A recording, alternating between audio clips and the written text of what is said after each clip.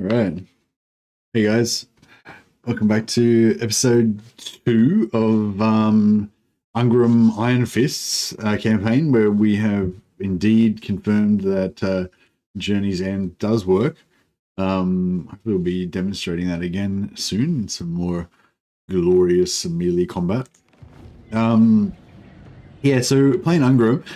Traditionally Ungrim is my kind of least favorite legendary lord for the dwarfs, I guess.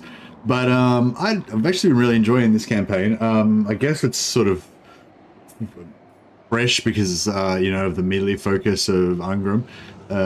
Yeah, just going all slayers is pretty viable. You start off at Carrot Cadron, and then I think this is pretty much the same strategy that I used last time I played Ungrim, which might have been even back towards like Warhammer 2 days or like earlier in Warhammer 3 Mortal Empires. But yeah, basically go down here, Gashrak's Lair, back up here around here, clear out Azag, come back down, and then go down and take out the vampires. So that's basically what we did.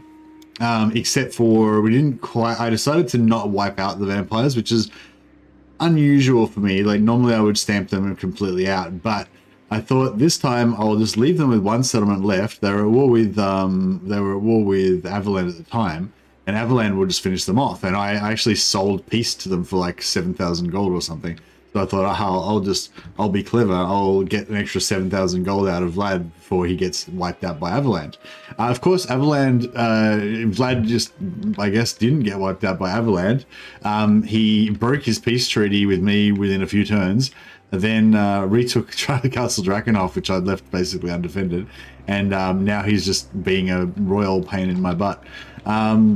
Which is fine, really. I don't really care that much, but it means that we've had to basically we've had to react to that by raising new troops here and preparing to fight Vlad, while our main glorious army of slayers continues on.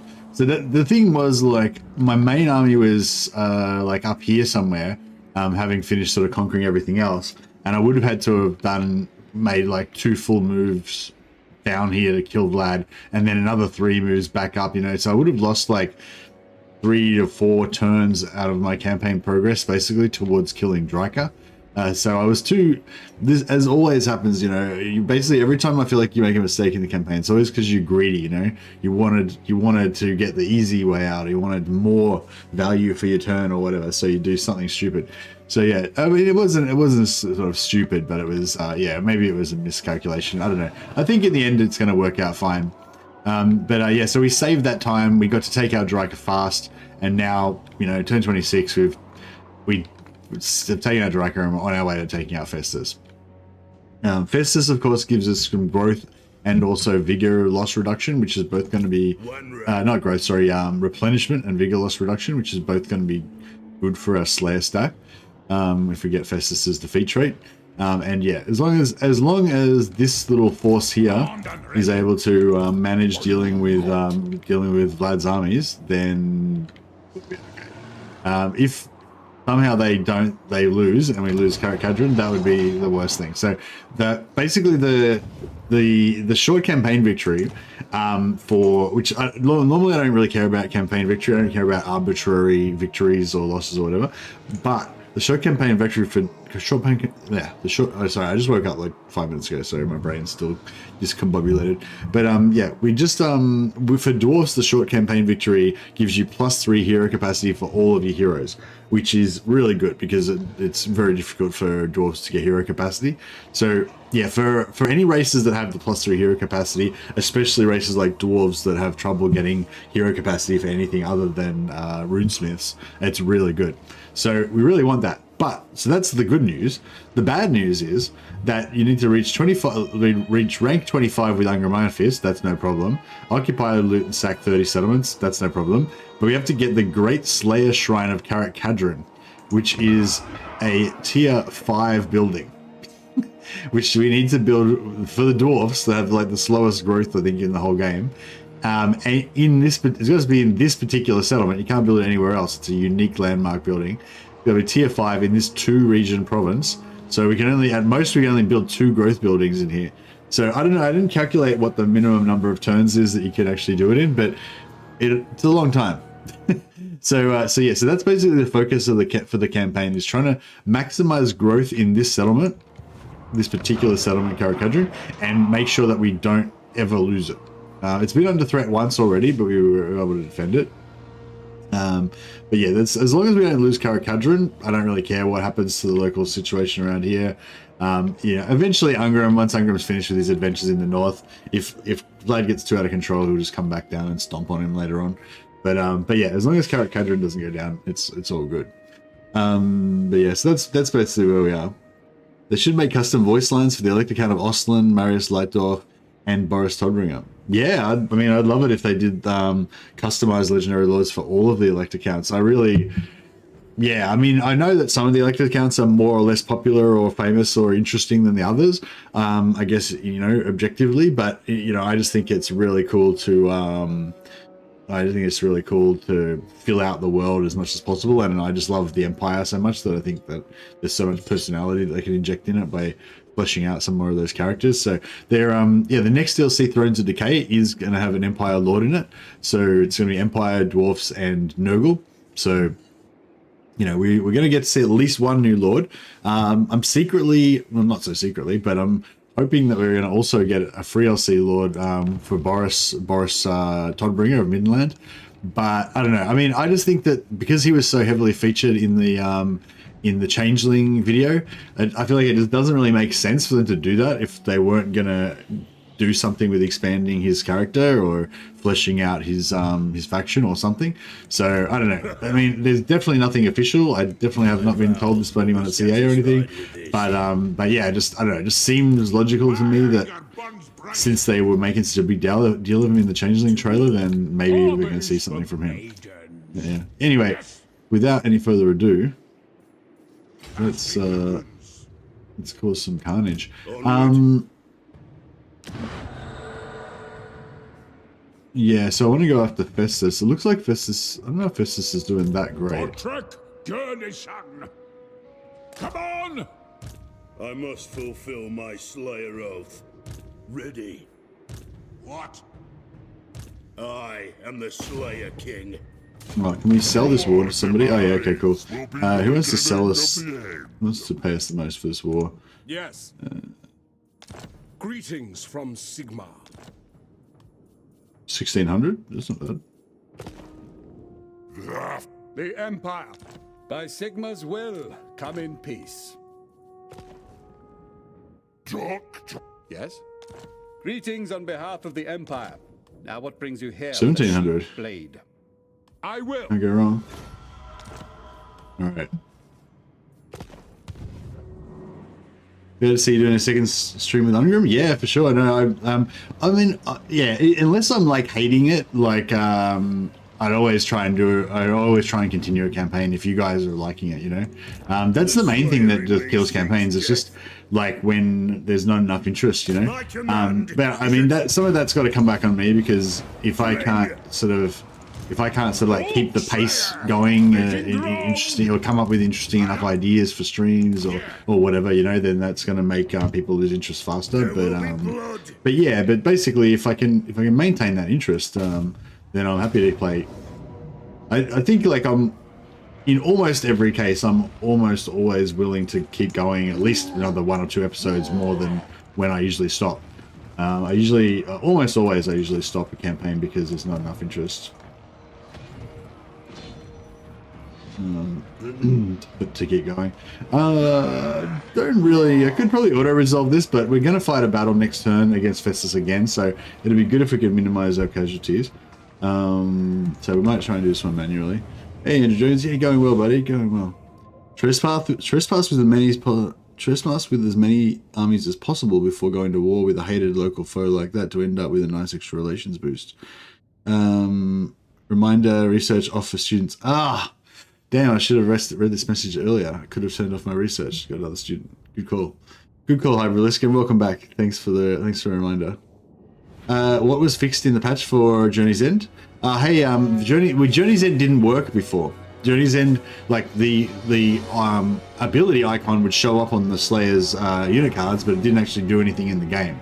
So yeah, so Journey's End actually works now. That's what's fixed about it. It actually does something.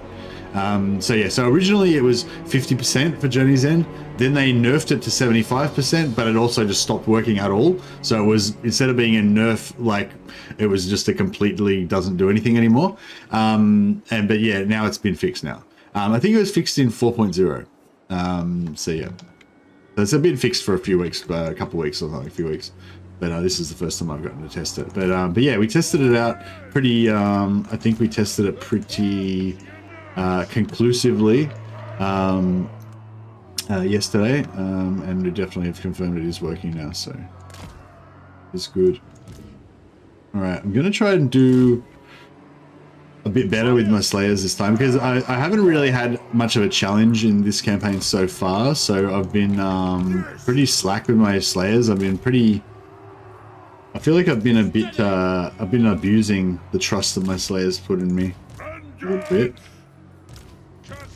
Ungrim faction doesn't buff Slayers. No, yeah, Ungrim's faction does buff Slayers, yeah. Their upkeep cost is like 25% lower in Ungrim's faction, I think, or maybe in his army. Yeah, sorry, the recruit cost is like 40% lower or something, and Ungrim's army, he's got upkeep reduction for them as well. Plus, he's got buffs to their stats in his skill tree and stuff.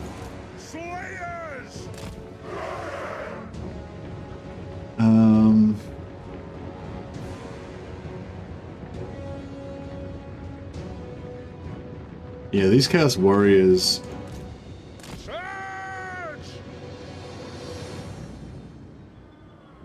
Move! Strike out! Off we go! Let the vengeance begin! Go! Killers! For the ancestors! Yeah, this terrain's totally screwed up our.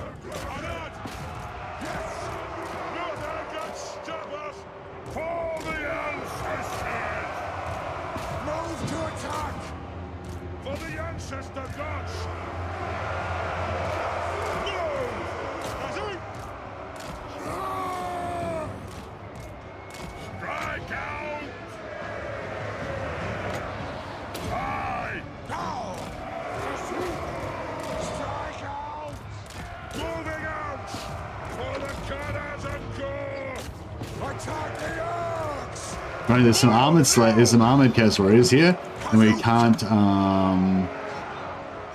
really. Oh no, I think we broke them already. Never mind.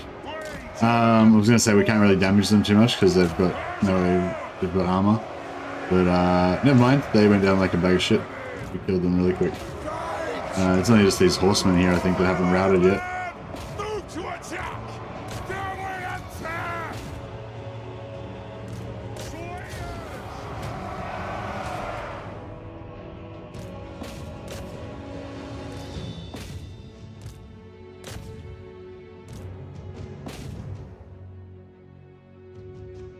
There's Gotrek coming on a little bit too late, but yeah.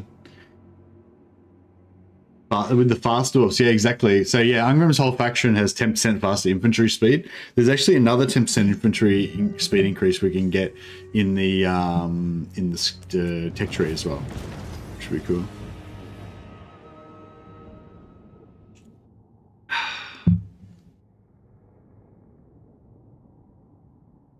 Dawi streams are the best streams. Damn right. Got the full Brohammer action going on. We've got the OG Brohammer himself here in chat. How you going, Andrew Jones? What are you playing at the moment? You playing Starfield? You were playing Starfield, weren't you?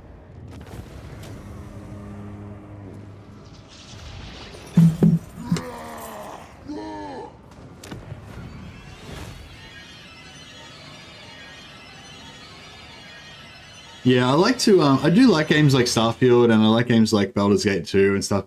Baldur's Gate 3, sorry. But yeah, I don't know. I just this gameplay, like, this exact gameplay loop of Total War is just my jam, obviously. Although you guys probably figured that out by now after all these years. But I wonder if there's furs here. Should we? I don't know if we should bother trying to. Yeah, I don't really want to keep hold of any of the Empire. I just want to sort of sell it all to Reichland. That would be my ideal situation.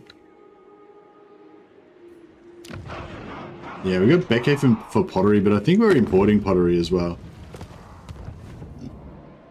Excuse me.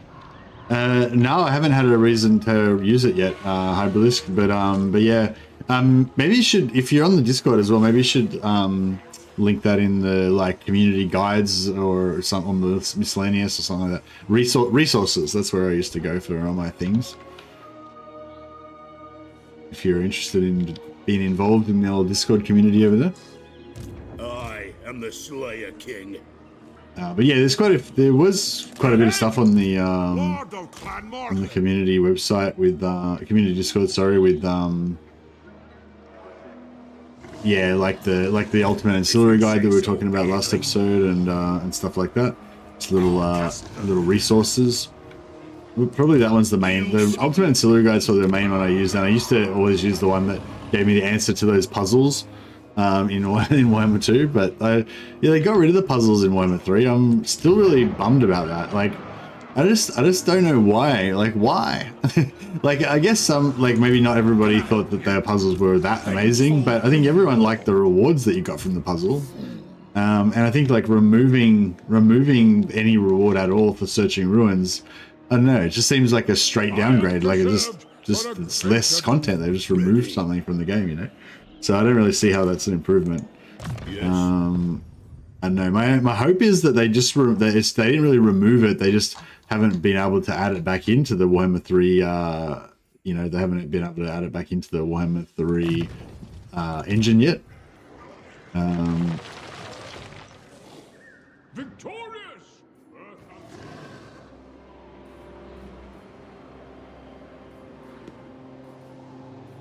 It shall be done. Yes, I'm trying to build more runesmith capacity. Get a couple more there. We're only really these two are only real like official proper official territories. I'm sort of working towards trying to confederate.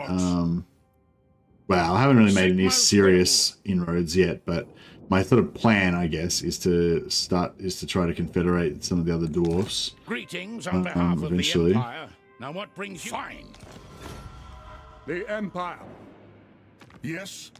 Welcome, brothers in metal. So be it. So, all the Empire factions are like only Sigma's god Ulrich can judge it worthy or no. Importing stuff, but they're not exporting anything. So look at me, I'm producing pottery, producing gold, producing dyes, marble, got all the things. I'm so be it. The productive empire. You need me?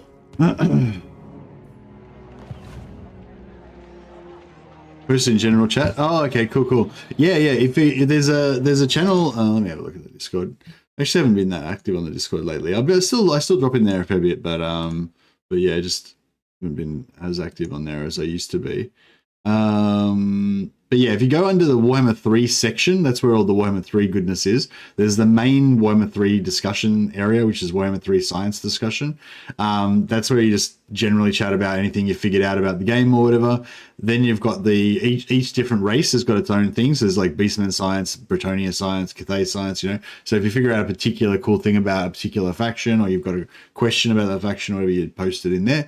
But yeah, at the top under the Warhammer 3 area, there's Warhammer 3 resources. So basically, if there's a, you know, like a fairly professional, well, it doesn't have to be professional, but, you know, a well put together, like completed kind of guide or resource or something like that, that's fairly universal, that everyone would get use out of or whatever, then like exactly like this, like the Total War Planet you're talking about, hard release would be a perfect thing to put in there. So yeah, Warhammer 3 resources would be the place to go. If it won't let you post it in there, yeah, just at me and wherever you put it, the link, and I can put it in there later. But yeah, thanks for that. Yeah, I'm sure it'll be pretty handy for me to check it out at some point. Oh yeah, I also guys, I just I did a new video today. It was actually just a little tip that we found during the actual stream yesterday. So yeah, if you haven't watched the video already, if you're interested, and it goes for like 3 minutes, then I'd really appreciate if you gave it a watch, and any feedback, if you want to put a comment on there, or just let me know in chat here if you've got any feedback about it. But yeah, I don't know. I feel like it helps maybe to like promote if I do a new video, I'll like promote it while I've got you guys here as like a captive audience that I can vlog it to.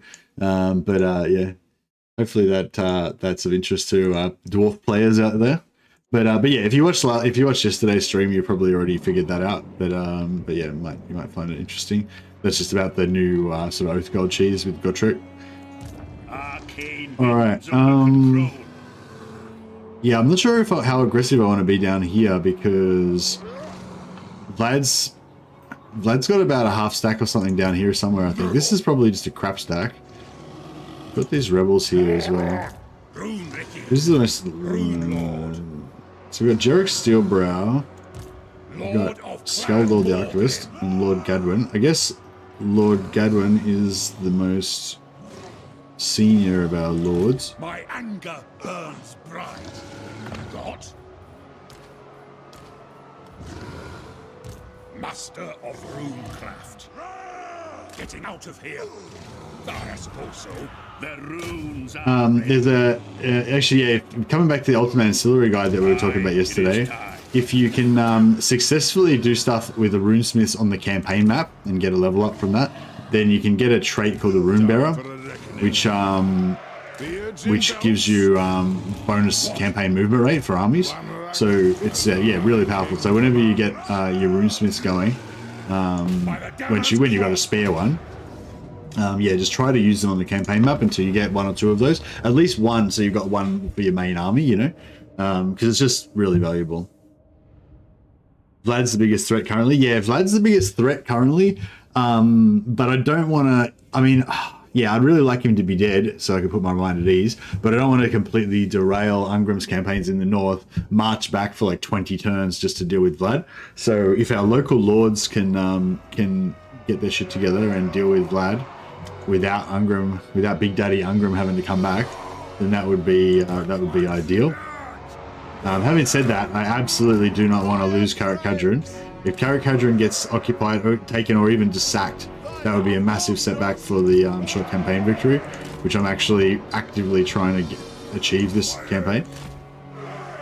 Yeah, so these Slayers don't have Journey's End. They're only the Slayers that are in Ungrim's army have Journey's End. So these are just regular Slayers, just normal men. Dwarfs, I mean.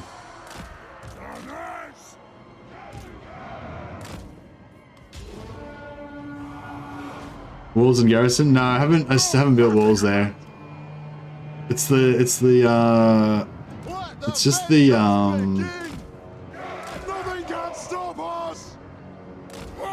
the sort of opportunity cost, If I build walls, that means that if I had to build walls earlier, I'd have to do it instead of growth, And if I build walls now, I would have had to do it instead of the Rune Bearer, the Runesmith building. So I'd have, no Runesmith, no extra Runesmith. So it's like, I don't know. I mean, yeah, if I lose Karak Kadrin, then I screwed up and I should have built walls. But if I don't lose Karak Kadrin, then I'm a genius and I didn't waste that resource by building walls, So it's like a bit of a risk, but we'll see how we go.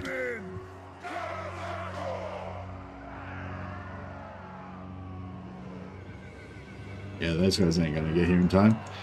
Going full tilt. Like a shot.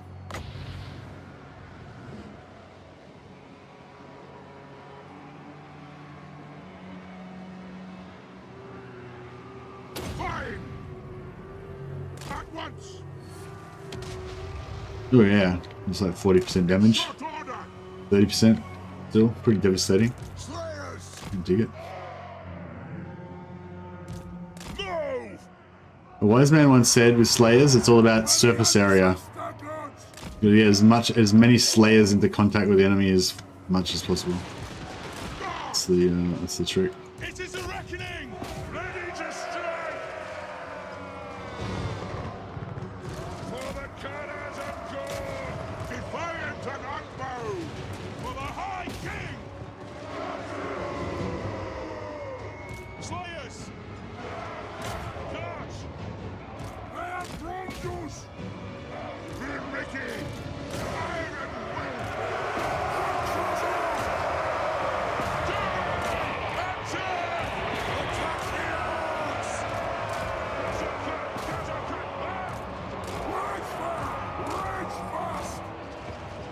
For the ancestors! It'll get done! Come in them! Search! Quarrelers! Killers! Pump those dwarven legs! Nothing can stop us! Kill them! Alright, we get as much these Slayers into contact with the enemy as possible. Charge! Kill hooks! With the ancestor gods! Plow through! Quarrelers! Kazook! Not! Slayers! Move now! Ready!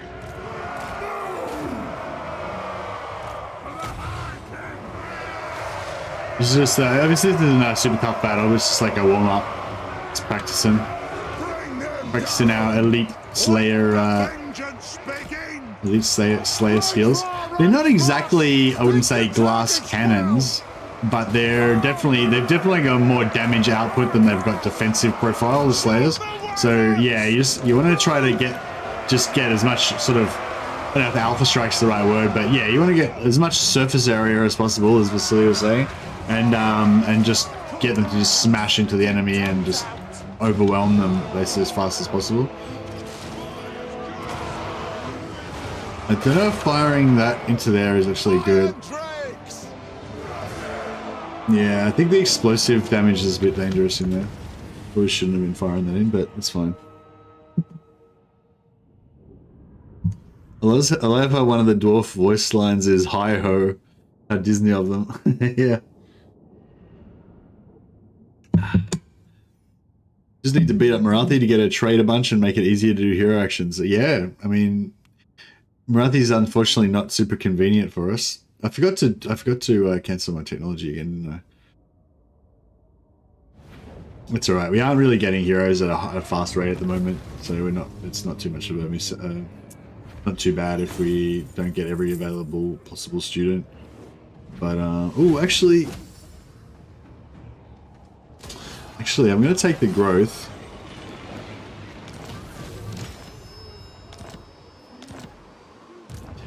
Because yeah, we can if we actually because this plus 20 growth, if we can actually leverage this war with Vlad to even boost the growth even more with Karakadran.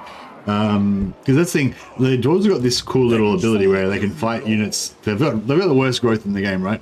But well, maybe not the worst, but one of the worst. But they've got this cool little ability, they can fight armies to get growth boost, right? Every time you beat an army, you get +2, you get an extra 2 turns of the +20 growth boost. So yeah, so we can stack that up so it lasts longer and just yeah. But you need to have a war that's like right on your borders with constantly weak enemies spawning right on your borders so you can kill them and then walk back into your region to give you the growth, you know? So it's like of limited usefulness. But yeah, we also need that control up. What do you want? I'll cast the runes. Armed and ready.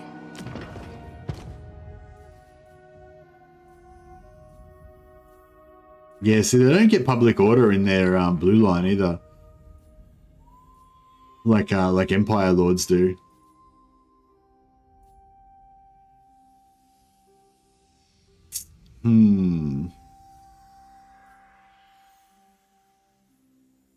Thanes do, yeah. We need to build some Thanes. I think I'm working on it somewhere. I think I might have just started building a barracks somewhere. Can I help you? No, I think maybe I was thinking about building one, but I haven't got around to it yet. But yeah, we're about to build tier 3 here. So I might start a barracks in Kazid Urkiles. If we end up getting in a war and like losing that or whatever, it sort of sucks because it takes ages to build the barracks. Just rock the results and yeah, you can rock the revolts and farm them, but having the low public order gives you negatives to growth. So we really need to pump that growth up. So from where we are right now at minus 15 growth, we could potentially, theoretically, we could be at plus 25 growth if we could somehow get the relations back up high enough. You know what I mean? Yeah, I saw Lamaster Sotek advertising about the Slayer video. I'll definitely check that out at some stage of Okoma. Thanks. What? Lord of Clan Morgrim. For the wisdom of Valea.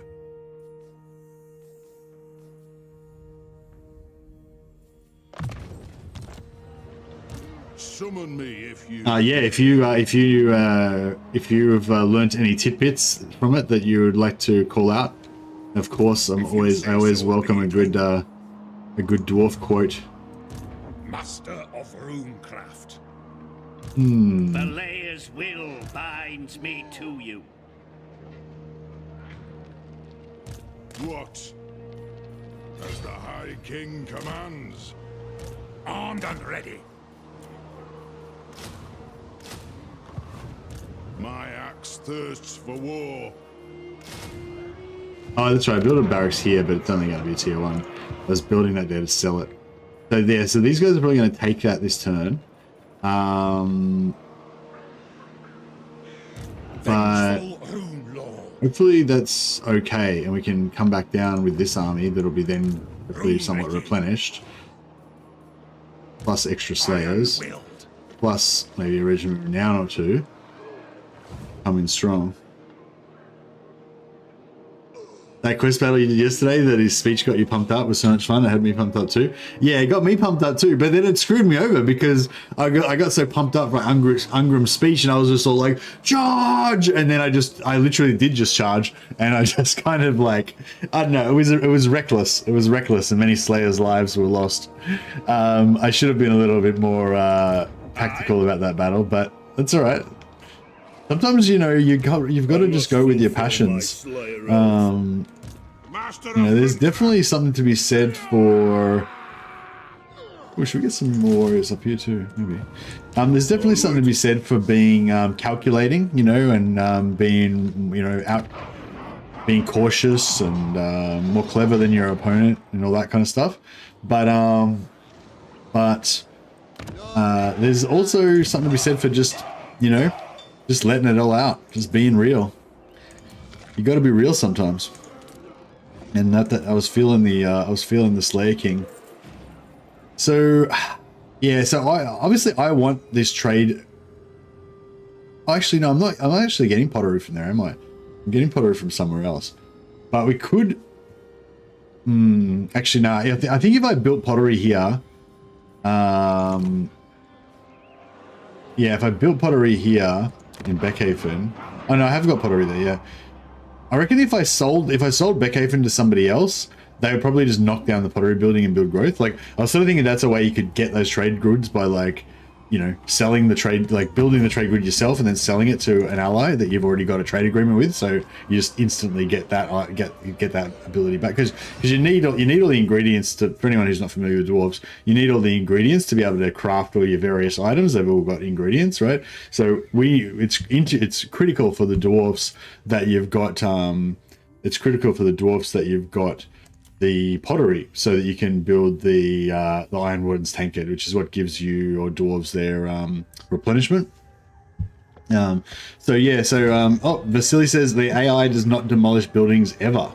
Cool. Okay, so then that's cool then. So we could potentially sell this to somebody we've already got a trade agreement with, like Kislev, and then we'd be guaranteed to have the pottery back. But we wouldn't have to keep managing this crappy settlement that we don't want. Ideally I'd like to sell it to Reichland, but I don't know. Yes, they can reach. Okay, yeah, we can sell it to Reichland, include a trade deal with it as well, and a non-aggression and a defensive alliance, why not? And then we'll essentially give them pottery, and then we'll be able to trade it back from them. You better be right, Vasily. I just gave up my pottery for you. So they're now exporting pottery, and we're now importing. Yeah, see, I was exporting pottery, but then I gave the pottery to them, and now they're exporting it back to me. So that's pretty awesome. All right, cool. So that might be a new strategy that we can employ. I mean, these manlings, I don't know how they mismanage their empire so badly, but the whole place is essentially a complete shambles. We don't have furs, do we? No, we don't have furs. I might just do the same thing here. I'll build furs, and then I'll sell this to the empire. We've already got wood, I think, or there was some wood we could get somewhere else. Okay, yeah, maybe I'll disband. So I've been building barracks because the AI seems to pay the most for barracks, but we've probably cleaned out all their money now, so we aren't going to get much more anyway. So we'll just change it to the trade agreements and then trade items. Do it that way. We need to build. My anger burns bright. We need to build public order. Yeah, okay, you know what? If we're going to be serious about getting this growth up in a serious amount of time, then we need to build public order here.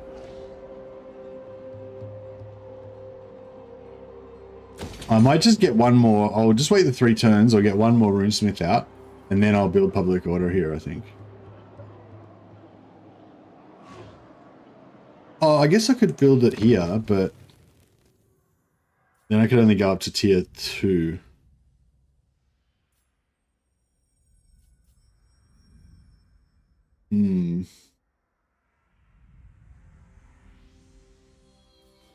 Yeah, no worries, Vasily. No, thanks for letting me know. That was a perfect timing for you to pop in and answer that and provide that little tip. So yeah, Vasily says that the AI basically never demolishes buildings. So if you want the AI to have a particular building, just build it and then give them the settlement, and then they'll have that building. So that's pretty cool.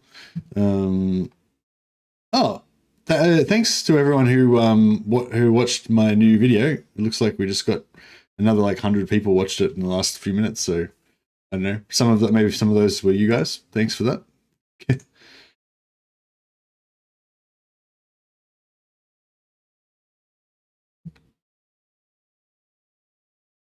I'm interested in playing some Bretonia sometime soon, actually, hard release. So yeah, if you got any tips for Bretonia, chuck them in the Bretonia Science channel on the Discord. Just write at most of them out if you think of any good gems that you think that I'd appreciate, and that way when I go to do a Bretonia chat, a Bretonia campaign, I can go in there and like mine all of your good ideas and ask you questions and stuff. All right, so. I suppose so. Yeah, I kind of want to get rid of this and build public order now, but I'm kind of relying on that extra recruitment capacity and stuff at the moment.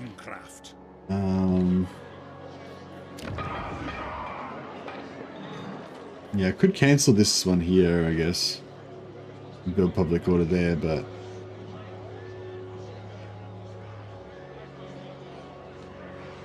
yeah, I was really wanting to get some runesmiths going.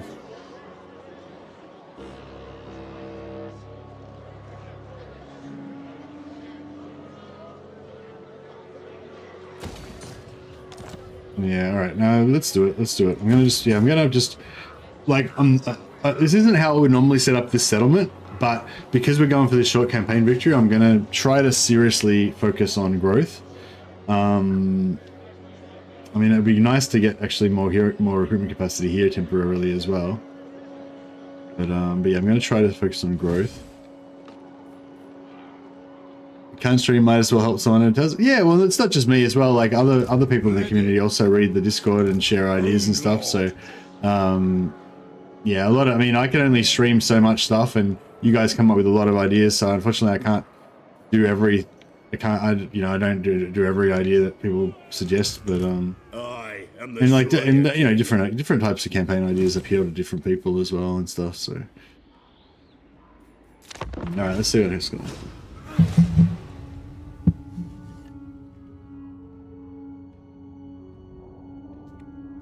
They should remove the possibility of spamming Gotrek and Felix from multiplayer battles. What do you mean spamming? You can only recruit them one. You can only have one Gotrek and one Felix in the multiplayer, can't you? Oh, you mean if there's like four, you're playing like 4 versus 4 or whatever, and all 4 of the other players have Gotrek.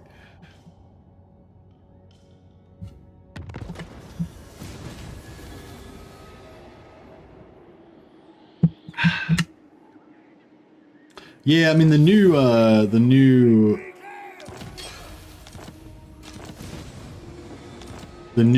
Grail Knights are apparently pretty fun.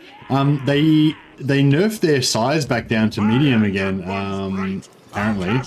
Oh yeah, I cancelled the barracks building. Yeah, that's alright. Oh, here we go. Festus the Leech Lord. This is the man, just the man we wanted to see. All right, so we want to get his defeat trait, which is going to give us 5% replenishment, and also bigger loss reduction. So we'll sneak across here. Making ground. It's as good as done. I'll do it. Setting off. Heading out. Yeah, and we've got ultimate Gotrek at the moment. Gotrek, sorry. So he's got legendary warrior. He's maxed out legendary trait. He's got 20 ward save, 30 melee defense. That means he's got just default 92 melee defense. He's got 80 base melee defense with a bit of gear on there. He's got 92 melee defense now.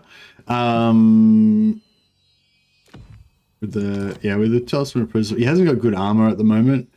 You definitely give him better armor, but you know this is like pretty average kind of gear that you would expect to see on a Gotrek, right?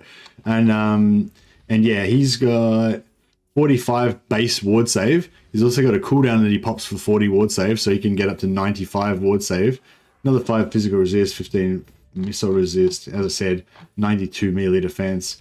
So yeah, this is a much tankier version of Gotrek than you would normally expect. Plus he regenerates because of his Ironwood and Stankard, and he's got another 15% physical resist on a banner that he can put on himself. So yeah, so he's rolling around with 65 physical resist and 45 ward save like all the time, and he can boost that with another 40 ward save on top of that with the cooldown when he's in battle. But yeah, he's pretty cool. I might actually run him out to this battle. I'm tempted to auto-resolve it, but oh man, we can auto-resolve it with no casualties. It's so I keep having these easy auto-resolves. Dwarf auto-resolve is so good. I feel like I have to take it because I'm not going to lose anything. I mean, you got to take it.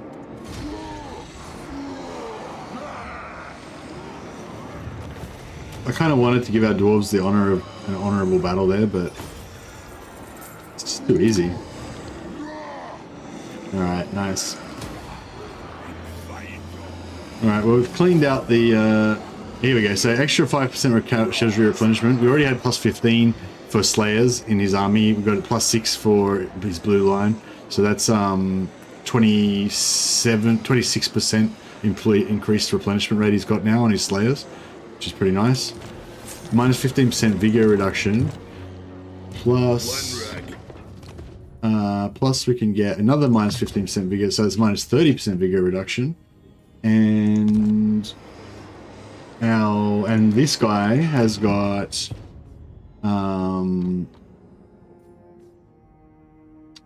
this thing's given minus 5% vigor reduction per second for everyone in AoE around him, 55 meter AoE, which is huge.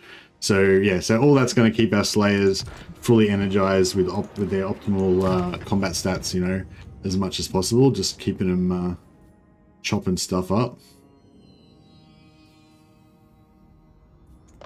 Yeah, and just need to remember not to ever take him out of the army, because so we can get those double stats.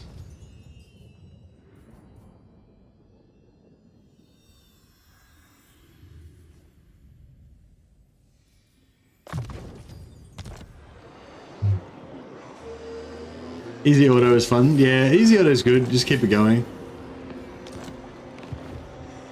Can I help you? You have fun, go trick army. No, it's not fun to play. Ava, so it sounds like you're not playing in tournaments or anything, and you're not playing against people you know. I'd highly recommend if you haven't already.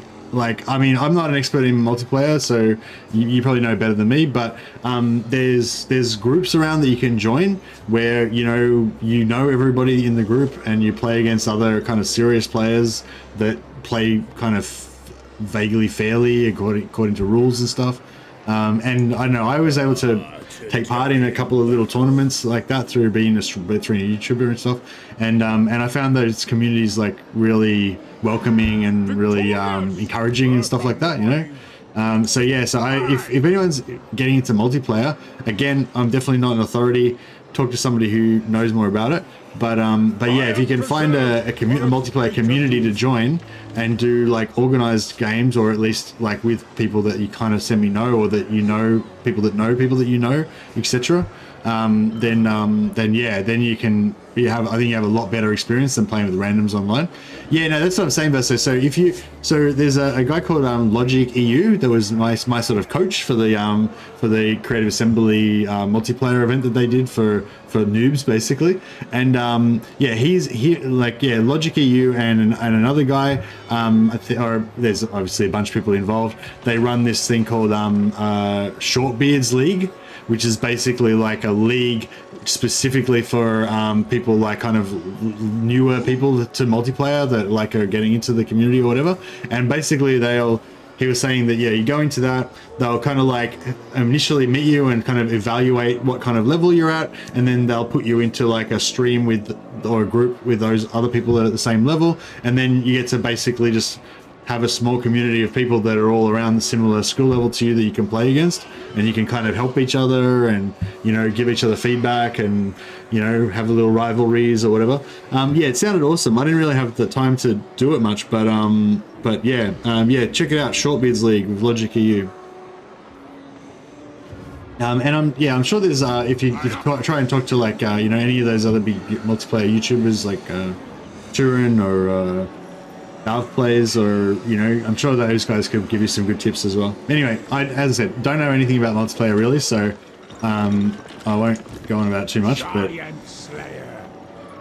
yeah, I think with I think that the good part of multiplayer is the whole thing that it's multiplayer community. You know what I mean? Whereas if you just play random matches against people you don't know all the time, like that you don't even know their name or fucking anything, it's just much less I don't know, much less community-ish, it's not as good. It's it's just heaps better, like when I played during that whole stint when I did that I'm completely never play multiplayer, right? And during that stint of like Logic teaching me, he was inviting other friends and people from the Shortbeards League and come and train against me and stuff like that. And basically every single person that I played against, I got like a respect for them. And I thought they were really cool, and I was really grateful that they were like helping me like learn and stuff, even though almost all of them kicked the shit out of me, but it was all in good spirits, and there was and no one was like trying to like cheese me with like 19 Gotreks or any bullshit like that, you know what I mean? Like there was none of that ever, it was all like just good competitive play. Even like, yeah, what I thought was cool as well was it wasn't just competitive play, it was also like sort of like sparring. Like I've done a bit of martial arts and stuff like that, and quite often you'll do like sparring and stuff that's sort of limited sparring where if there's somebody who's new, then the more experienced person will not use their full arsenal, they'll just use some basic moves that the other person's trying to learn how to deal with or whatever. And basically that's what they did for me. They were like, oh, give him, use this kind of a setup and see how he deals with it, that kind of stuff. So it was really cool. So if hopefully you can get into the Shortbeards League if that's still around, or something similar to that, because I think it'd be really cool. Hoogie's got wood as well. Maybe I'll build wood here as well. I'll just build all of the trade resources and then sell them to people so they can trade them with me. Does Journey's End seem significantly stronger now, or what's the consensus? Hey, Augustus. Oh, yeah, no, Journey's End works now. Like, before it didn't work. It didn't do anything. It was just completely non-functional before. So now it actually functions. So, yeah, so it's not as strong as it was way back when it first came in, when it was 50%. Yeah, before it was like you would take no losses until 50% health. Then they changed it to no losses till 75% health. And it seemed really weak. But it seemed really weak because it broke at that point. It didn't work anymore at all. So it went from 50% to 100% instead of 75%. So yeah, so now it's actually working at 75%.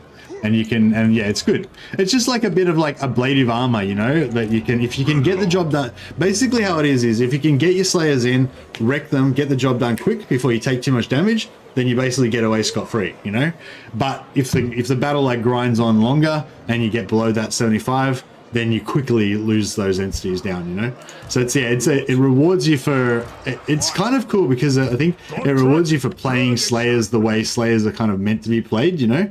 If you can just get in there, if we can chop everything up before it has a chance to do anything, then it'll reward you for that, you know. So yeah, it's pretty cool. So we're getting plus 16 public order right now. Seems pretty solid to me.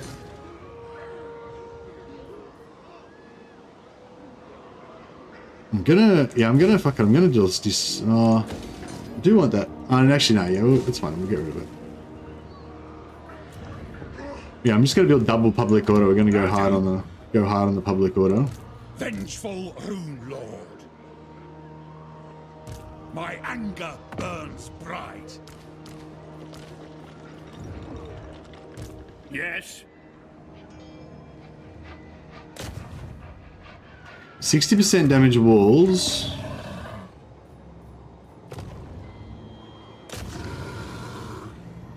Alright, I'll try to just damage walls. Runes of spite and death. Success. Ah, didn't get the rune bearer though. A rune smith's I need a rune duty bearer, is bro. never Give it to done. me. How's Journey's end at the moment? I just like literally just finished explaining. Yeah, no worries, Augustus. That's what we're here for. Yeah, no, we tested it pretty. I think we tested it pretty conclusively last episode. Forwards. So yeah, I think it's all good. You get 4 public order for all texts in Dwarf campaign. Yeah, I think I've already got them all. Yeah.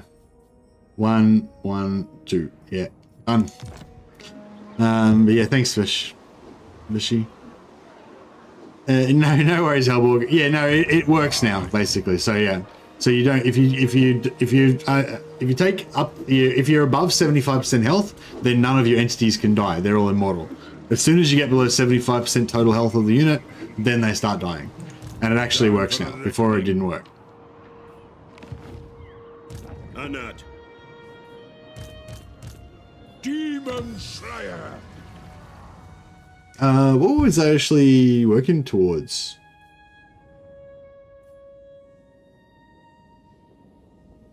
I think I was starting to go for Mastercrafter weapons to get the Slayers geared up. Or we could go for relations, get more trade deals and stuff. I kind of feel like I want to go for the diplomatic. So yeah, it's just I kind of like you know, trying to get the order tide happening, you know, and get the good races all to be friends with each other and stuff.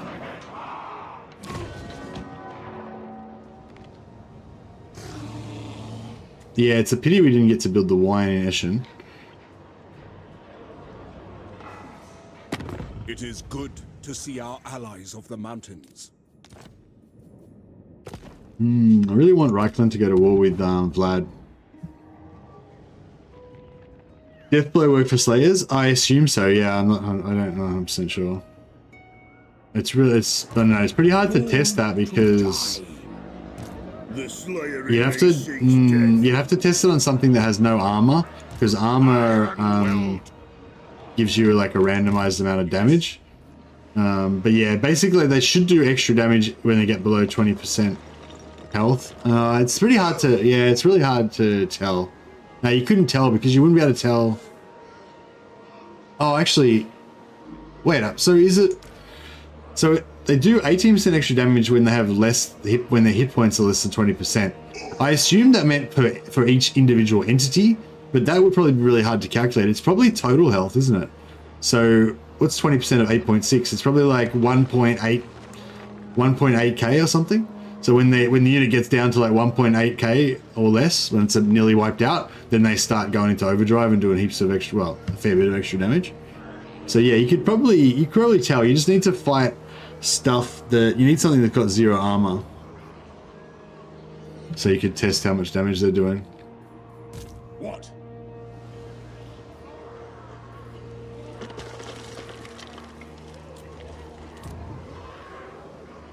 All right. Okay, so yeah, I want to get. I don't know. Should I build a barracks and get the Thanes? Because it would be good to have a Thane, but it's a substantial investment. Like 900, 2700, 5400. Plus, you know, yeah, 5400 gold just to get a Thane, basically.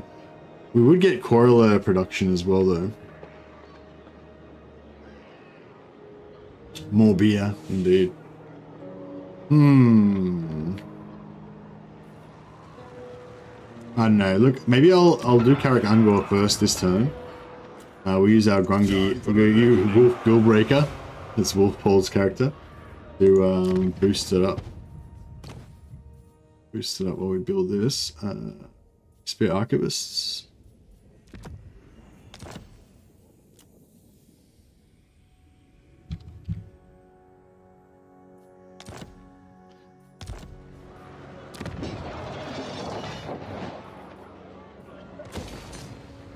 No, we're starting to get pretty low on the old cash. For the wisdom of the layer.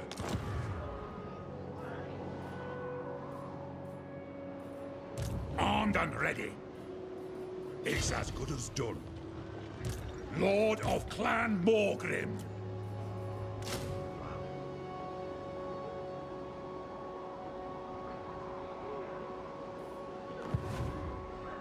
Casting the runes.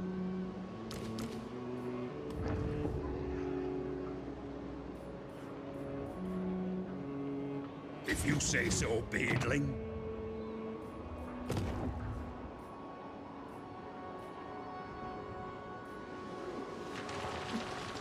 One rag. I do. On my way. Master of runecraft. Alright, I might yeah, disband him as well. Save a bit more cash. Yes. Vengeful Rune Lord. Lord of Clan Morgrim. I don't think we'll get the extra guy because I think that'll disappear before the end of the turn, but we'll see how we go. It is time.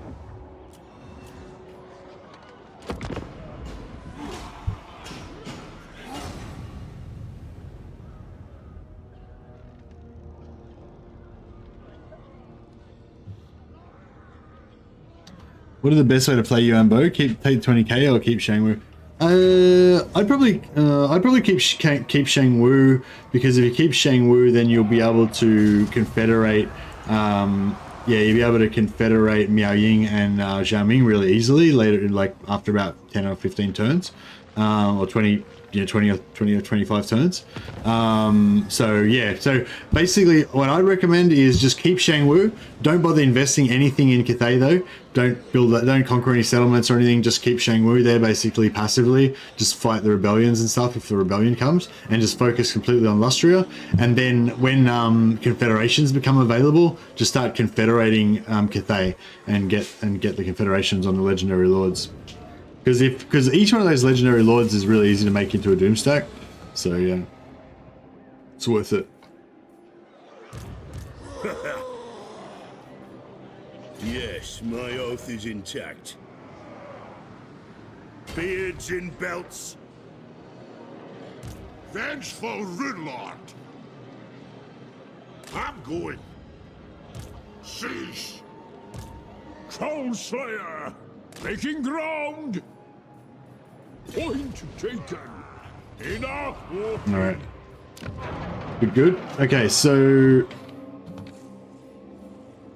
sell Talabheim to Reichland. It is good to see our allies of the mountains. And we'll do that in exchange for them going to war with Slovenia. All right. Hopefully that doesn't backfire. Like, I don't want Vlad to now go and kick the crap out of all of Reichland's territories. Hopefully that won't happen. But it would be good to get a bit of help from him. And Kappelberg, I guess we'll sell that to Reichland also. Welcome, oldest friends of the Empire. Yeah, basically just want to make I just want to make Reichland into this like massively powerful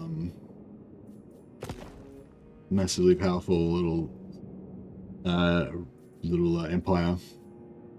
Fine. And then we'll have our sort of west side fully protected. No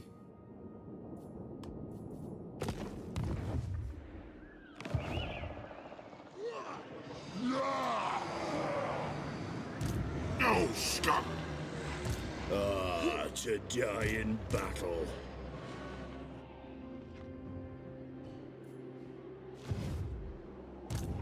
Moron.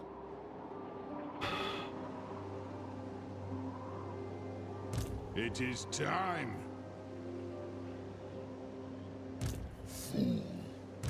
Rune, Ricky. I suppose so. Yeah, see, I don't reckon it's going to be enough to...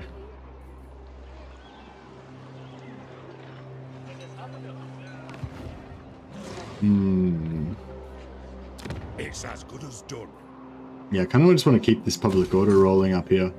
Let's make some... Actually, Master of Runecraft. yeah, let's just make some Ironwood's tankards. I'll melt down some of the crap that we don't really want. Gambler's armor. We can keep Gambler's armor. We can get rid of Enchanted Shield though. Armor of Fortune's good. Silver Steel. We'll get rid of that. Berserker Sword. Talisman of Protection. It's okay, but need it. Silverhorn of Vengeance. That's crap.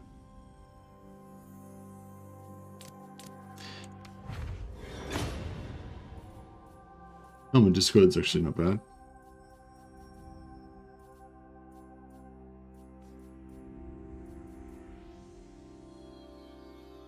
Alright, we've got a few things to melt down.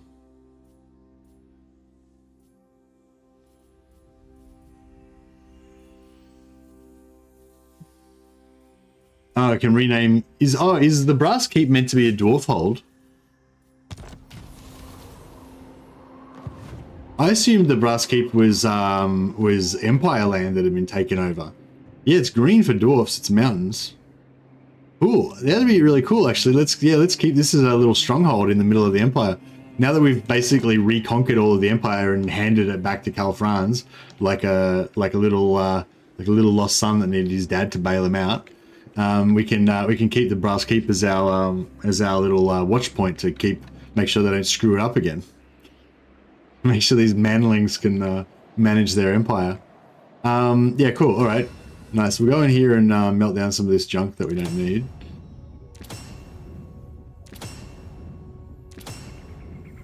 Yeah, I'll keep that on Discord. That's pretty handy. And we'll just make one more Ironwood's tankard. I always like to make as many Ironwood's tankards as I can. Just in case I lose access to pottery or whatever, so that I've always, like, you know, make sure I don't miss out.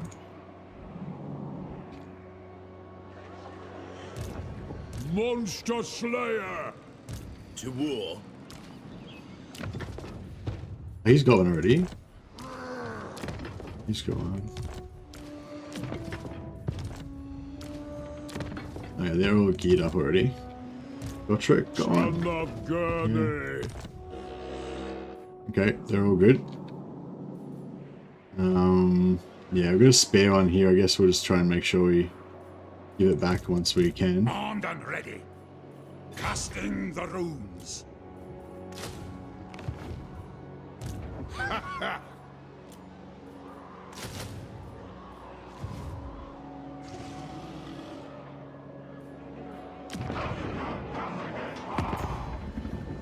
Alright, we haven't actually really made much of an effort to be friends with the dwarves. And what can the David... Oh, did Karak Kadron get wiped out? I think Karak Kadron might be no more. Zufbar couldn't have confederated Karak Kadron, could they? Ready. Nah, I don't think so. Yeah, I'm not sure if Kadron's dead or if we... Reichland, is Reichland normally have... Who calls? Now. They're friends with Belagar. Okay.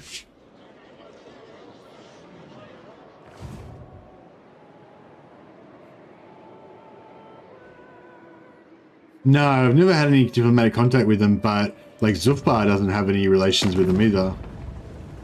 That's kind of disturbing. Who would normally be friends with them? Or like, oh, we can't see Scar. If we could see Skarsnik, then we'd know by his wars. What you want? Oh, what's that? Kara's a crack. Okay, cool. No, they're still alive. They're still alive. If you check the Empire tab, they have a trade agreement. Okay, perfect. Yeah.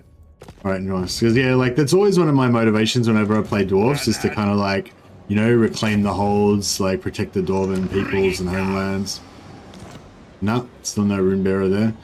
I think I want to try to gank these guys, but we need to bring this army down. I'll let them sit here one more turn to get more public order. The public order is trending up now. We've got +9 for military presence, but we're building that public order as well. So Summoned me. that's all right. Crown Slayer. Dwarf provinces got so screwed, nearly impossible to grow properly. Yeah, for sure. I'm artificially trying to do everything I can, putting a full stack in there to give them public order, or, you know, trying to give it as much growth as I can. Greetings, manlings. Are you ready to slaughter the enemy? I am. Indeed, I am.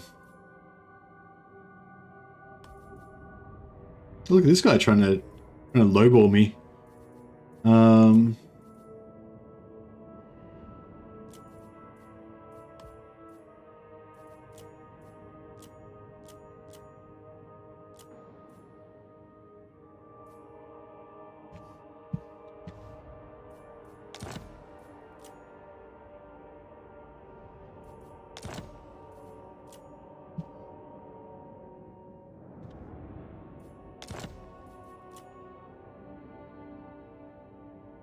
I'm not gonna leave a single gold piece on the table. I'm gonna scrounge every last bit out of him.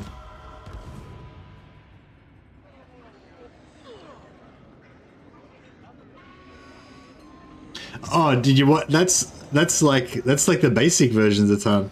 Did you see? Check out the video that I linked in the chat there. You need to take that. You need to take. That's a good philosophy, but you got to take that to the next level. Lord of Clan Morgan.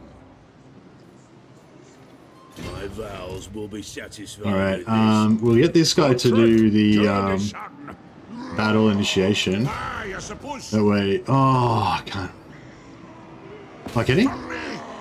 To battle. Oh, fuck off. It sucks. Oh, actually, maybe Gotrek can. Godric, journey son. Armed and ready.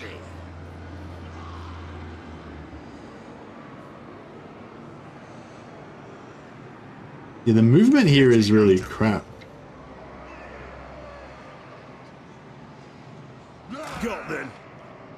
I don't know if moving out of the way might Godric, give him... journey No. son.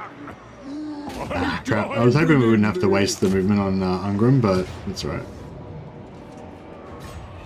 Yes, for Slayer King. Alright, it looks like we're gonna have to actually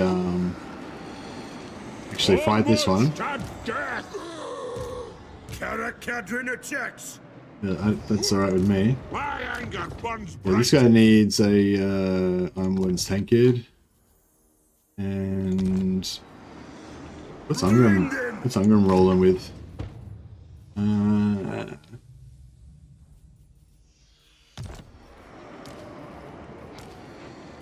Give this guy the Helmet Discord.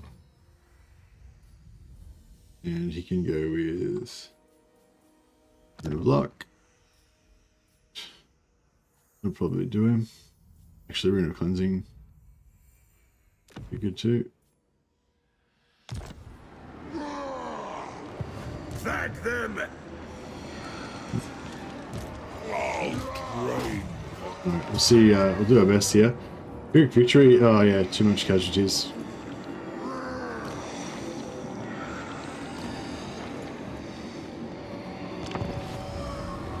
I'm gonna need his axe. Yeah, as soon as we get a full, as soon as we get our Slayers fully healed, maybe after. No, actually, we're probably gonna take damage again. Maybe after this battle, I'll try and see if we can do his quest battle.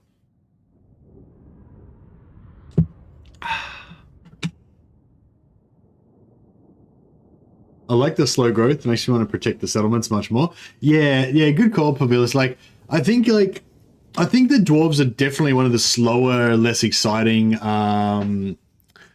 Yeah, this map sucks. Yeah, I wish we got the other map.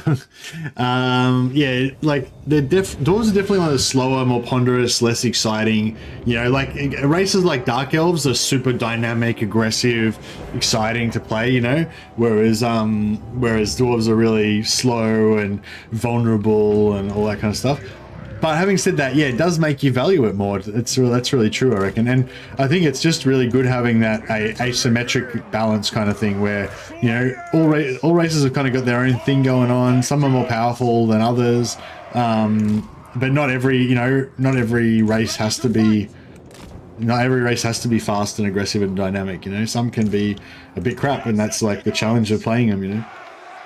But I think dwarves have got plenty of stuff to make it. You've got lots of stuff to do, kind of, you know, because you've got the Oath Gold farming and trying to organize all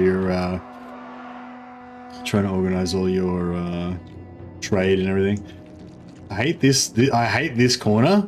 Like you get it happens so often that your reinforcements come in from this corner, and it's just like it takes them like 5 minutes to get from this corner down there. It's so far away. Like I don't even know. Like probably adding. I don't know. It's bad anyway. Like even adding 2 minutes to the journey by putting them over here probably saves some time. Anyways. This map is stalker cheesable? Yeah, I don't have a stalker, unfortunately.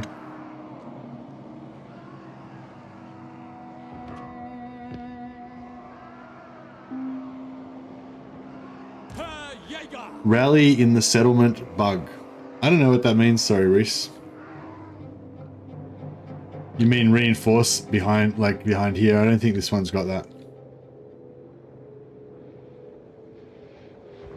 No, there's no settlement, there's no reinforcement locations anywhere like around here or anything.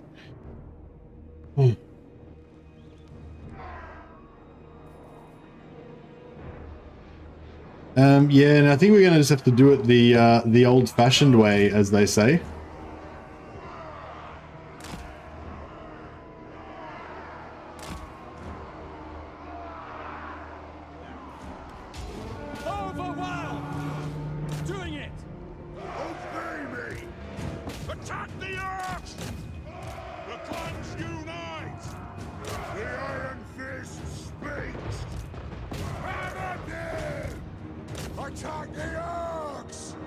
Dwarves aren't being very responsive. Be a bit intuitive, dudes. Obviously, I want you to charge in there and chop them up. Excuse me. My stunty little warriors. Felix just took a cannonball to the face and stuff. What sort of mages have they got? Oh, cool. They got a shit mage. That's good. They don't have any AoE because their mage is death mage. So we might be able to get away with just going full blob on this, I reckon. Actually, yeah, let's just go full blob. Go one. I was gonna try and bum rush the walls and everything, but actually, let's just go blob because I'm pretty sure they don't have any AoE. If they had a metal caster or something, it would be really devastating for us. But if we try and blob, But yeah, this guy's all he's got is literally all he's got is aspect of the Dread Knight and Spirit Leech. It's not going to do anything to us. If we had full health, this would be really good for us as well, because the blob stops them from spreads the damage around, so they don't take anything. But yeah, unfortunately, no one was over 75% health, so we're not going to get any advantage out of Journey's End in this one.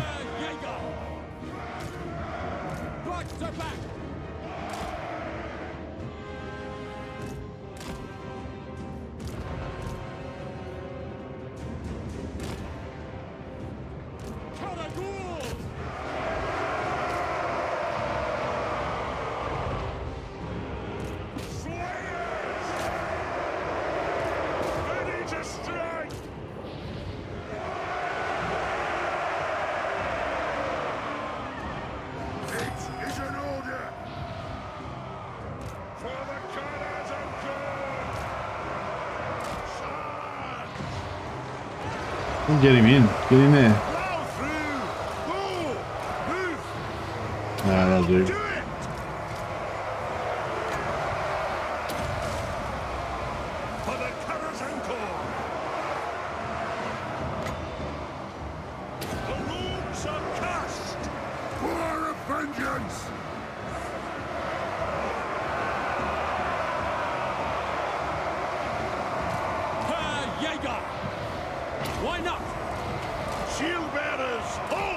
Actually, this Grudge Raker, if we get him on the side like this, shooting into the side of these Chaos Warriors, he should be able to do some pretty good damage.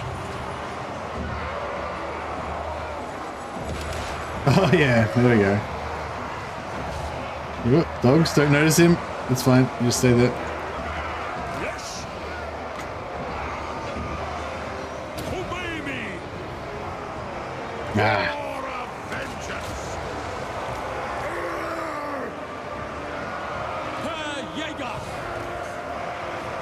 Trolls are, Strike! Got! That's an order! try and get these artillery over here so it doesn't take too much fire. Master engineer! Yeah, shoot these Chaos Warriors. I want to see him shoot.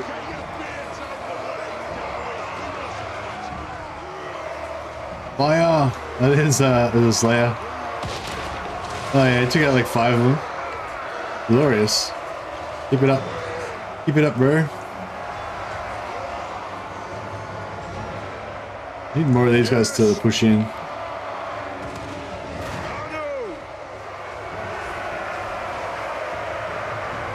Yeah, this guy's getting pretty good, doing pretty well over here.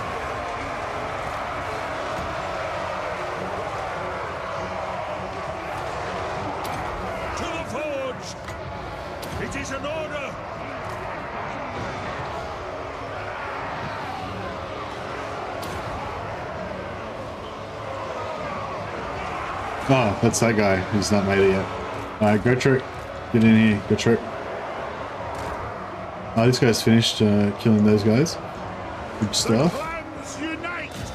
Actually, trying to keep shooting some of them. Oh, actually, you could. Drang them! Move now! It'd be good if we could get him around here, actually, and shoot into the back of him. Range far, range fast!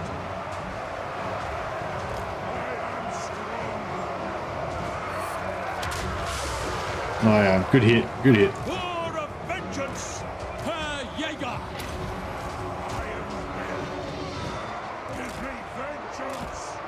Slayers are all slowly getting melted down. It's a bit rough, but yeah.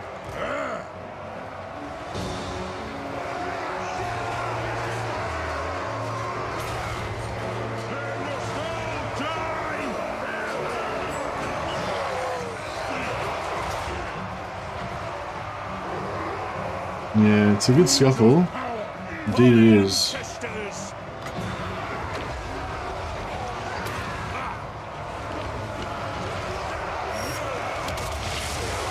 Yeah, trying not to do too much damage to our Slayers. If we had just the heroes only, it'd be a bit easier, but... For the ancestors!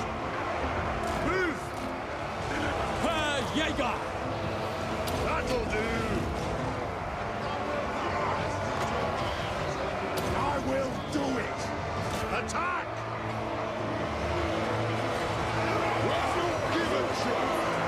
Fire! No. I think he might have got a shot in there. I hear some giant slayers with the two-handed axes. They'll go do well against these Chaos Warriors. Yeah, I need more runesmiths so we can buff their put their hero in there. We'll try and support him out.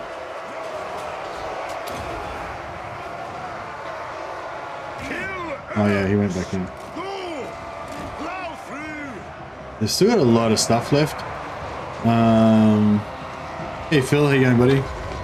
The voice lines are the best thing. Hey Gum, how you going, buddy? I'm trying to win. I think I'm doing okay. Alright, we've cleared the doorway. Guess we'll just go along here.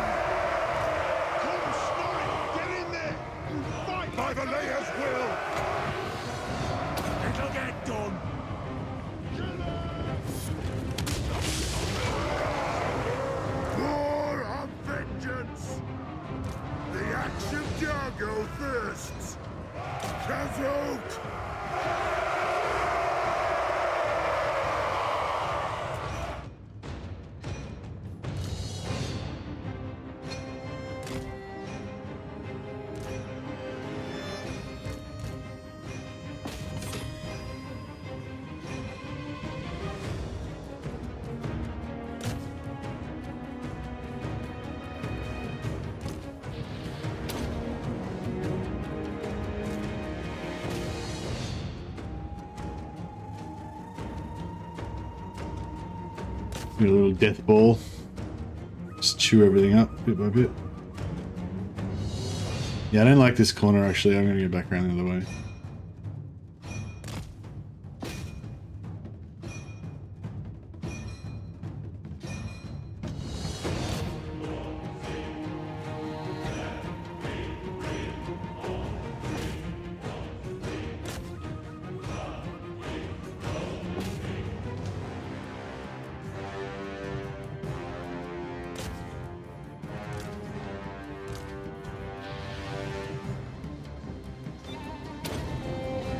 Oh shit!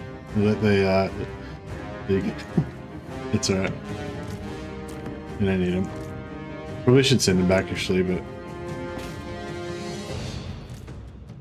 the ball's staying pretty healthy. Yeah, I think we got army losses on him now. Nice. Yeah, the dogs went after the grudge shower. I know. I didn't notice until it was too late. It's alright. It survived though. That's the main thing. Hey Plush, yeah, so Journey's End, I'll show you before we get to this. Journey's End is an ability that Slayers have when they're in Ungrim's army that basically means that no entities will die. So there's 80 guys in a unit of Slayers, so none of those 80 guys will die unless the total health of the unit goes below 75%. So yeah, so they can take about 1800 damage before they'll lose any entities. Like, so each individual Slayer in a squad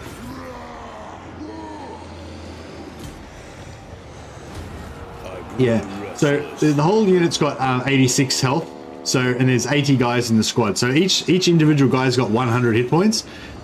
So normally when two melee units hit each other, the front line will get wiped out, then the second line will come up, then they'll get wiped out, then the third line will come up, then they'll get wiped out. But with the Slayers, as long as the entire unit hasn't taken more than 1800 health, the front line will never go down. So so even though each individual guy's only got 100 health, the front line essentially has 1800 total health before anyone will die. If it's a melee, it's a bit different in range, but yeah, hopefully that makes sense.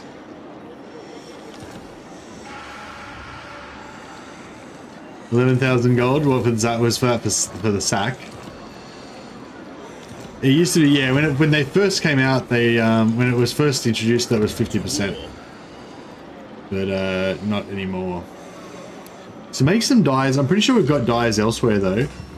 Yeah, we've got dyes already, so we don't need dyes. But we might want to make dyes anyway. Although public order could be the go. This is, yeah, the problem with this is because it's a single settlement, a single region settlement, it's got a super bad growth.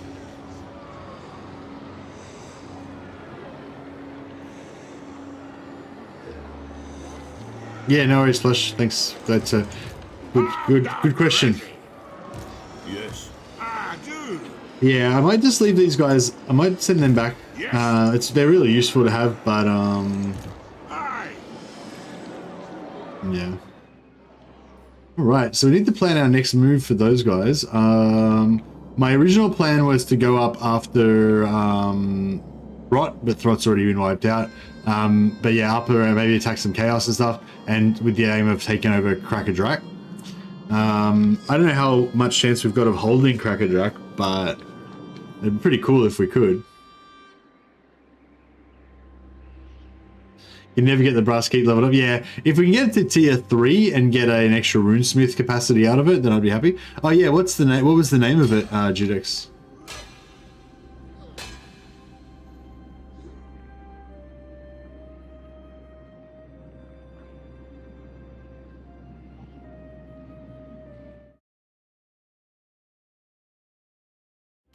Anat.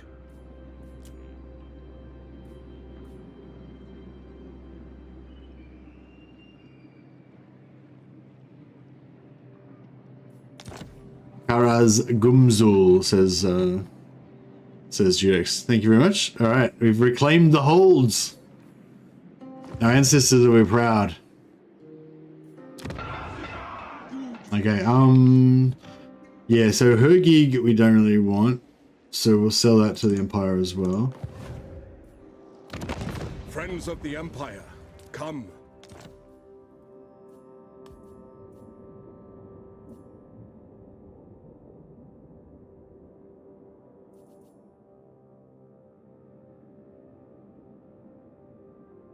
Fine.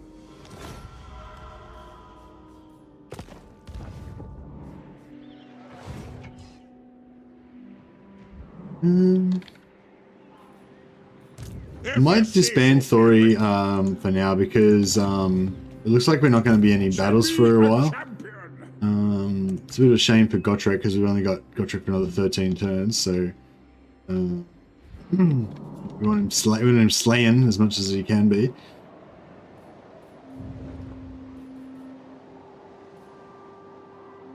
Time for a reckoning. He's groggy.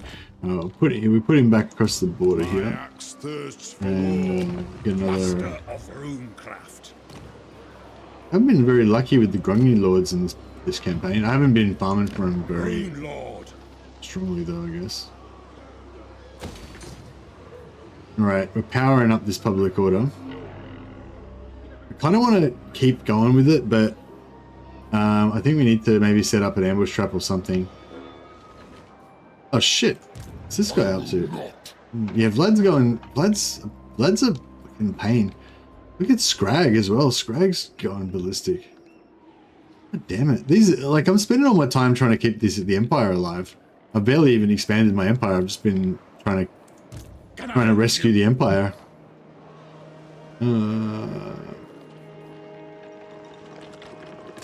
I hope. I'll cast the runes.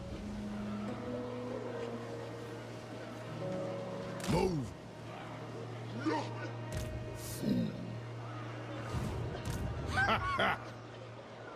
Beards in belts. My anger burns bright. I'm leaving. Summon me if you dare.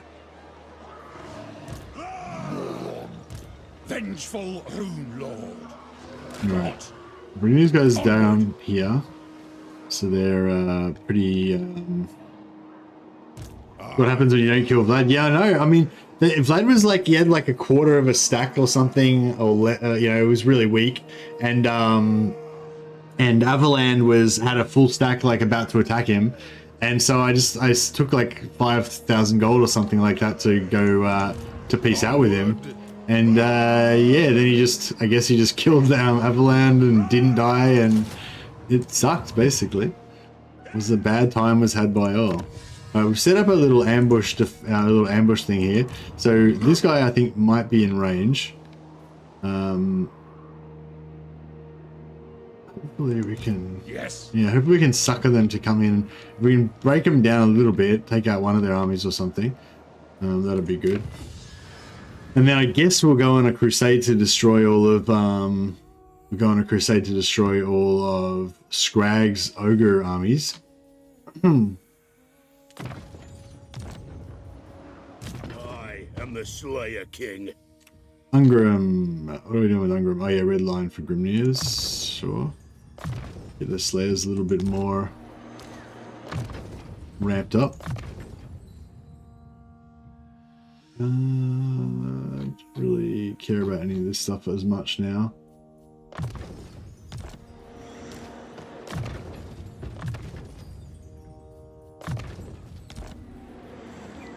Aye, it is tide. Wounded, Jemek Truai. You fool. Alright, yeah, we've got no, what do you reckon? Should we go for the hero?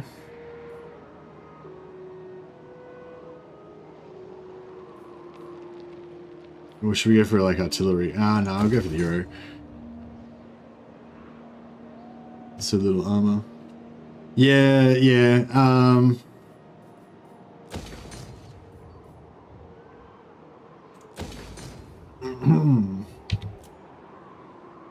yeah, I'd like to have the armor one, and the rune of slowness, but I rarely use them.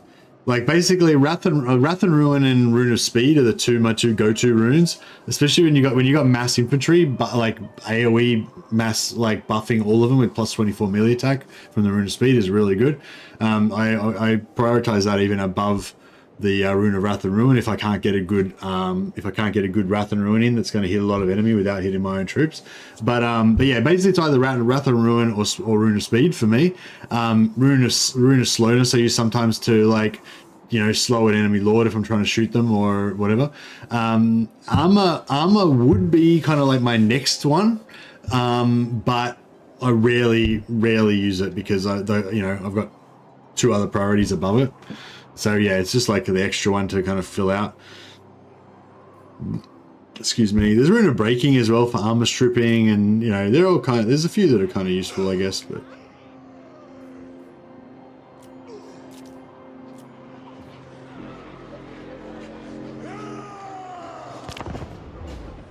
Greetings. You no doubt have a request. I'll hear it now.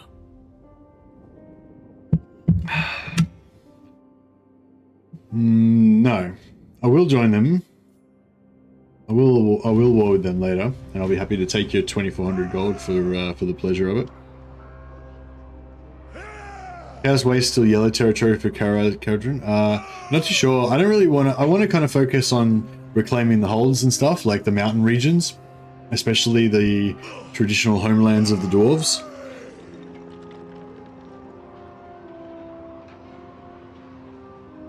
I think if you overcast it at 60 armor, Sven.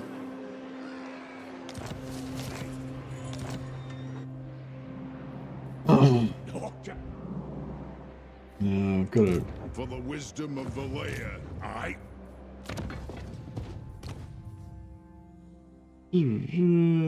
Overcasted is 60, yeah.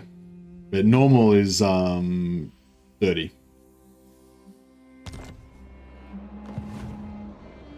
What? Well, he's in Force March. I'll be having that. I do. If you say so, beardling.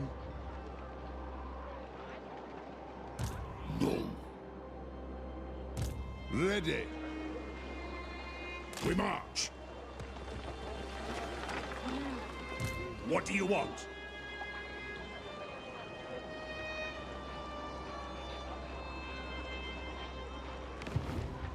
To war! Anymore? Yeah, we're out of tankards. That's alright. This guy doesn't need a tankard. What? Grimnir is with us!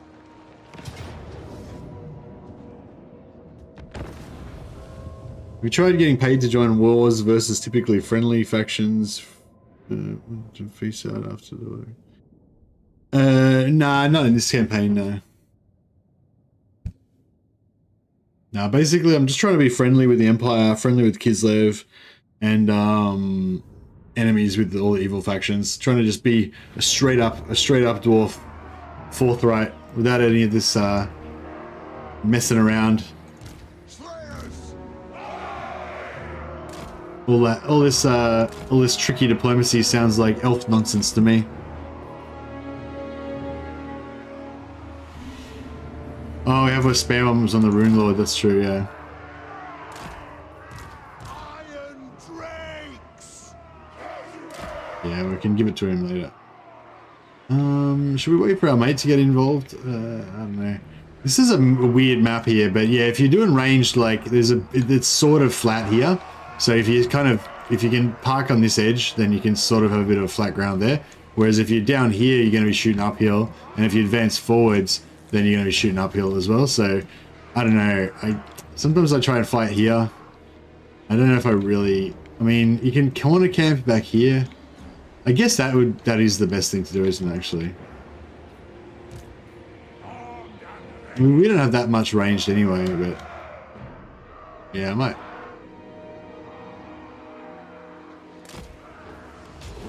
Great map for running cavalry through Dowing. Yeah. See, now this is shit because we're going to be at the bottom of the hill. Maybe we can go like that. Now that's sort of cool. Then we get like an initial charge downhill.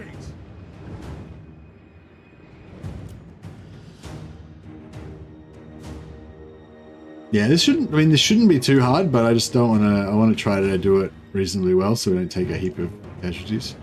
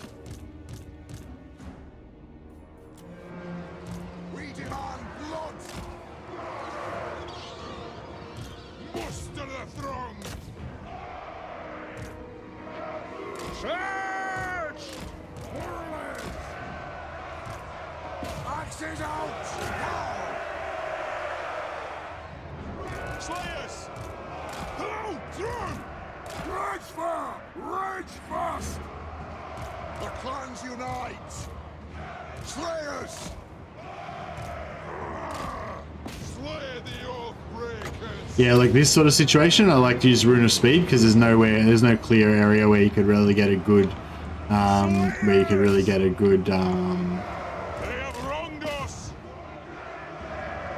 a good charge in there. Get a good Wrath and Ruin in there. Nothing can stop us! Plow through! Dwarf warriors! Anu! Go! Yes! Range fast! We have scores to settle! I am strong! It is a reckoning! For the Karazhan Corps! Charge! Nothing can stop us! Slayers! Vengeance! Rage fast! Pump those dwarfen legs! For the High King! Master of Runecraft!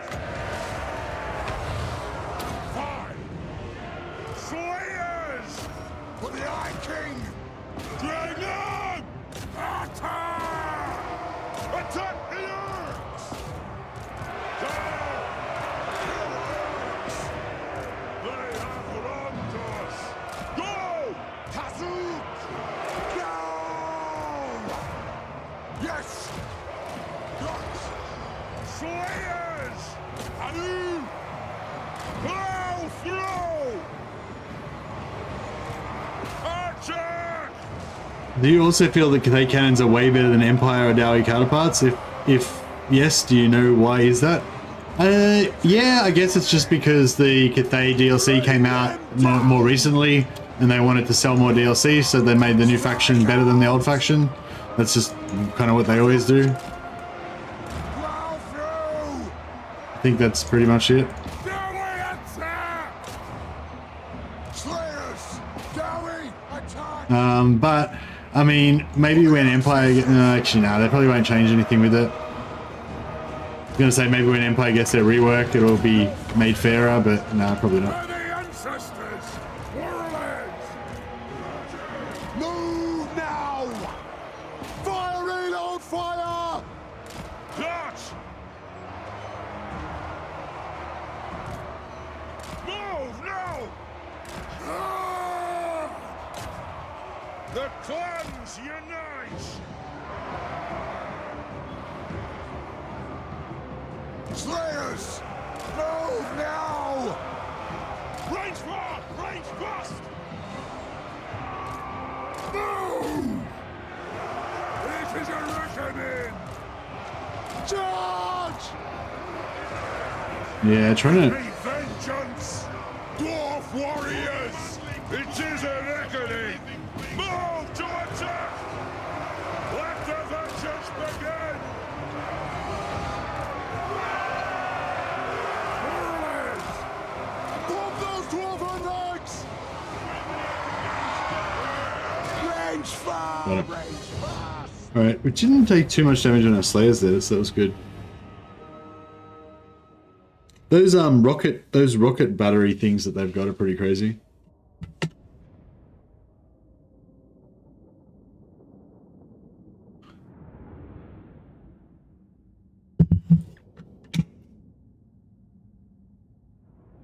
Yeah, I don't know. I've never really had a cannon duel between Cathay and Empire. I never really play that. I don't really play that late into the campaign that I'm like invading Empire with Cathay or invading Cathay with Empire. They sort of never really meet each other in my campaigns, except for their caravans. Their caravans meet me a bit.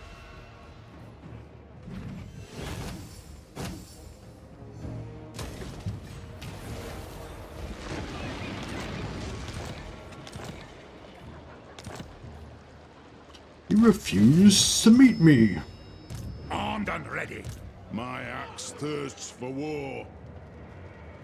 I'm kind of thinking we just do it. Rune Lord. I'm ready. I'll cast the runes. Onward.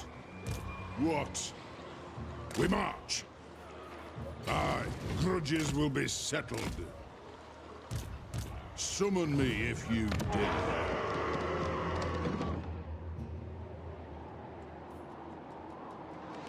For the wisdom of the layer. Aye.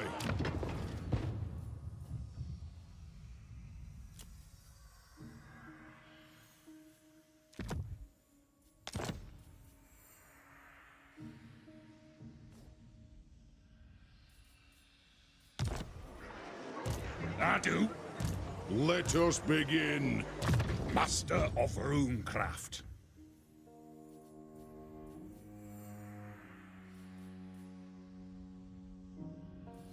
I don't really think much of that. I guess we go some red line or blue line. Actually, yeah, some blue line maybe might be better.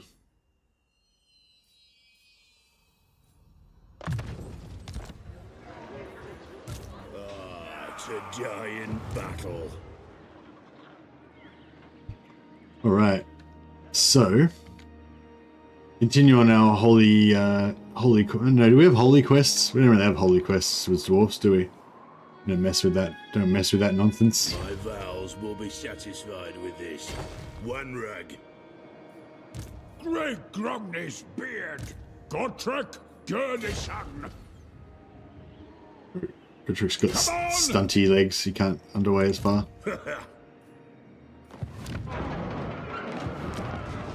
Come then. Only Sigma's god, Ulrich, can judge it worthy or no.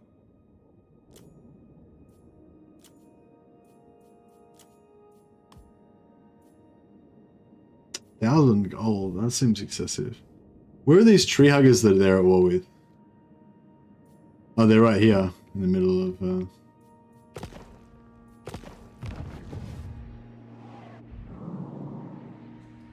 not at war with them. We could go to war with them. Yeah, exactly.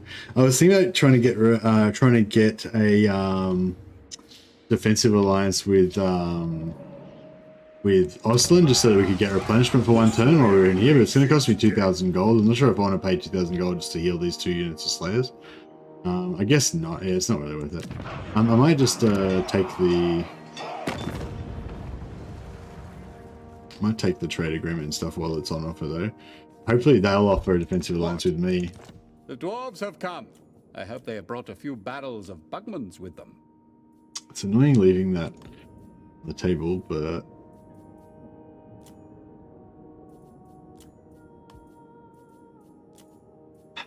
So yeah, if I join their war against the tree hammers, then they'd be fine, but I'm not sure if the tree hammers are... You know, there might be a bit of a hassle that we don't really want to deal with. Ah, no, ogres are weak, aren't they? They ain't gonna do shit. On it!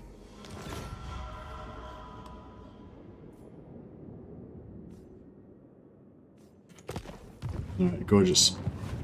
And then, yeah, because we don't really get good replenishment in these orange territories, but if we give it to our allies, then we get good replenishment in their territories, so it works out well.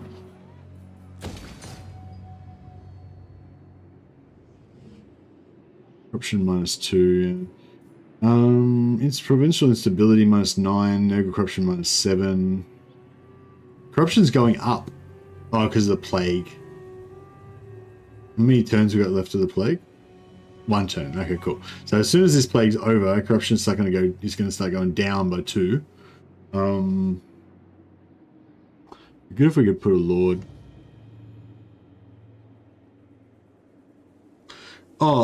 Actually, it's not. Yeah, actually, it's. I might have to have a whole separate conversation about that on Hydralisk.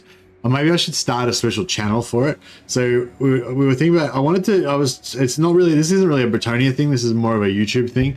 But I was thinking that I wanted to do a more interactive campaign where we like vote. You know, have people vote for stuff and have like spin the wheel competitions and things like that, and that interacts with what I do on the campaign map and stuff.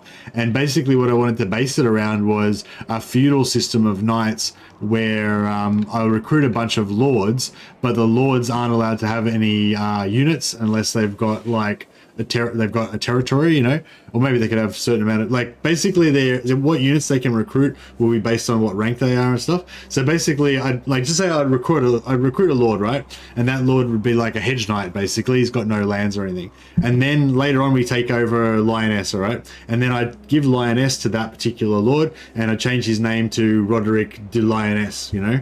And then he'd be now the Baron of Lioness. And then he's allowed, and then whatever buildings he builds in there, he's allowed to have like 1 unit for each building. So if he builds like a barracks, then he can have like 1 unit of halberds. If he builds a knight place, then he can have 1 unit of, you know, Knights of the Realm or whatever, you know. So basically each lord would only have a small little bunch of dudes that are with him, depending on what sort of settlement he's got. So if he's got a minor settlement, he might only have like 1 unit with him, a lord and 1 unit.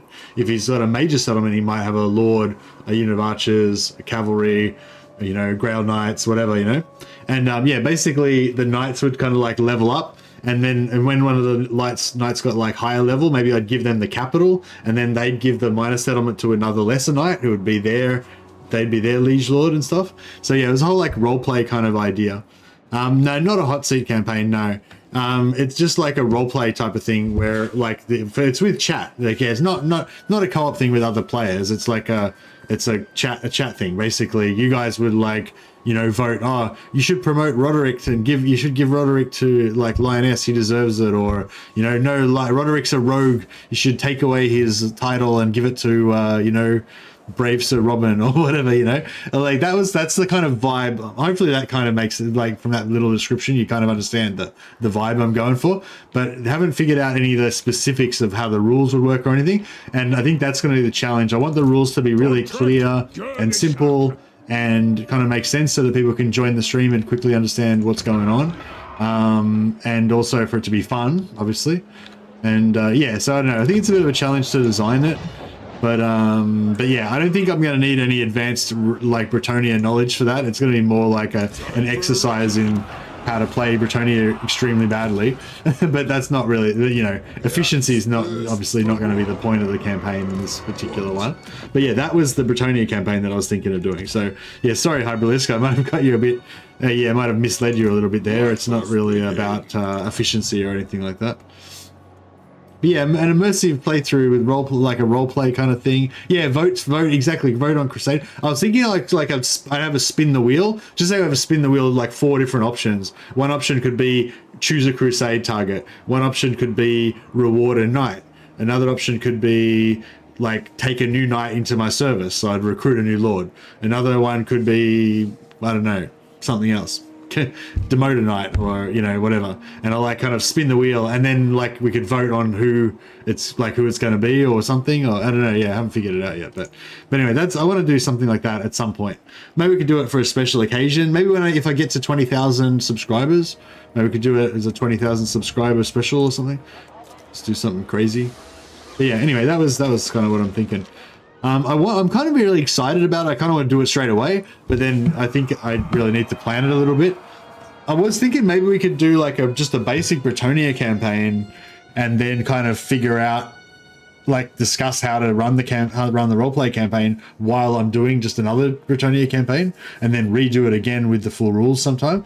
But I feel like it would kind of take away the bit of the thunder. Like if I just played a Bretonnia campaign immediately before I did the roleplay one, it'd kind of steal the thunder of the roleplay campaign a little bit, you know, maybe. So maybe it's better to do it fresh.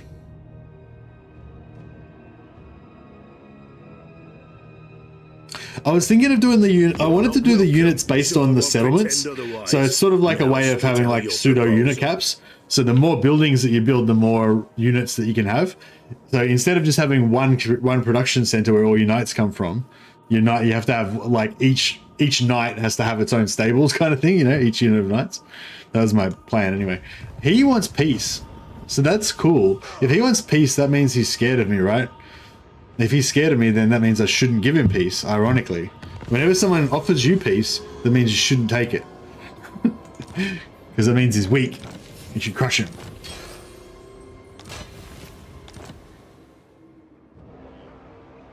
My axe thirsts for war. I need a spy. I wish that Runesmith hadn't have died. Would have been really good to have that. Oh, we got wounded. Would have been really handy to have him here. There's no vision. Like, oh wait, actually, I'll take military alliance with Reichlands, and that might give me better vision.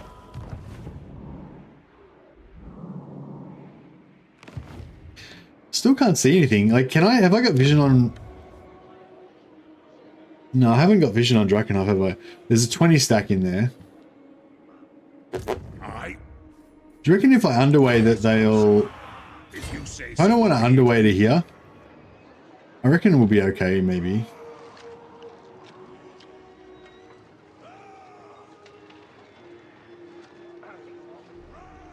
I'm going. Time for a reckoning. Oh, it's on like Donkey Kong. This is impudence. I don't know what they've got in there, but it's gonna be. It's probably gonna be rough. Ready. That's all right. We'll bring out the big guns. Heat gate guard. I can't really afford this, but can we sell some more shit? I want to sell some more stuff so we can just unload all my regiments of renown on Vlad. We haven't really got anything to take, have we? Yeah, this is what I was talking about last stream, about how you don't want to have these dead zones where you've got to like march through dead areas where you're not killing anything, because I can't run negative 22,000 gold upkeep unless I'm killing stuff every turn.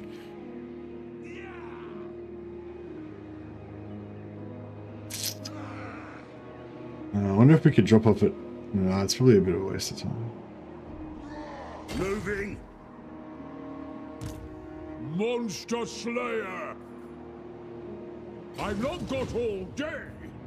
Out with the lanterns!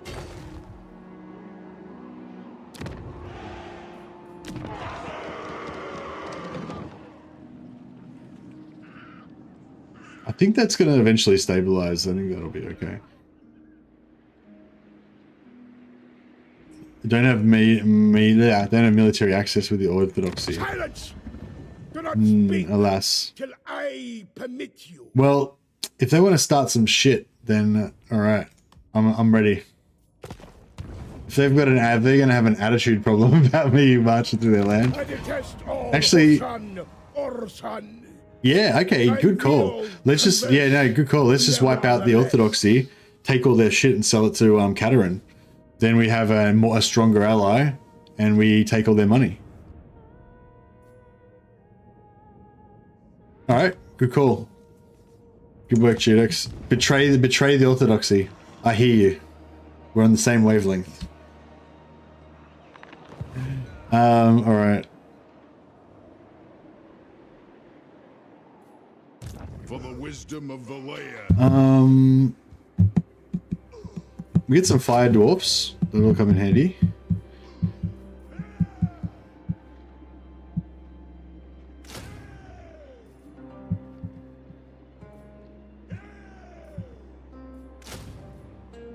What does that bring us to?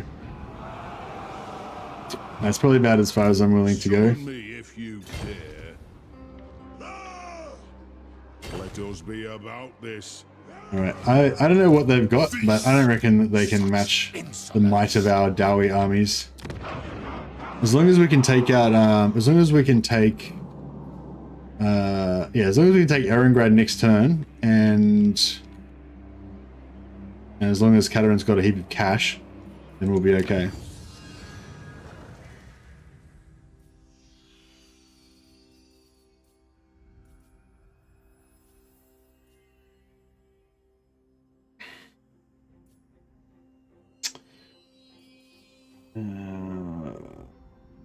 I don't know if I should go back. So I sort of was working towards mastercrafted weapons and marching songs, particularly marching songs. But I wonder if it'd be better for us to go for like economy.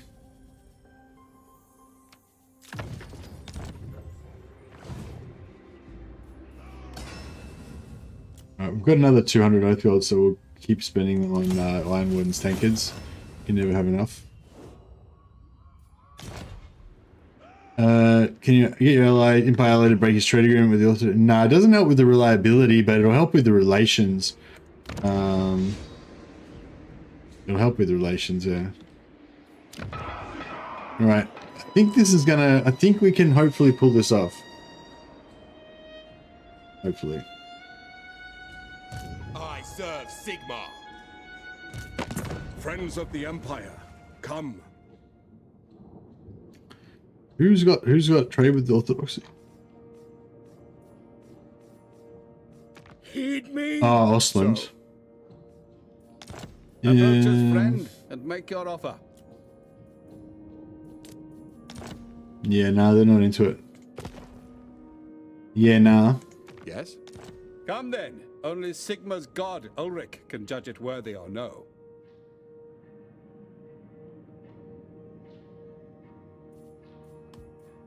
Sigmar's will. We've got like plus 20 relations with every faction now, from plus 30 relations with every faction now, sorry, because of technology. So Approach as friend yeah, we can and just make your quickly offer. Affirmative.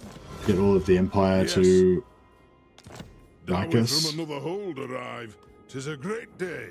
I can't believe even the Dawi aren't doing anything, aren't exporting anything. By Useless the light bastards. of the lady. Bretonians, sure. I guess we'll be allies with Bretonia. I know that the Empire and Kislev have good like relations with the dwarves, and they have alliances between them and that kind of thing. But I'm not sure about Bretonia. Sigmar's will. So, I kind of suspect Bretonia would be kind of less yes? a favorite of the dwarves because of their association with Come then. for Only the Sigmar's god Ulrich the forest can judge elves. Knife ears, Bellica. Sigmar Born to but rule. I'm not sure that actually comes into it or not. Anad, Lord of the Night. All right. Half and half. Oh, what, Bretonia and dwarfs? Like some, well, so what are you saying? So the dwarfs somewhat like them?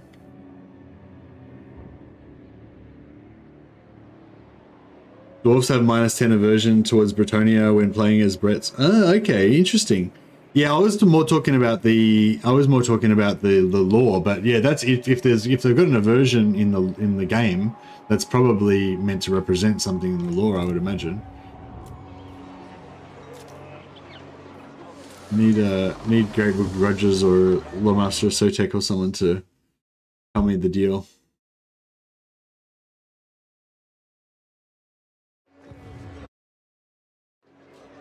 Knife ear lapdogs, yeah, exactly.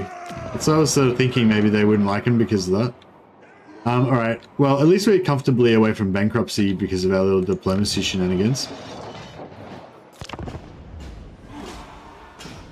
Yeah, we'll do a bit of a lightning strike on Kislev. Will you join me, men of the Empire, in finding death in glorious battle?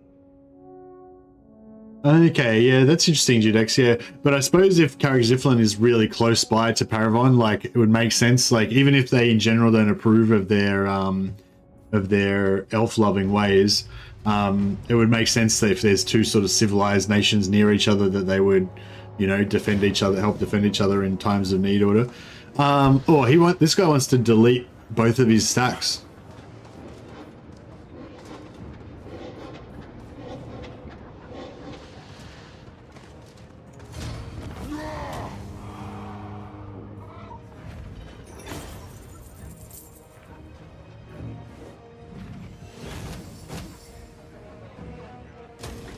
Yeah, I think that's going to come out as a net positive because I think we should be getting replenishment because we're sitting in Empire lands right now. I think. I hope. Oh no, maybe not because they've got corruption. Damn, it would have been cool if we got replenishment.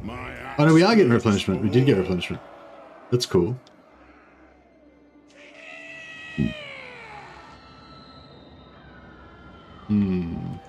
Wamrag, what do you want?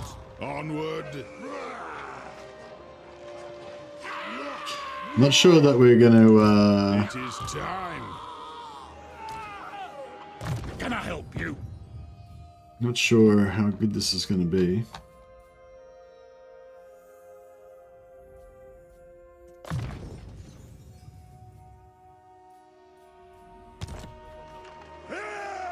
The members are screaming for my forgiveness.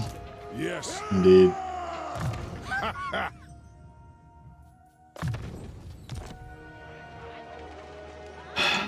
Let us begin.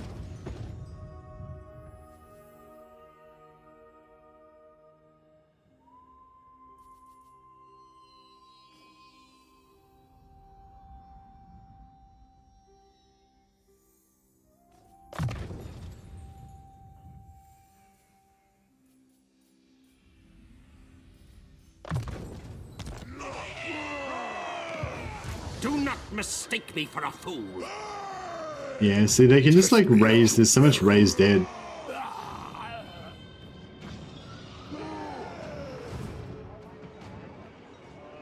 Slayer Lords of Heroes would be good.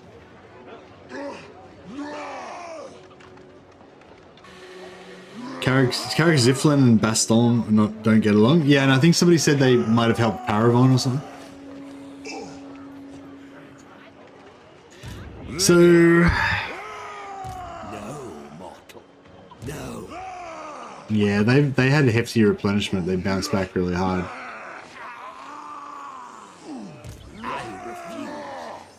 Lord of Clan Morgrim. It is time.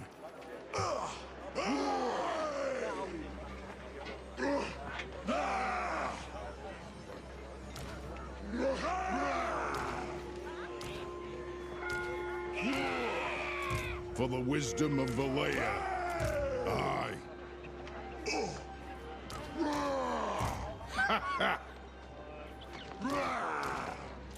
Onward. One rug.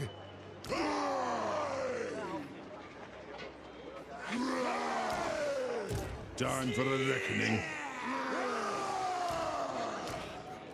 My axe thirsts for war.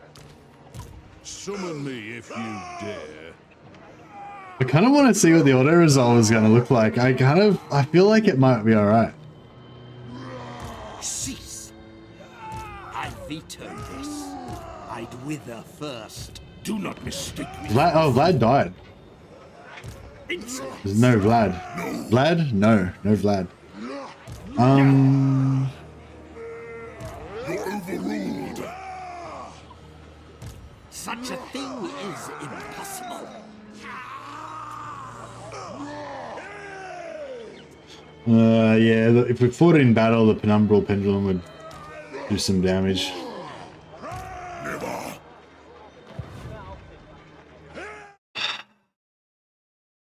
Pretty sure the auto resolve won't be good. Too many black coaches, yeah. Never.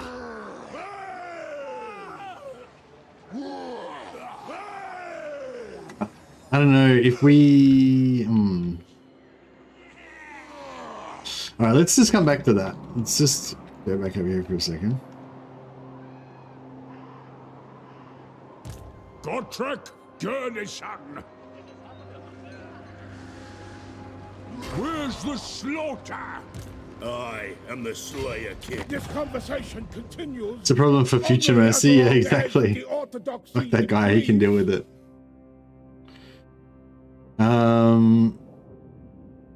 Alright, yeah, so we'll sell the water to these guys, I guess. We'll do some of this elfish diplomacy nonsense. I knew you would. Don't get too excited, demon. We're not best friends or anything. I was just taking some of your money. I'm just relinquishing you from some of your gold. Relieving you. Gotrek Gurnison. Foray I meet with. How is this a close victory medium versus this crap? I guess wait until we see the layout of the wait until we see the settlement layout. Maybe it's a nightmare. Yeah, no, I didn't invest in Lightning Strike, unfortunately.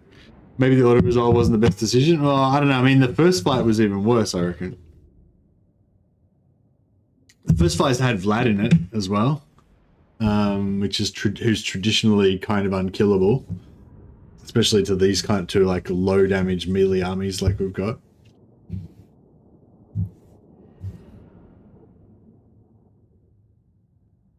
I mean, yeah, it might have been auto. I mean, I might have been able to fight it better manually than the auto resolve.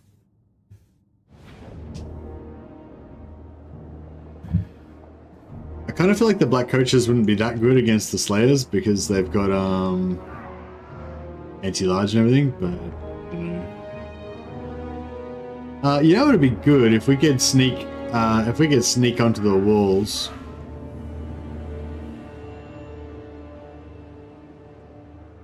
Yeah, if we could sneak onto the walls before they're ready. This is a reckoning.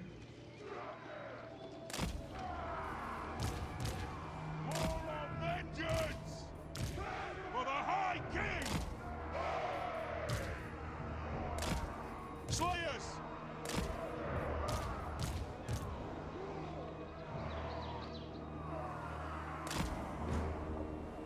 I guess we'll send one unit of Slayers here. Which side's the hardest to get to? Probably this side. Well, that side they gotta squeeze through there. This side they gotta squeeze through there. It's kind of the same way either way, really.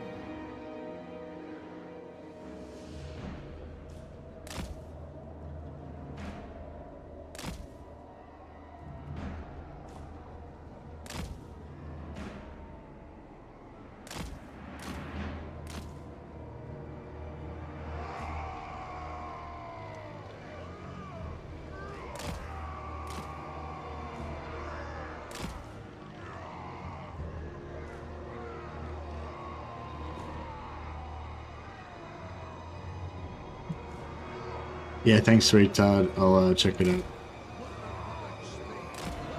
Look, I had this guy not hidden before, but then I somehow picked it up.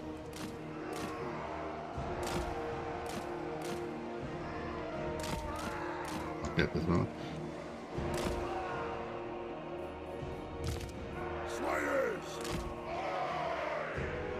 All right, let's do it. Doing it!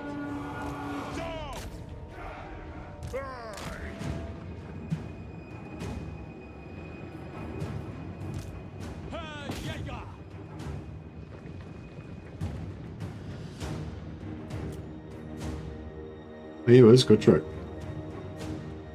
Whatever, it'll be fine. We'll get there eventually. Yeah, we're gonna take some missile damage.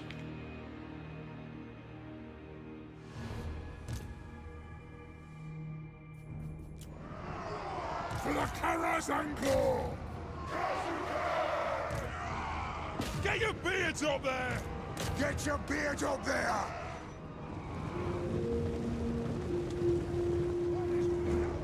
Obey me! I'm Guild approved!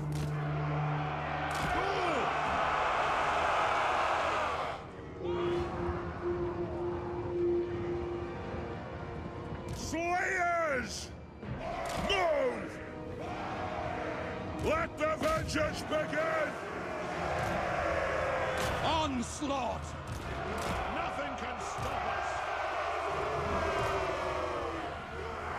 Come in them!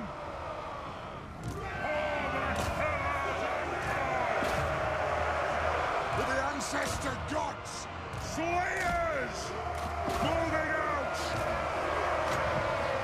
That'll do! Brood of smiting upon them! Move! Slayers! Drain them! By Valeria's will! That'll do!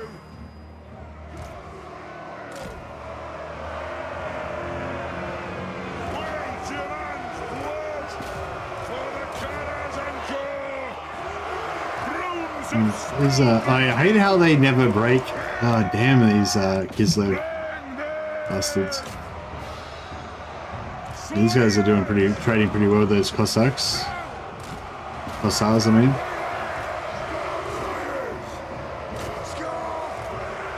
Yeah, they pretty much always like fight to the death, but it's kind of crazy.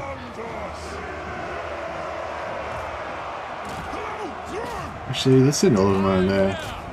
Get the Doom Ball going. Feel my blade! Joey! Attack! Go. Move now! Kazakat! Kazakat! Ah! The runes flow! Will do! Ready to strike! Has it? The Iron Fist speaks! What the is this guy's problem? Why don't he? Why doesn't he? I don't know why he's not pathing through the wall. Struggling. We are relentless! Tarzan! Move to attack! Drain the earth! Boom! Kazook! What's he doing now? Is he climbing the wall or not? Nah, this guy's fucked. I don't know. Put him in his own group. Put him in the shit group. On guard! Okay. These guys are getting too damaged. Nothing can stop us! Lights! We demand blood! Aye! Nothing can stop us! Fight! Range far! Range fast! Kill them! Score! War of vengeance! Right, we're getting there. Pathing is bad for sieges. Yeah, it sure is. Yes! That's alright. It's not too bad. mean, it's bad, but I mean, it's manageable. I'm dealing with it. Oh, these guys are pretty serious. Yeah, the animation when they're running is pretty cool, isn't it?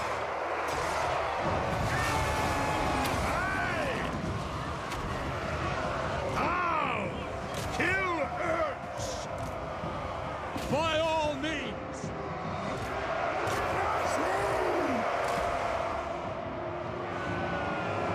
Yes, laddie!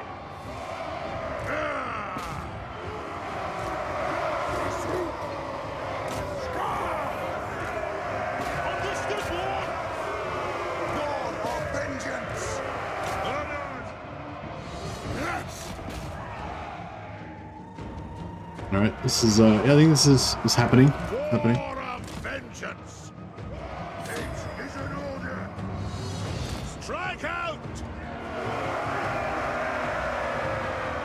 All the ancestors! Actions out! Slayers! There's 20 of these guys left. All right, just pull them back Clans and unite! maintain, keep them alive. Vengeance! Nothing can stop us! There we go.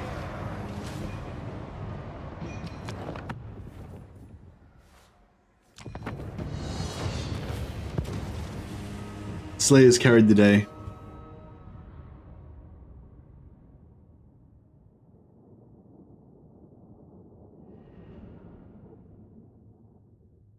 Slayer Lords or Heroes would be neat. I just can't wait for Thrones of Decay. Yeah, me too. Me too.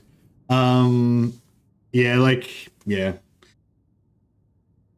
Yeah, no, I'm really looking forward to Thrones of Decay. A lot of people seem to think it's going to be like Tamarkan versus Finogl versus that Nuln-based Wissenland Lord.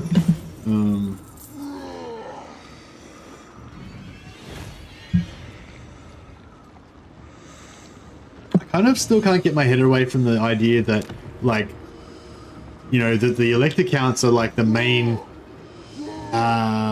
The elector counts are the most important, like, political figures in, you know, leaders in the Empire. So I feel like they should be the top priority for the characters, like all of the different elector counts. But it's not really like that, though, the way that CA does it. It's more about how famous or engaging the character. Actually, it's not even about how famous and engaging the character is. It feels like it's almost like they go more for gameplay than they do for actual popularity of the character. Sometimes. So, yeah, but anyway. But yeah, so yeah, it could be yeah, it could be interesting.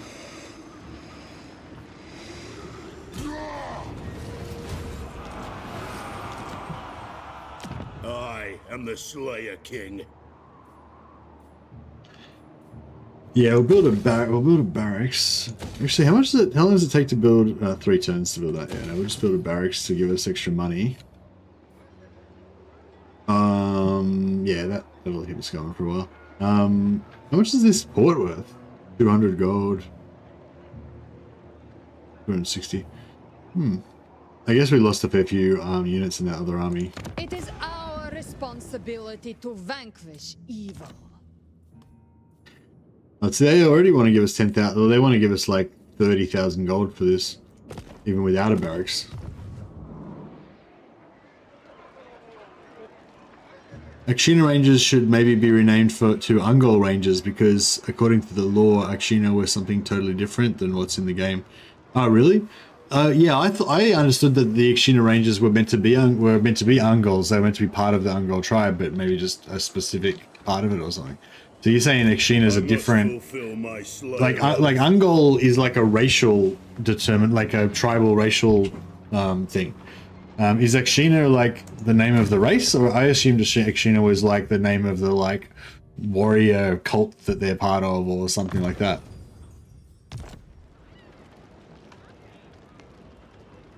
I'm hoping they had more Bretonnian content. Yeah, I feel like Bretonnia got screwed. Bretonia's like kind of got the Warriors of Chaos thing. Like they got added really early as a sort of free DLC, whatever. And they never were fully, it was only like half a faction really, like when Bretonia was put in. And same with Warriors of Chaos, they never really finished the faction, and then they just never, you know. Yes. The Akshina was secret police. Oh, okay. So that's really weird then, because the Akshina would be Gospodar, wouldn't they? They would be. They definitely would not be Ungol, would they? It is time. An ice witch bows to no one.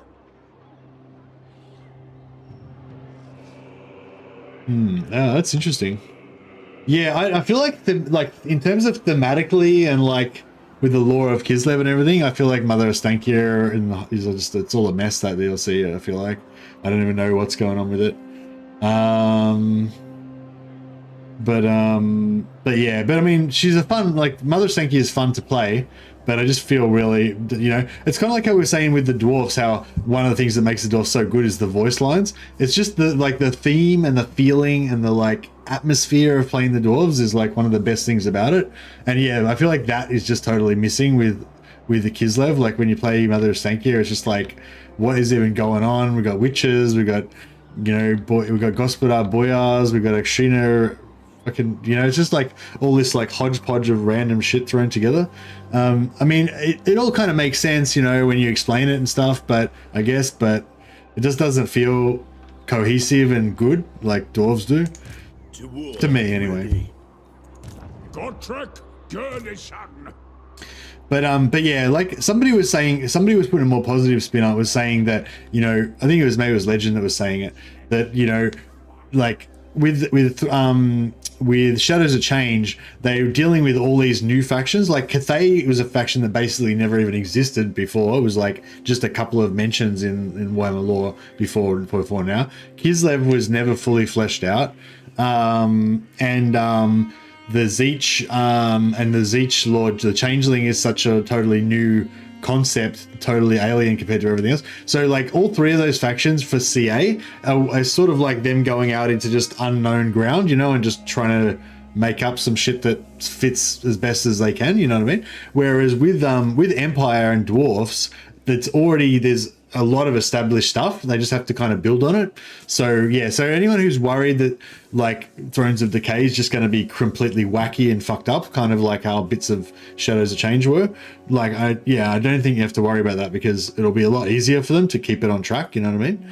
No, the Changelings are a bit different. It wasn't like what I was saying with Kislev and Cathay. Maybe the problem there is with the theme, like that they don't really know what the lore is. It's kind of being made up as we go along, you know, whereas the Changeling is actually an established part of the lore. But I'm saying the Changeling in terms of the gameplay in the game is totally new. Like there's no other faction like the Changeling, and that's why they didn't do a very good job with the campaign of the Changeling, I don't think. Like, I mean, I don't know, it's not like they didn't do a good job. It's like there's heaps of really cool stuff in the Changeling, and it's really impressive how much awesome stuff they put into the Changeling faction, but the overall like campaign pacing and like challenge level and everything of the pace of the Changeling is all fucking weird.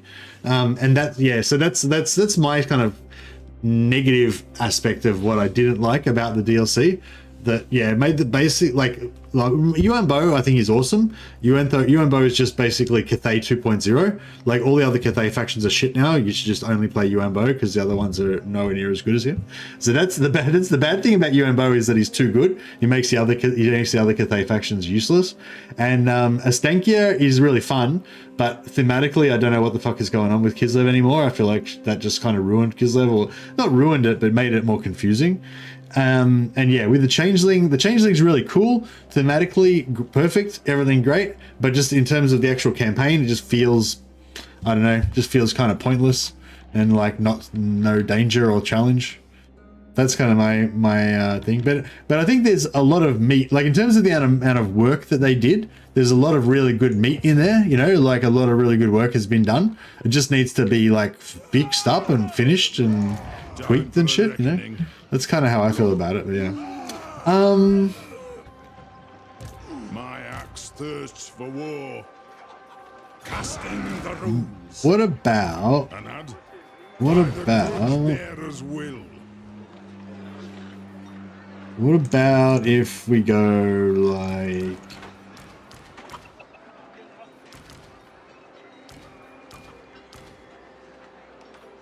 that, and then this guy goes Cast the runes. I'm going. like that, and then we just there's not really much stuff to buy, is there?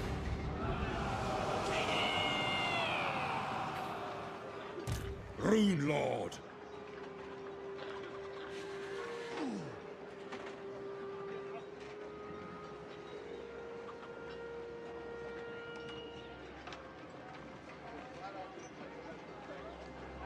I'm leaving. Summon me if you dare. Ye of little faith. Oh, ye of little faith. You don't you gotta you gotta rate the dwarf auto resolve, bro. That's what it's all about.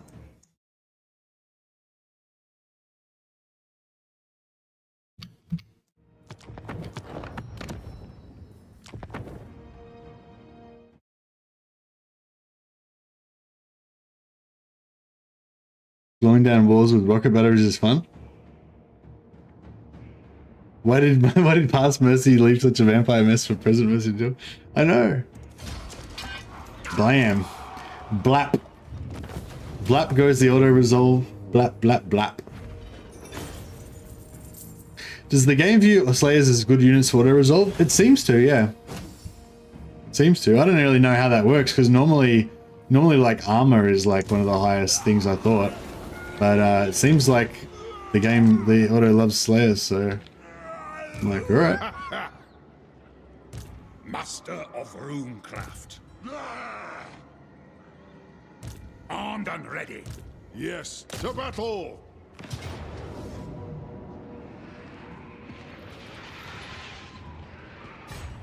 Ready axes, tag them!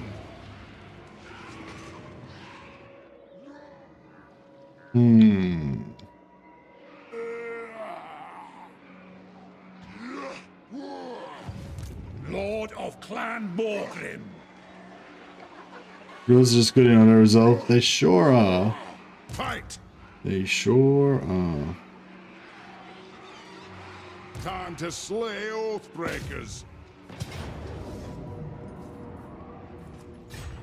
Attack!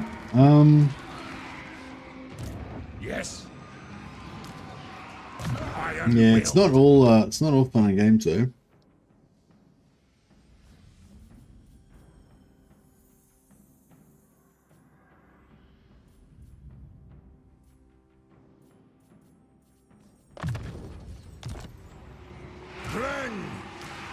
Drang them! Drang them.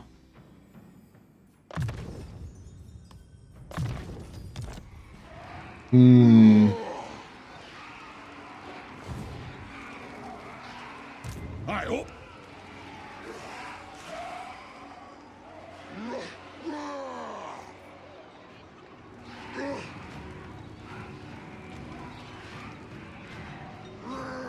I suppose so. I'm off.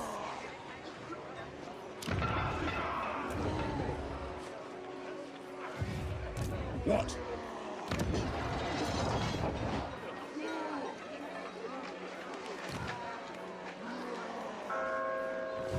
Oh, the Grungy Lord.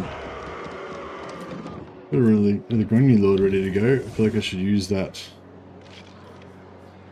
What do we got here? So we got 1800, 2700, and what are we putting here? We're putting probably these bad boys. Yes. Or growth. I should probably put growth, shouldn't I? Yeah, so anyway, so it'd be, what was it, 2700, 4500, 5400, or 27, yeah, so it's going to be better in character angle. Let us begin!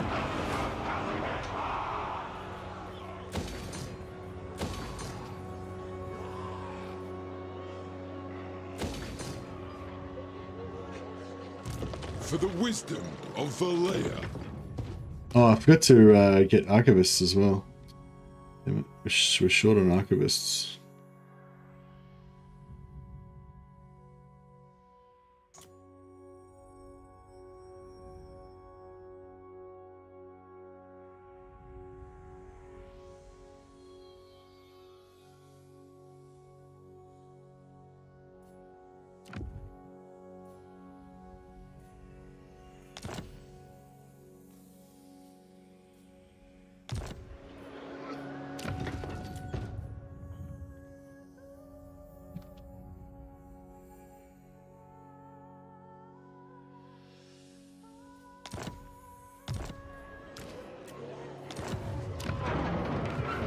Alright, nice. Good sense. Yeah, so we'll just start cleaning up. Start cleaning up all these Godric Gurnison. all these Kislevite areas.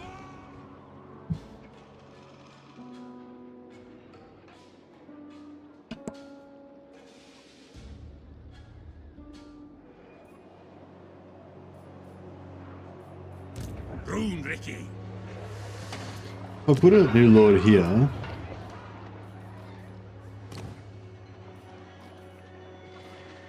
Rune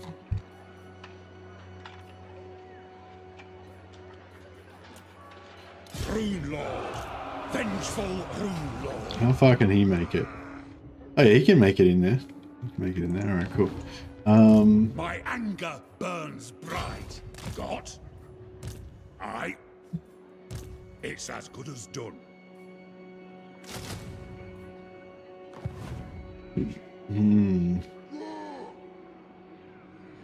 As the High King. I feel like we need this siege lock here. I don't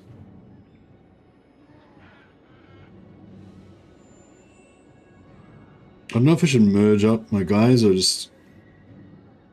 Yeah, maybe I should merge them up.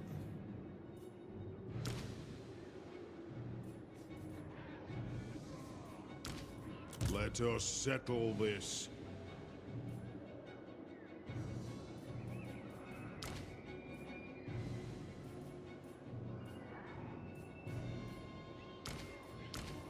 The clan demands war.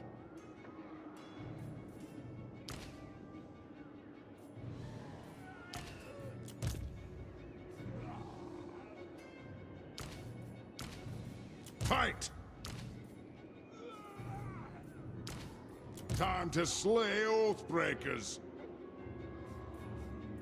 Yeah, I think merge is usually the way to go. To battle!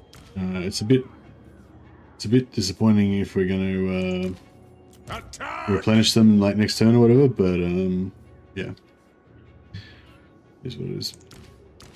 Drang them! Drang!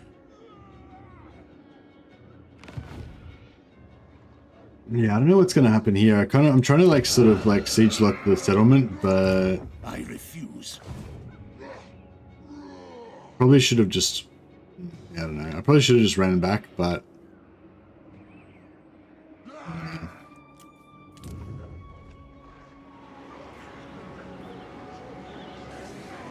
yeah, I think this is coming together.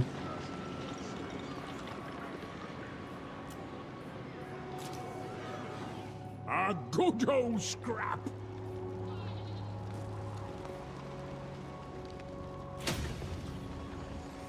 All right. Victorious! Earth alive! Billig! To Yes, Trade. Everyone wants to trade with us. Sigma's will. Come then. Only... All right. Yes? Welcome, ancient. As you say, sir. ready.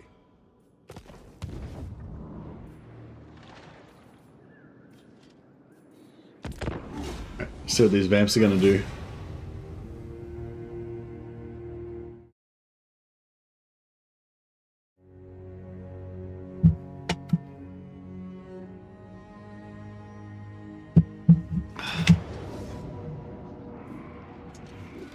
Aha, Vlad's arrived.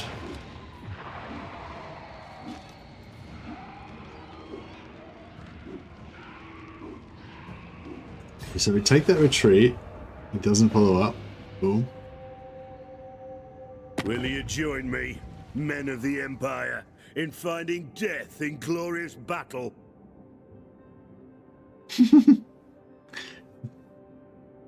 How could he? How could they refuse to join me in finding death in glorious battle?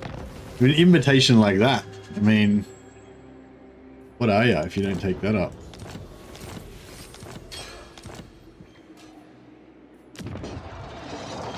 All right, so we can take that in one turn. Garage! I'll freeze off your fingers. Freeze off your fingers? My vows Is that a will be threat? satisfied. That's a pretty pathetic threat. I'll freeze off your fingers. Soul Slayer! Into the darkness. Where's the slaughter? To battle! Yeah, no. If she threatened to freeze off our beard, maybe we'd be worried. Freeze off your finger. Oh, okay, I get it now. It's a euphemism, right? Now I get it. Is this one of those bullshit minor settlements? Oh no, cool. A good honest brawl out in the open, like we like it, eh, boys? Come on, Slayers. It's like it's unbreakable versus unbreakable. They like when they go to break, they just don't instead.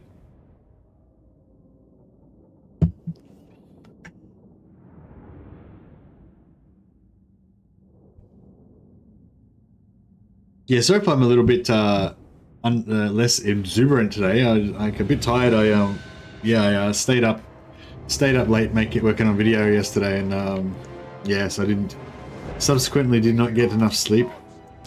Even though now I'm like I don't have a job to go to. I just full-time YouTube now. I still don't seem to be able to manage to get like the right amount of sleep. Organization has never been my strong point. Oh, I don't know. I want to go super wide on them because, yeah, I think we have to go super wide. Like, we could go in a blob, but like, you know, she's got ice magic. They're going to be AoEing us. They got archers everywhere. They're going to shooting us, and you know.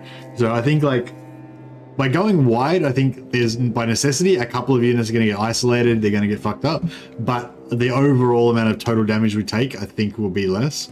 Whereas if we go in a blob, like I think, you know, we might not lose any units, but like every unit will be decimated, you know. Positioning.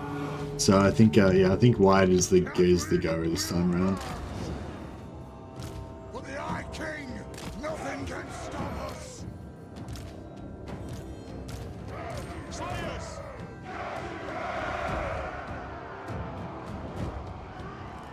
Will do! Might send the boys in first. The Grumblers plus Felix.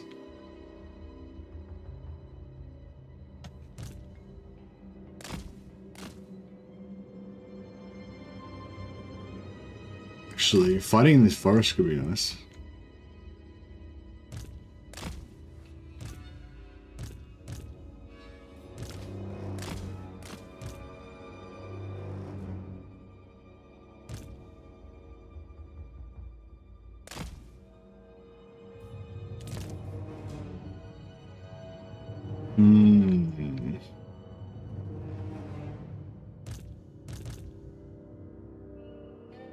Wait for Gotrek.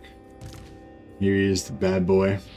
Yeah, so when he pops this, he has 132 melee defense and 85 ward save, plus 15 physical resistance, plus 35 missile resistance. Yeah, it's pretty beast.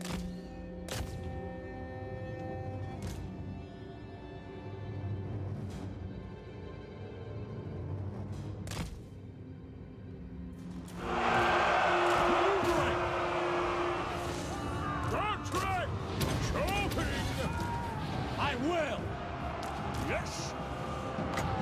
The runes are cast for the Karazhan Corps!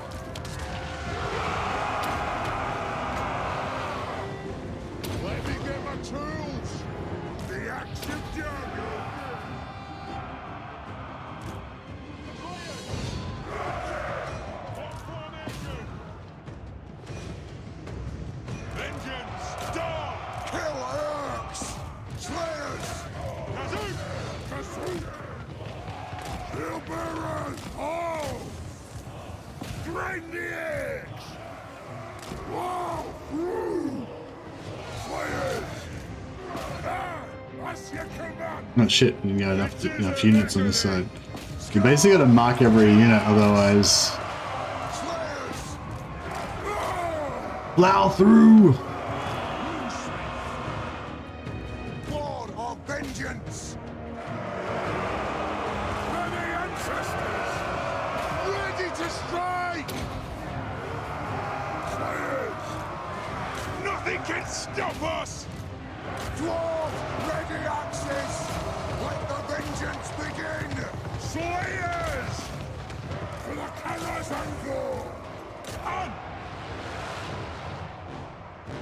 For the colors and gore! Right!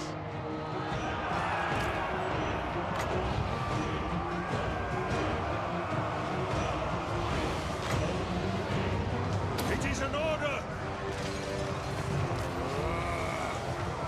Runes of spell breaking! Steady! Move! Let the vengeance begin! The clans unite! And at them! Drain the earth! Alright, I think we got this. Slayers! This is a reckoning! The clans unite! Strike out! Drain them! Slayers! Those guys fought to the death. We just completely wiped out that unit over there. Hey Jim, heal the Urks. There's no Urks in this one, but there's some mad, misbegotten Ungrim that decided to... we were just passing peacefully through their lands, and they accused us of trespassing. They besmirched our honor. We weren't trespassing. We were coming to lend aid. Or something. Allah's blessing on us! Strike out! Come on! Oops, a few of my dwarfs got a bit knocked around there, but that's alright. Slayers! Yes! Do we attack? We demand blood! Attack the orcs! That was good. That was good. We got a nice, good spread. I think like that. I think that's pretty much like how I want to play all my battles. You know, like especially against like weak infantry like that. Just try to get spread it out. Have every Slayer attacking. Like basically mark every unit in the enemy army with one of my Slayer units. If it's 20 versus 20, it's good. I don't really want to go up against more than On guard! The short, you say the short version is that we were trespassing? Ready to fight! That's what it sounds like you're saying, Cloak Monkey. Sounds like you shared the short version. Plow through! Kaduk! It's like they accused us of trespassing when we were coming to the aid of Kislev, and then that caused our runesmiths to realize that the cult of Urson was actually a traitors to the Kislev cause, an undercover chaos cult, possible chaos cult. So we did the only logical thing, which was to stamp it out brutally with our iron shod dwarven boots. We just stamped out Kislev like a bag of dog poo left burning on someone's doorstep.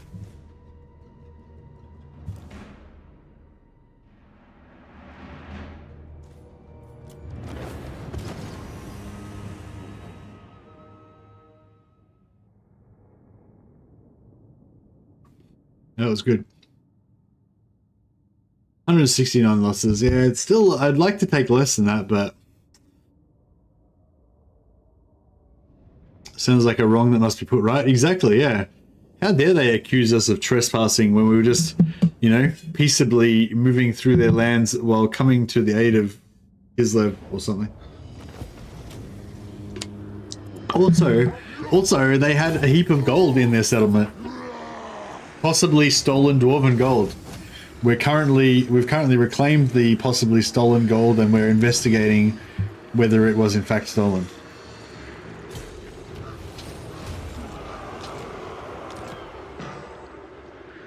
They shouldn't have exactly. They shouldn't have objected. Like, why would any right-thinking ally of the dwarves accuse dwarves of trespassing? Doesn't make any sense. That was the first clue that they were in fact chaos worshipping traitors.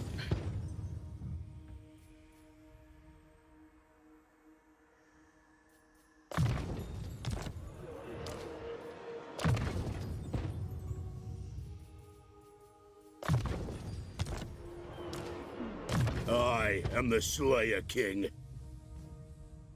I am the Slayer King. Oh, we'll get some lightning strike. Might come in handy. You never know. Even though this lightning strike bullshit sounds like elvish nonsense, but we'll give it a crack. I'm not really planning on using anything else, I don't think, apart from Slayers. I kind of wouldn't mind like going like Gyro Bomber. I feel like Gyro Bombers with Slayers could be cool.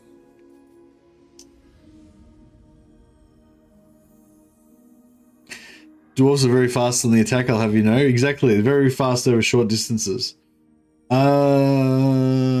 don't know, do you reckon we could put some gyros in there at some point? I mainly want speed on the gyros though, not range and ammunition.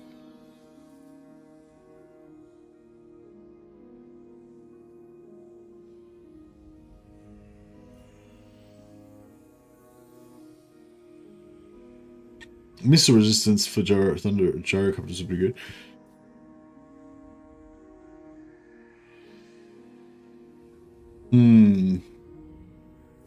Gyros, yeah, I feel like gyros could be good because you could like, you know, maybe use them to, like if there was a unit of archers that was like behind the enemy lines and we couldn't get to them because they'd blocked off all our slayers, then maybe the gyros could get over and lock them down just so we're not taking, you know. And also if we get a brimstone gun, then they can like shoot like weak enemy lords and stuff. Snipe them out. I don't know. I don't really care actually. We're probably just going to go 100% slayers anyway. It's just a 3-point bridge to get us to the next level of get us to the. Oh, we could get crossbows. Ooh, shiny crossbows. Oh, they've got pottery here. I didn't even realize that. Fuck, I should have built pottery.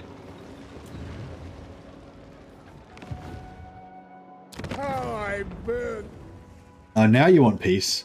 After your unprovoked trespassing accusation, now all of a sudden you want peace after we win a few battles, eh? Feckless Umgi. I see, now they want to give us 100 plus 160. If they had the money, they'd give us like 80,000 gold for this settlement. Yeah, that's what I mean. You got to try and find like factions that actually have like crazy money that you can trade with. The nation, friends of the Empire, come. The Empire. Come then. Only Sigma's god, Ulrich, can judge it worthy or no.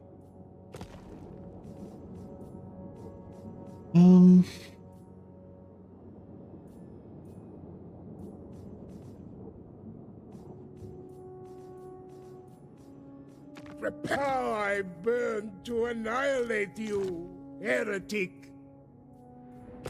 It's not gonna do it, sorry.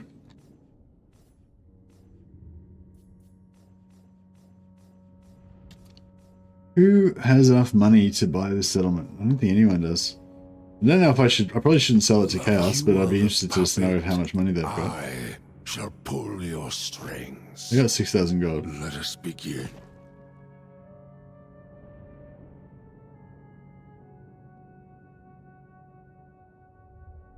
Yeah. I don't really want to have to like farm their money up for them though, you know what I mean? I'd rather get I'd rather just have a faction that's already got heaps of cash and I can just go and I can know that I can just sell it to them. Like maybe Wood Elves I think would be a good one maybe. I've had it happen before where I've run into dwarfs and the dwarfs have had like unlimited cash and I've been able to sell them stuff for tens of thousands of gold.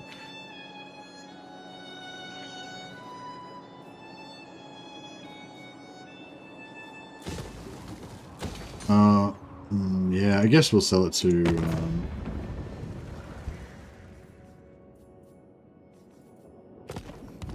actually no, I think I'm gonna do the thing I was saying. I'm gonna keep it and I'm gonna build pottery there. I should have built pottery there to start with.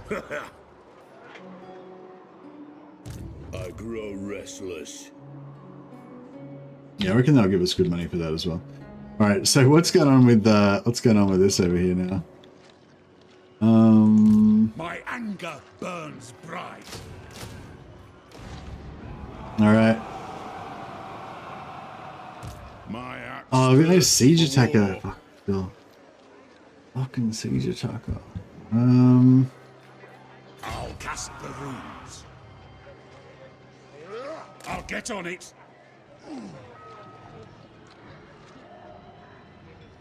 Master of runecraft. Let us begin. Beards in belts. Move. Vengeful rune lord.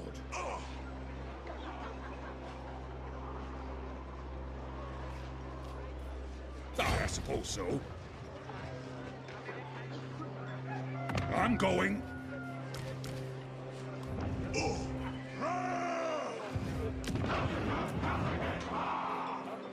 All right. Any more Grungy lords?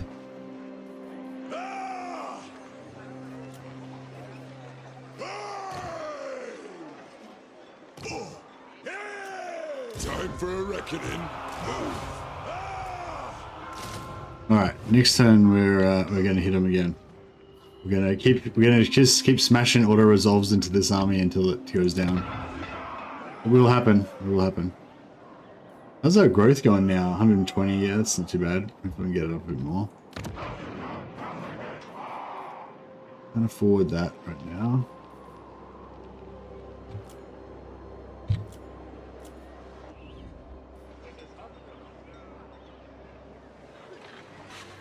Yeah, alright, we'll just wait. What was I doing with technology? I'm going for the interlocking shields. Yeah.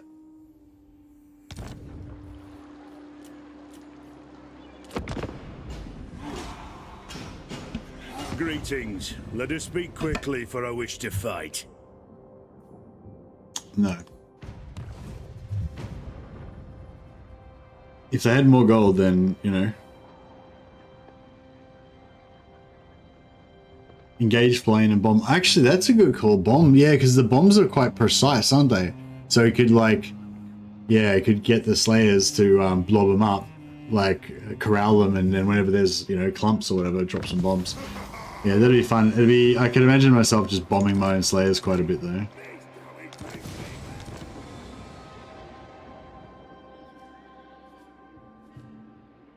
Oh, where'd Vlad go? Agreed. I've cast the runes. Oh, he just went. Gonna make it easy for us, isn't he? I have the forge fires glowing. Runes of spite. Success! Death. Yes! Don't need siege attacker this turn. What? Didn't get a rune bearer again, but that's alright. Oh, we did! We got a rune bearer! Sexy. Plus 10% movement range. Alright. That first one's gonna go to the Slayer King, of course. I must fulfill my Slayer oath.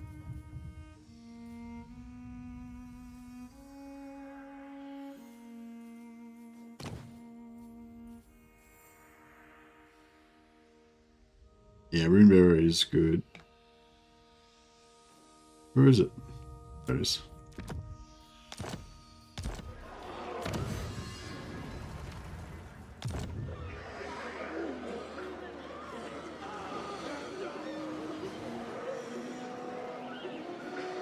Because they fessed up to having more totally stolen dwarven gold to return, then maybe. Yeah, exactly, exactly. Like, I just wanted to be, I'm not angry, I'm just disappointed. Like, if they just would come clean, be like, yes, all of the money in this settlement is actually stolen dwarven gold, then maybe we could come to some sort of peaceful agreement. But no, we're going to have to come in here, we're going to have to sack the settlement, take the dwarven gold back that's rightfully ours. It's like, I don't want to be murdering Kislev peasants and taking their stuff. I've got, you know, other stuff to do.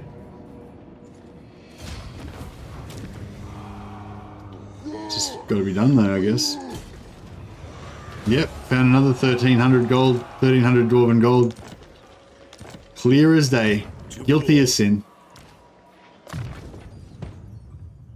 Every coin of dwarven gold that we reclaim from Kislev, I'm further reaffirmed that my actions are righteous. Alright, cool. We've got another archivist out of that as well. Now, yeah, we've got enough gold to survive one more turn. We have been reasonable. Now it's time to kill them all. That's right. Armed and ready. How long must we endure this, If you say so, Beardley. how long must we endure this, these insults? Colours and corn, to battle! What do you want? For the wisdom of Valea. Getting out of here. Fish. Onward. Move! By the Dammer's Cron. Let us begin. The throng agrees. Unto glory for the ancestors. Should we? Oh, did he? Oh, he wrecked Vlad. Alaric get gold. Yeah, we're gonna just completely wipe out Vlad this time. We're not gonna take any chances. Yeah, I think we can just auto-resolve because I think Vlad's dead already. Oh, should I fight it? They haven't got any magic, so they won't be able to destroy our blob if we can go in blob form. I'm pretty sure this is the easy one with no towers. Yeah. Yeah, I might quickly fight it. Because we can just... It'll take a little while to fight the siege, but at least we can minimize our casualties and stuff. No, I did. I did, guys. I totally wrecked Vlad. He had no armies left. He was on his last settlement, and he was at war with Avaland. It was right next to his last settlement. They were just about to take it, and so I thought, and he was offering me 7,000 gold for peace. So I was like, all right, I'll take the 7,000 gold, and then I'll just let Avaland kill you next turn. And then he gave me the 7,000 gold, and then he somehow auto-resolved Avaland to death, and just reconquered everything again. So yeah, it was okay though. But it's I mean it's sort of worked out okay, because it's kind of screwed up our we probably lost like 50,000 gold that we could have sold to Empire or whatever, but we managed to get some training for our we trained up some of our lords and stuff, so it's not a complete loss. Gotta look on the bright side. But yeah, I mean, we'll end up taking everything back and selling it all back to the Empire again anyway, so it's all good. Actually, I might sell it to Zufbar, because we probably want to try to start working towards getting some confederations. Because we're not doing very well in terms of gaining territory, because we've been screwing around with saving the Empire. I've basically spent the whole time just fighting the Empire's enemies. Fighting Vlad, fighting Draca, fighting Festus. They're all enemies of the Empire. Just because our inept allies are too incapable to defend their own holdings. So proper dwarfs have to come down out of the mountains and sort it out for them. Reclaimed a lot of stolen gold. That's true. We have reclaimed a ton of stolen gold. If Ungrim's reign is remembered for nothing else, it'll be for the heroic amount of stolen gold that he reclaimed. I may not be very rich right now, but I've actually gone through a lot of gold, I reckon. The amount of gold I've earned's been pretty high, I would say.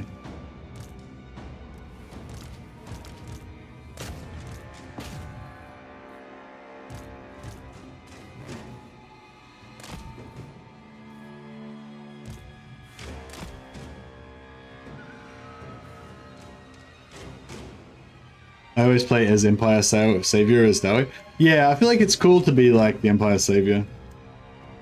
Alright, we'll send in the... Actually, we'll send in all the purple boys first. They can take the brunt.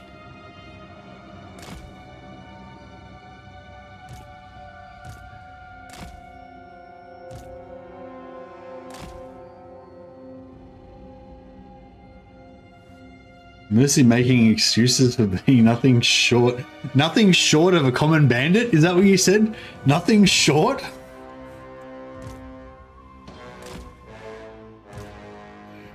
By Grungy's beard.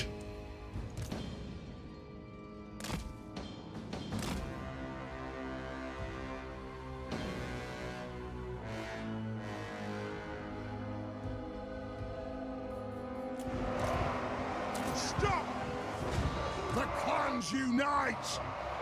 Oh, bros, you guys are meant to come in here.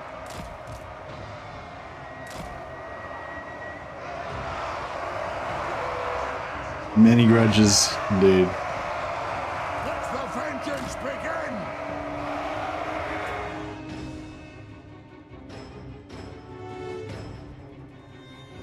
Yeah, hopefully we can sort this out with our Wrath and Ruins. Yeah, we don't have much armor piercing, unfortunately, so I think we're just gonna have to like grind it out basically and just keep recharging Wrath and Ruin. Might not even bother using Rune of Speed, just concentrate totally on Ruin.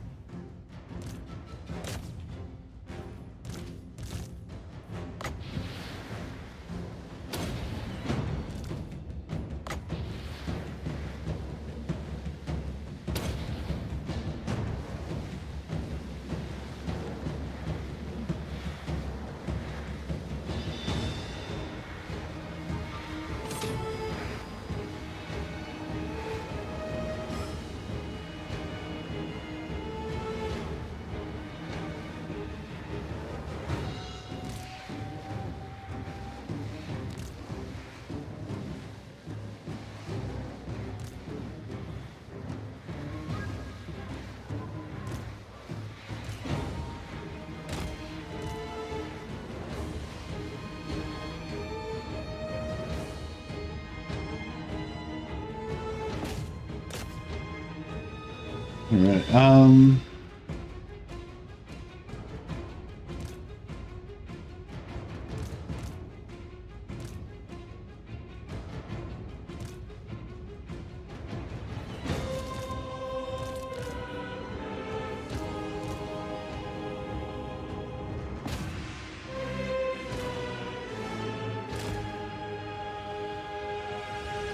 Alright, get all these guys over here. Straight shooters, we could, I don't know, we could maybe try and bust the door down and shoot, but I don't know. Sometimes their archers, or sometimes the cavalry like come out, but I think mostly they don't.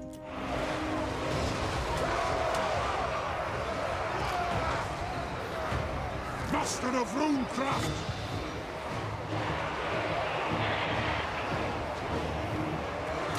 No fussing about! The Grail Relic has a 15% physical resistance AoE. That's actually pretty cool.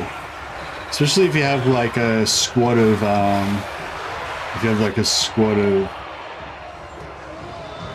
am strong, armed and ready. a squad of heroes or something. No, you probably need a squad of heroes. And yeah, I didn't think it was physical resistance. I thought it was leadership. Leadership and like maybe immunity psychology or something like that.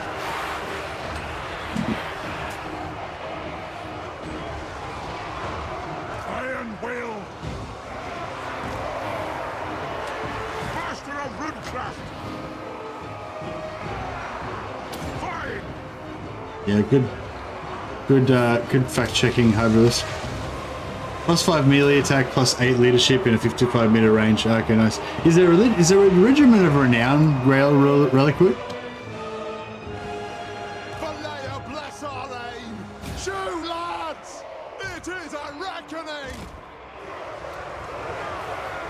Give me vengeance! Runes of power! The clans unite! By Valea's will! It's a reckoning!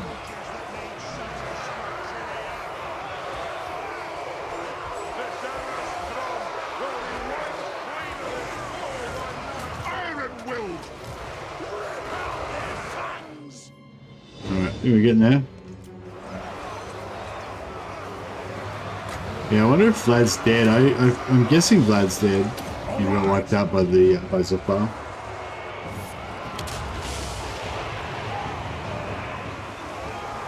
The Grey Reliquary itself always has the Blessing of the Lady buff on itself, but it doesn't impart anything about that buff to any other unit. Okay, fair enough. The Blessing of the Lady normally only goes on like the Lord, right? The army doesn't get it. What does the army get it as well?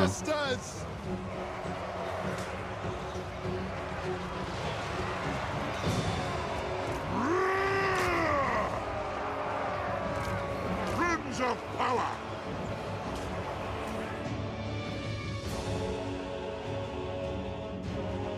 Could probably buff the melee attack. To be honest. For our ancestors.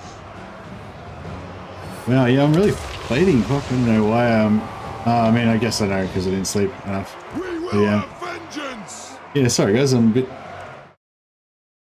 bleh. The raw joy of playing the dwarves is keeping me powered up, but I'm not sure how much longer it's going to last. What you really need to do is get a Chaos War Shrine. What the hell? Chaos War Shrine? You're insane. No self-respecting doubt. Oh wow, they've got nothing else in here. Let's come in behind them and just shoot the crap out of them. Nothing can stop us.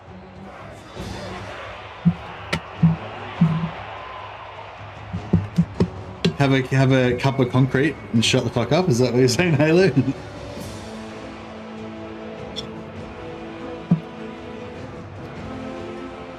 I've got a good liter of triple shot black coffee here I can use to infuse myself with the essence of Sigmar.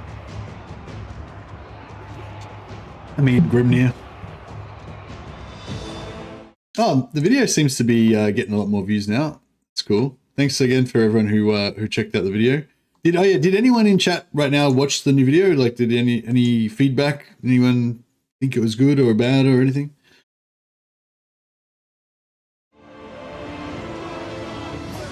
I guess it was nothing. I guess if you saw yesterday's stream, then you kind of already knew. You already knew what was coming. I'm gonna flame into the melee. Players don't mind. They know what they signed up for. Shoot! By the layer's will.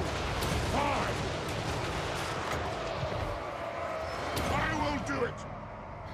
Oh yeah, you can. I'm pretty sure you can stack overcast and non-overcast. So our Slayers have got 90 armor right now. It's pretty cool. Bring them down.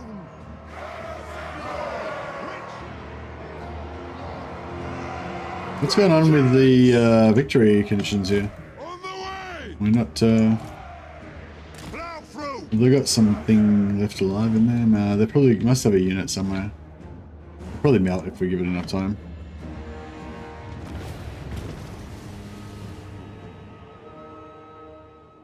Yeah, so if the Lord has the blessing of the Lady, it's just the Lord, it's not the whole army.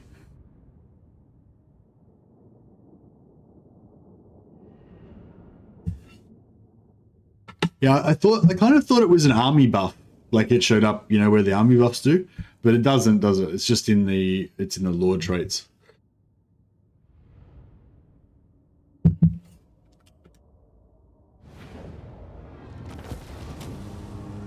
Oh, if the Lord gets it, the entire army gets it. Oh, okay. Does it stack on the... Does it stack... Yeah. So, yeah, that's what I thought. Does it stack on the... Does it stack on the thing? It doesn't get double stacked on the things that already have it, though, does it? Like the Lord version.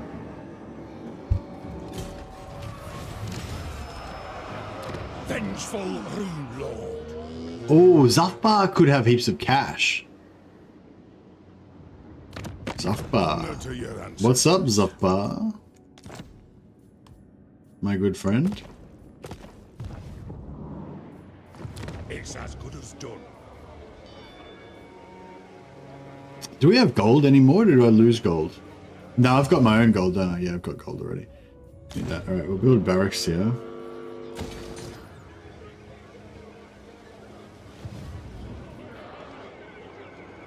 For the wisdom of the layer. Ha ha!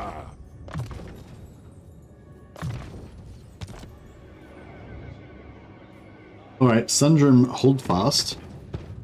The Archivist, I assume. We can find you one. The Archivist, yeah.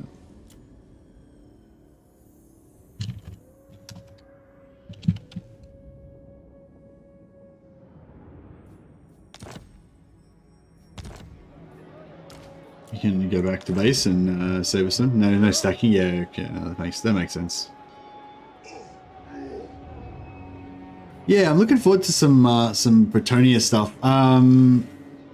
Yeah, I mean, I definitely am. I'm always interested in strategies and stuff like that. But yeah, I'm also interested in any ideas about how the campaign would work and stuff. I think I really need to sort of like. I think I really need to like sit down with somebody.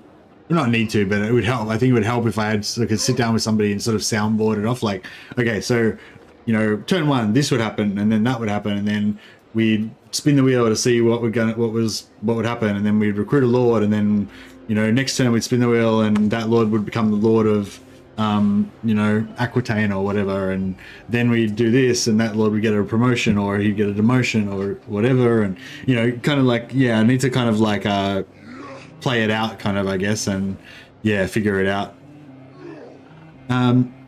Yeah, that sounds good, Hyberlist. Yeah, well, yeah. Excuse me. It's not any rush. Like, probably not going to do it like tomorrow or anything. But yeah. Yeah, I think I might. Yeah, I think maybe if I give it a couple of weeks or a few weeks or whatever, and try to like, yeah, figure it out. I mean, at the end of the day, if it's shit, it's not really like it's not like it's not the end of the world if you have a bad stream or whatever. But yeah, ogres are next for sure. But I'm not gonna leave this settlement this time. Oh, actually, we've got these green ogres we need to... Actually, I just randomly declared war on because I wanted some favor with Talabheim or something. I guess we should kill them as well. Should I just declare war on Scrag on the way through, or... Actually, I've just got to... Sorry, guys. I've just got to go to the loo. I'll just insert an ad to keep you occupied.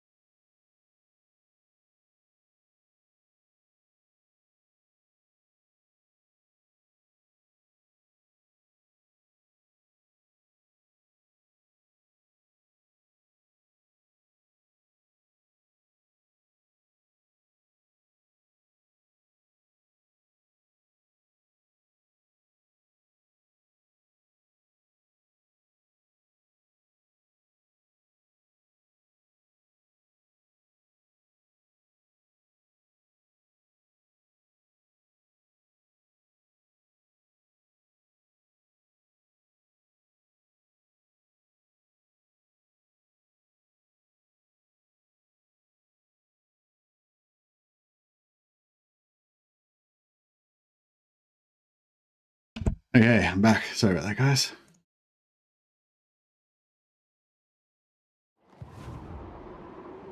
Hey, Sibelius. Lord of Clan. Yeah, those ogres do need to eat axe. I agree. What? Armed and ready. One rug. I think Lord Jesprick Steelbrow can probably take a rest for a bit.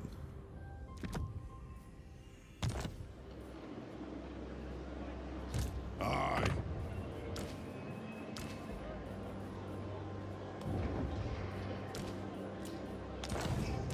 Aye.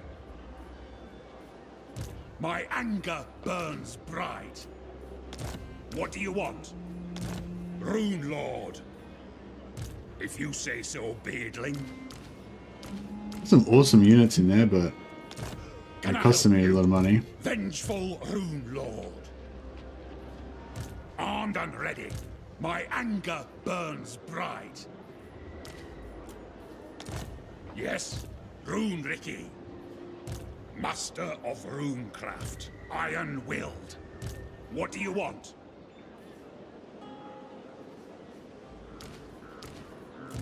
Lord of Clan Morgrim. Vengeful Rune Lord. Okay. Rune Lord. How much do we... Oh, that's alright, we can make it there. Right, so if we... Casting the runes. Okay, cool. So you can actually initiate next turn, so we could finish this in a turn. Oh, wait up, this guy. Oh, he can't reach, so that's fine. Let's Vlad though. To govern me. Like, he could summon a heap of shit and come pretty hard for us, though. My anger burns bright. He'll probably just siege us and stop our replenishment, being a douchebag. The ogres have a ton of stolen gold. I know. Yeah, thanks, Jem. This is, it's actually not a sword. This is actually a fetish sword, which is a training sword, which I haven't used in about 3 years. Well, not, you know, not in anger. I haven't used it on another human for about 3 years. But I do hope to get back into it maybe like once a month. But my new toy, for anyone who is into the sword stuff, my new toy is this bad boy. I don't know if that's far enough away that you can see it. But yeah, it's this one it's what's called a blank, which is a wooden sword. And a blank, you use it for training and stuff. Like it's a blunt wooden sword, but it's double weight, so it can weigh about 3 or 4 kilos, which is about double what a normal longsword would weigh. But then I chopped off the end of it, and me and my brother-in-law we modified it, so it's got some steel weights in the end, so it's got roughly the same actually the balance is a little bit off. The balance should be probably about there, but the balance is actually about right on the crossbar. But yeah, it's basically, but it's still roughly balanced how a longsword would normally be, except for the end, but except it's much shorter. So that means that you can go like this and it doesn't go through the roof. Because yeah, my old one, which was full length, did used to go through the roof occasionally when I would get too excited trying to show you guys some moves. So now I can do the moves without chopping anything up. Pretty sweet. That's my new toy. And actually, it's actually still heavy as well. Like even just doing that, because it's still like double weight. It probably still weighs like 3 kilos or something. Where it's a normal normal steel longsword like this one only weighs about 1.5, 1.7 kilos or something. So yeah, it's pretty good. Like you notice your arms, like as you like throwing it around, you notice your arms and your tendons and everything getting a good workout. Have you seen Guts sword training? Yeah, just like yeah, no, that's not how we do it in HEMA. Bit different. Aye. Yes. All right, that is good. What's Ungrim doing? Ungrim's Restless. he's getting stolen gold. Fire in me seeks death. Zoishank. Oh, Zoishank's green for us. Oh, this is interesting. This bit of Kislev is actually looks like it's actually like dwarf and friendly homelands. Should I actually like keep this?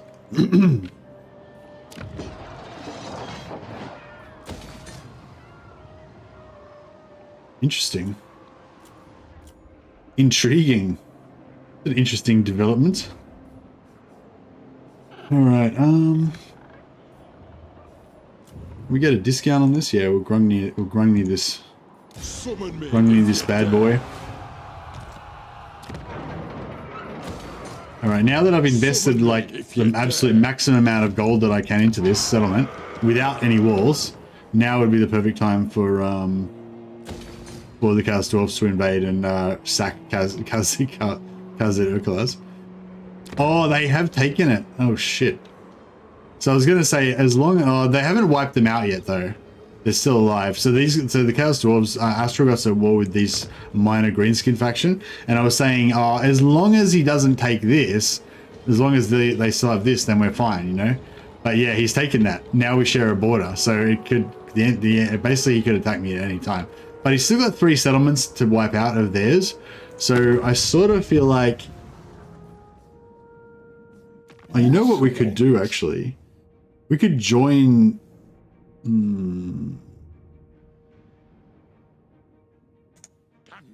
was gonna say we could like join the war against Dripping Fangs. Nostanta Ardugal, Dakubeluzur Umgak Ankalo. Nah, it's not really gonna make any difference. They hate our guts anyway. And I don't really want to do anything that's gonna make, I don't want to make any friendly gestures to Ostrogoth anyway. We've got a lot of enemies that we want to kill. Kind of got too many, and well, I mean, there's not really anything up in the north that we need to kill. It's just Ungrim just wants to go and get stolen gold back for like no reason, basically. If we weren't up there reclaiming stolen gold, then we'd have an extra elite army that we could use.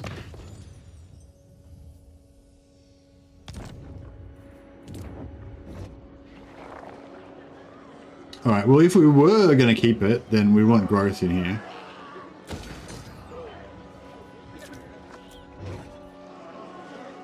Waldenhof we can sell to Reichland right now. Welcome, oldest friends of the Empire. Oh yeah. Yes. You dick around early on? Yeah, well, I kind of have dicked around in this one as well because, well, I haven't dicked around. It's just I've been spending all my energy like reclaiming Empire lands and giving it back to Empire instead of building up my own Empire. So we're kind of just a bit, you know, behind the 8 ball there. Eric Reziak, yeah. Let's do that as well.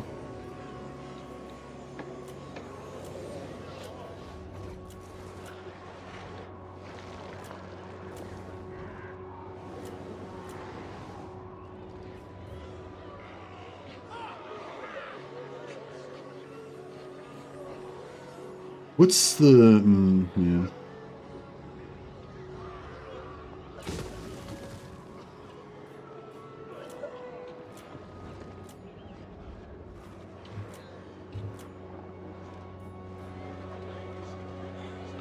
Right. Welcome to my throng.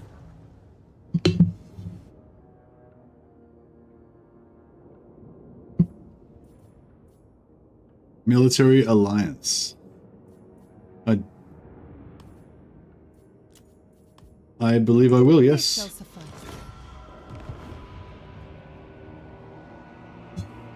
I'm trying to think of what allied units that we could make use of.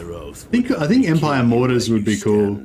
Like maybe we could have like a visiting. It could be like a visiting group from the Empire College of Engineers, and they've come to like study with the Dwarven Engineers Guild, you know, kind of thing. Ikit Claw, how far away is he? Why is he? Everybody join me. Staunch allies. I love it. Yeah, they love it because I keep giving them territories. I'm basically propping up like 7 different nations of man right now. They're all riding on the broad back of the dwarf. Yeah, I'm allied with like the entire Empire and all of Kislev basically, except for those dwarven gold stealing Ursonites. Not taking any guff from them. A mage, yeah, I mean a life mage would be pretty cool, but Armed and ready. he may backcap us a little bit, but I don't care. master. I reckon by the time he gets to our capital, I reckon we'll be back there and ready Can I to help you? save it. By the force, father. Dwarfs are the true emperors. Exactly. I might just fight this one as well to try to minimize the casualties a little bit.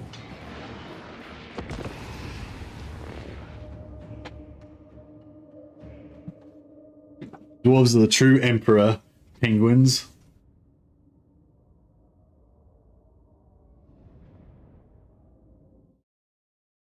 So none of you guys watched the video. I don't know. Like, as I said, hey, I've made a new video. Maybe you guys would check it out. Blah blah. And then it got like heaps more views. So I assumed you guys had all watched it. But no, I think it's just some other, just a heap of other people watched it.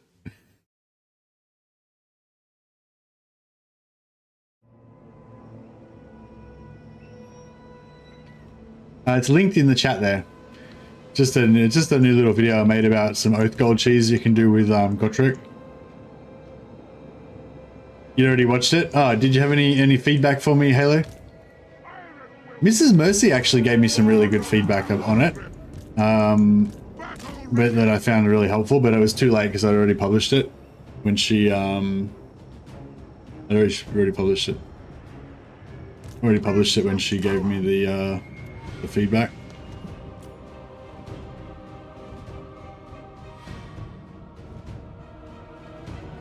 What's the name of the Dwarven Carrick in Chaos West? You mean Cracker Drak, or the one just north of Kislev, or a different one? Do you mean like one of some like Lost Hold or something? It was a good video. Oh, thanks, man. But was there anything like that you thought was like unclear, or like that could have done better? Any like constructive feedback, I guess, is what I'm looking for. Because yeah, it's a problem that YouTubers have is like in general, I think, is that you tend to get a group of like very like-minded, people that you hang out with quite a lot, or you're like regular viewers, I guess, as you say, who basically are kind of like mates that are kind of quite positively, quite positive towards everything that you'll do, mostly because you're all kind of on the same wavelength. And most of you guys that are in chat right now fall into that category. So then you have a tendency to pretty much tell me that everything that I do is great, which is nice, which is really nice, but it doesn't kind of help me in terms of constructive criticism, you know what I mean? But yeah, on the other hand, there's people who just like to basically try to bully creators and be super mean to them for like no reason and shit. That's not helpful either. But if you can think of like some like constructive criticism that's helpful that you can give to or other creators as well. Well, actually, I don't know, maybe not other creators, maybe not everyone likes constructive criticism, but yeah, I guess nobody really likes criticism, but it helps you basically. Maybe showing the Oath Gold crafting cheese in more detail might have helped. Yeah, maybe. I did link Legends video in the comments that explained. Yeah, I thought that as well, Cotlinky. But I did link it. I did link Legends video in the comments. That's got like a more detailed explanation of how to do the Oath Gold cheese. Only feedback is I'm worried about posting content that will push CA towards fixing the fun cheeses. Maybe find some modders that could put it back if they fix it. It's a shit video because dwarves are shit. Thanks, Halo. That is a perfect example of useless, non-constructive criticism. So that's exactly what we don't want. Perfect. Thank you. If anyone was unsure what I meant by non-constructive criticism, Halo has provided an excellent example. No, but yeah, I did that hot seat campaign the other day with Legend of Total War, Slightly Obnoxious Kiwi, PZA Total War, and Teapot Tom and Total War, and it was really fun. First of all, I had a lot of fun. But also, it was interesting, like watching another streamer like, because I watched quite a lot of Kiwi's stream, and I watched a bit of Legends stream as well. I watched a little bit of Tom's, and not hardly any of PZO's. But yeah. Anyway, point is, I watched a bit of other streamers, and actually, I actually watched a bit of Dame Offensive's. Battle Baldur's Gate stream as well. And yeah, long story short, I kind of like picked up a few things. You know, I was like, oh yeah, that's better. That's better the way they do that. All right, maybe I should do that when I stream, or that kind of thing. It was actually kind of good to see, things that maybe other people do a little bit better than me. And I sort of just realized that I don't really work very much on trying to like. I mean, I always try to make my streams, fun and interesting and whatever, and I try to be entertaining and stuff, but I don't really work that much at like development, I guess, you know what I mean? Like of actually trying to figure out how to be better and stuff. So yeah, so it was yeah, anyway, so I don't know, that was just a little thought that I had, I guess. Attack the earth! Aye, as ye command!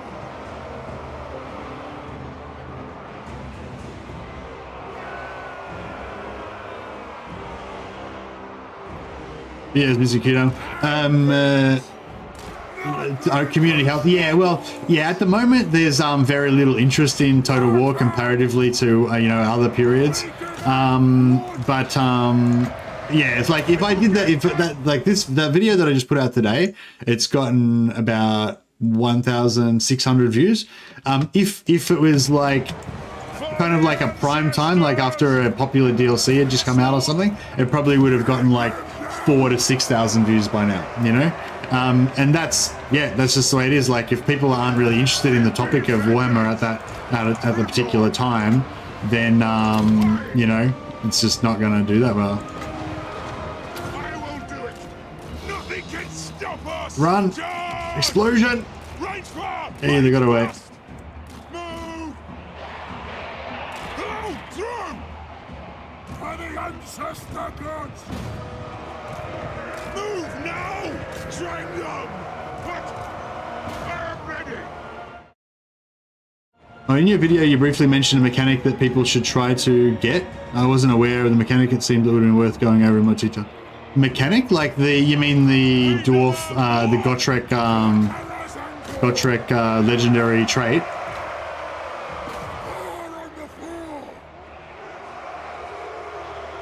Oh, yeah. No, at the end of the video, I said, oh, so that's actually good. So it wasn't clear. Yeah. So, okay, that's good feedback, actually. So it wasn't clear. So basically I said, you should kill Gotrek 3 times to get his trait up during the thing. I said something like that, and you definitely should do that. And then at the end of the video, I said, if you're interested in learning more about how to get Gotrek's legendary trait, watch this next video. So that was specifically meant for people to be like, oh, I want to know how to do that, which is what you were saying. You got that part. Yes, I want to know how to do that part. But you didn't pick up that at the end it said, if you want to know about that, watch the other video. So that's interesting. I guess I didn't explain that properly or something. So this is what I mean. This is like exactly like, this is like the perfect. So when you're making the videos, like it's really important that like the message that you're trying to say gets to the audience, so like in my mind, I'm like, yeah, I'm going to do this. Everyone's going to find that really useful, and I'm going to do that, and they're going to find that really helpful, and then they're going to do this, and they're going to think it's funny, and then it'll be a great video.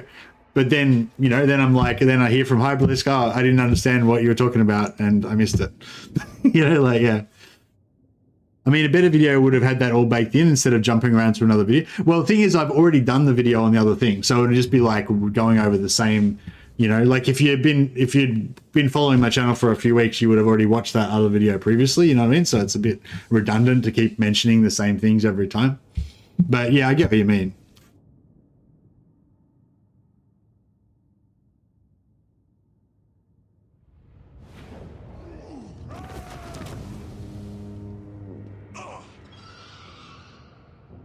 Oh, the video never showed up in your feed, but you subscribe. Oh, it's probably because it's not like a very good video.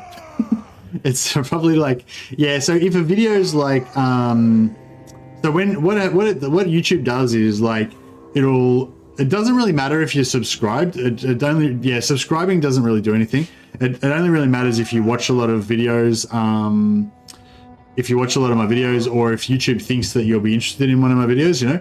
So like, yeah, so basically what it does is when I put a video up, first it'll show that video to like 50 people that always watch my videos, you know. And if those 50 people watch it and they like it or whatever, it'll show it to another 50 people that always watch my videos, you know. And then like if it shows it to everybody who usually watches my videos and all of them like it, then it'll show it to like 500 people that only sometimes watch my videos, and then, you know, blah blah, and it keeps like rolling out further and further and further.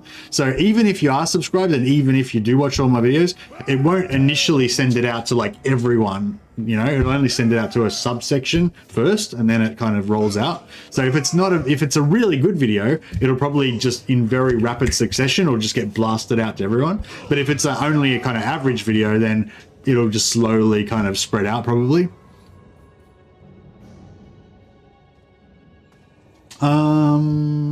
I forgot what I was doing. Sorry, I'm talking too much shit. Yeah, when I get tired, I start to just ramble around.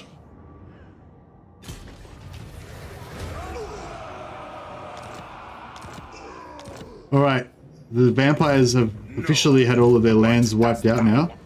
They have no settlements, they're vagabonds wandering the lands. Master of runecraft. What's the corruption here? My anger burns. 18%. Oh, we've got the corruption down already. That's pretty good. That was like basically just like one turn. We just took this and then we took this the next turn, and now the corruption's basically fixed. That's pretty cool. Lord of Clan Ungrim. Be gone. Armed and ready. I'm going. Rune Ricky.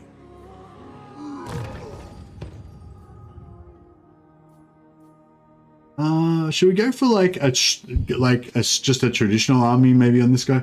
Maybe I'll still go for Grimnir's heirs for the infantry, but I'll go for like more of a traditional tactician ranged base, you know.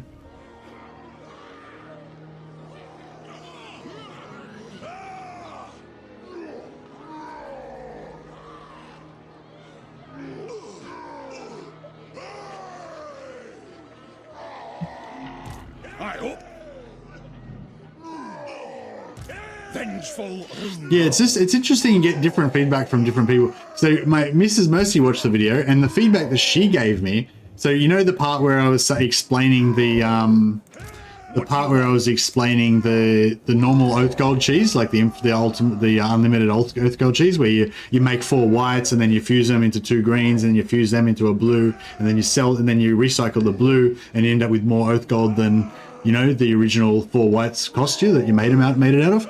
Yeah, so when I was explaining that, she was sort of saying, oh, when you were explaining all that with the maths and stuff, like it would have been helpful if you had visual stuff up on screen showing, like, you know, the 4 whites cost this equals that, and have like visual things there. So I thought that was interesting because like to me, like, because I'm very familiar with the normal oath gold cheese, like I felt like I could just explain it and you guys would all just know what I'm talking about.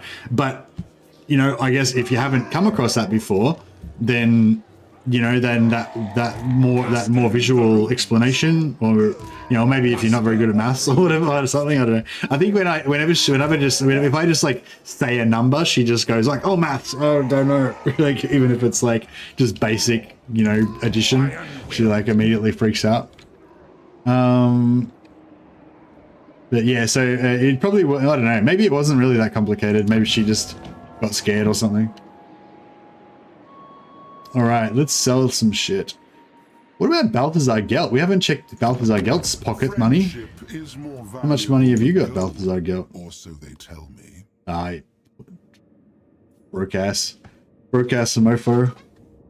Bloody Umgi. They can't save their money. What about our good friend Zufbar? Yes. Come, kin. Let us feast and drink. Broke as well. Useless bastards. Balthazar Gelt did not steal a lot of our gold. No, he didn't. Luckily.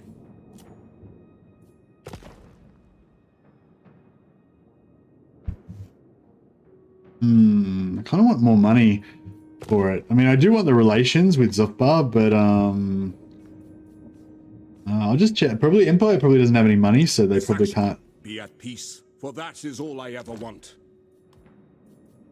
3.8k is a lot more than 2k, but we do want to get those Zofbar relations up. So yeah, now I'm going to give it to Zofbar. Zofbar will probably lose it to Scrag anyway, because they're all with Scrag. And then we can come in and save the day and kind of double down on... You are meat. Oh yeah. Only for butchery. How much has he got? Oh, Scrag's got a lot of money. Interesting.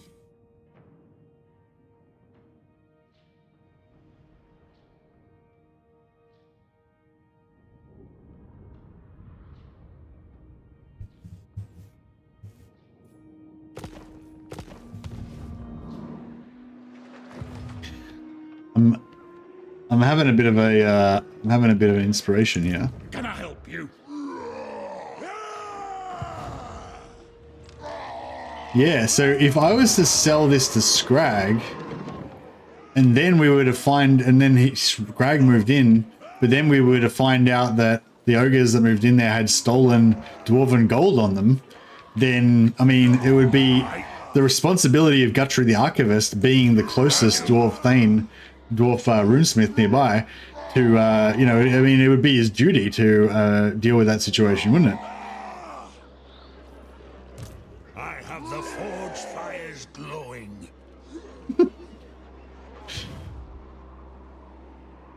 I hope he's still got as much gold next turn. I want to take, I don't want to, actually, how much replenishment we're getting? We're getting like no, it's basically no replenishment. We'll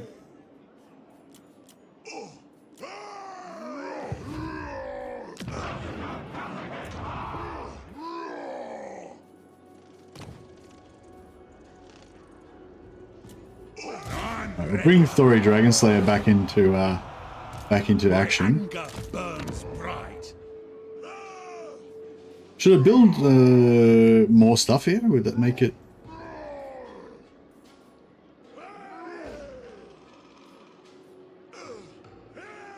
No, we don't need to build any more stuff. Storm Rage, have you considered doing a domination victory now that we've got the achievements for it? No, I don't care about achievements, Storm Rage. Yeah, sorry, man. Yeah. Lord of Clan. Nah, if I could, like, yeah, I literally don't give a shit about achievements. They're totally meaningless to me.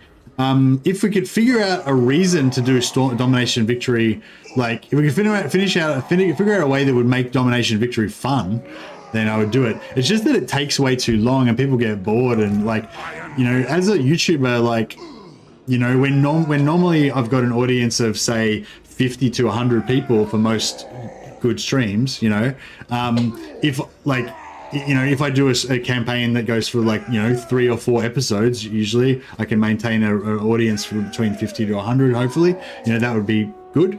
But, you know, if I were going to do a domination victory that's going to take 15 episodes, and most of those episodes would only have like 20 to 30 people watching them after the first 3, you know, that's you know, like, do you know what I mean? Like in terms of running a channel as a YouTuber and as a streamer, if my audience is normally 50 to 100 and I'm just basically abandoning, you know, 50% of that audience that don't want to see a fucking 15 episode boring campaign of domination, you know what I mean? So it's like, yeah, it's just like, if we could figure out a way to make it really fun so that people would want to watch every episode of it, then yeah, but I don't know. I will not. Ever vigilant. I don't know. The only, I guess the only way I could imagine it really working is if you figured out like just a auto resolve, best like auto resolve template, and just like smashed everything on auto resolve super fast, just spam through the turns as fast as you could. But I feel like that's pretty, I don't know, like that seems pretty boring as well. It's like if I just sat here and did a stream of just fusing items all stream, you know, it'd be kind of pretty boring. But I don't know, that's just my thoughts on it. But like I said, I'm open to it. If we can figure out a way to make it fun, then I'd do it. But I don't care about achievements. What's Strava for Austria? Maybe I should take the capital first. Ah, to die in battle. Oh, we still haven't sold Erengrad either. Oh, I can't reach that. All right, well, we'll take. I am the Slayer King. Accepted. Onward. Aye, I'll move. Very well. This may work. Gotrek Gurnison. Good odds for the great death. Spoils of war, all for me.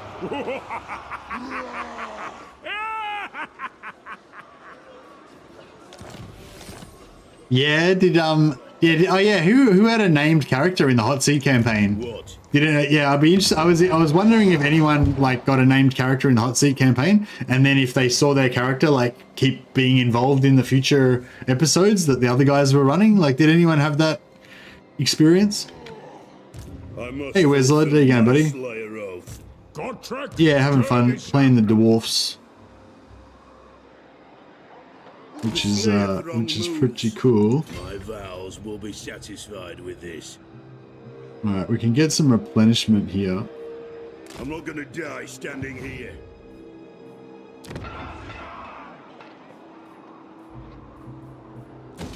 I'm kind of thinking about keeping this area because we need some territory. We haven't really been occupying anything. My original plan was to gift all this back to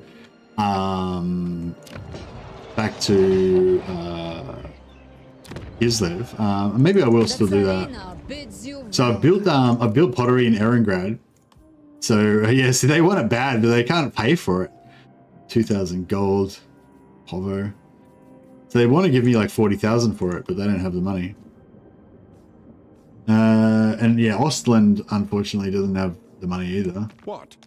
Welcome, ancient allies. In these troubled times, dwarves are a fine sight to behold. I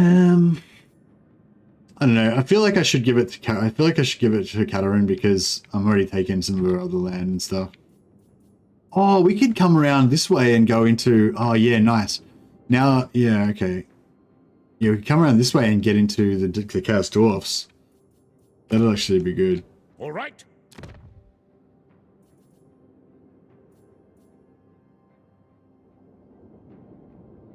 Yeah, I think I'll give it to Katarine. Screw it. Even though she's a The broke ass. Tsarina bids you welcome.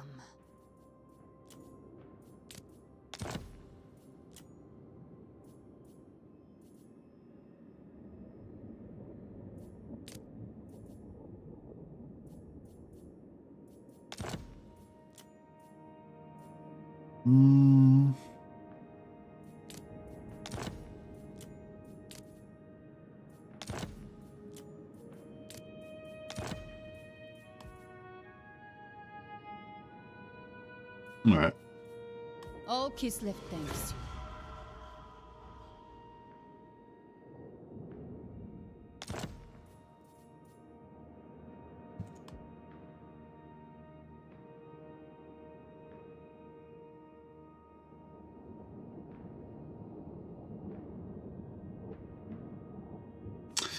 Yeah, I don't know how really it's like.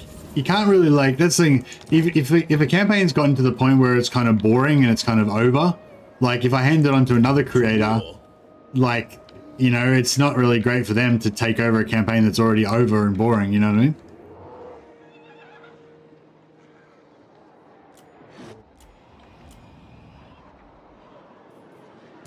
Yes.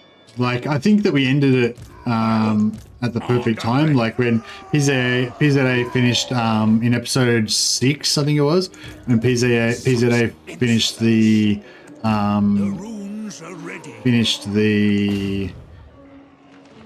Can you do this without getting killed? No. Wounded. Down he goes. Bad luck. Yeah, he finished the endgame crisis in episode 6, and that was like the perfect time to like end it, you know what I mean?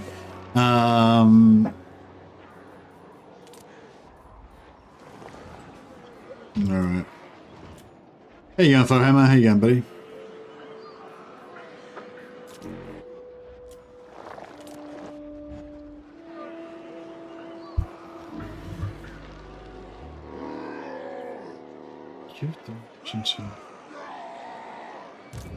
unfit to govern Do me. you reckon he's going to be able to get here in normal March? I don't think he will, but... Alright, I'm going to sell this to Zuppa. Come, kin. Even if they're Let broke. us feast Even and if they're drink. broke. And, I don't know if I want to go military or defensive. I probably could get military whenever I want.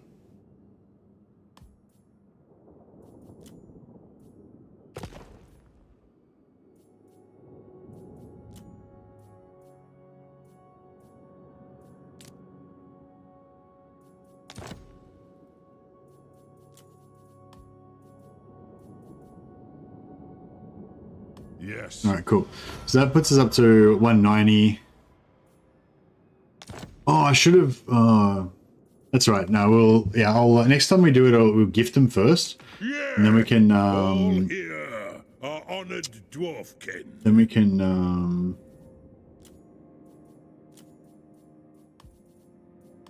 yeah, next time we'll gift them first, and that way we'll be able to get all the money back again. The heir of Lund. Good. I'm glad that all the dwarfs are alive. 7 and 5. They're looking pretty healthy as well. Oh no, that's this. Yeah, sorry, 11. They've both got 11 settlements, and yeah, they're both top rank. So they're looking really healthy. That might make it harder to confederate them, but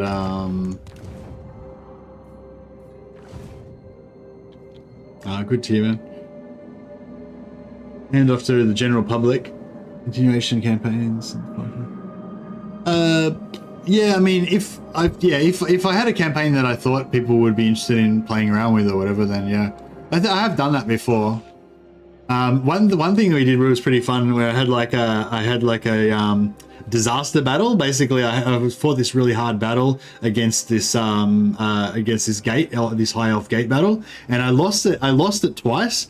But I was like, I feel like I could do it, but it's really hard, and we just kept trying. I think I ended up trying it like 6 times or something, and then we ended up giving it. I think we've done it a couple of times, and then I ended up giving out the save to about 4 or 5 people in the stream that were watching, and then we all were trying simultaneously to beat it, and then I think I ended up beating it myself. And there was another time when we did one with Tyrion versus Lizard Men, and I couldn't beat it, and then somebody else figured out how to beat it. But I did the same thing. I gave out the save. Somebody else figured out how to beat it on their save, and then they told me, and then I redid it on my stream and was able to win using their technique. That was really cool. Because it was all like kind of live as well, and everyone could sort of see it going down and everything. So that was cool. But the only thing that requires me to like basically lose a battle and to kind of suck. So yeah, so it's like hopefully it doesn't happen that often.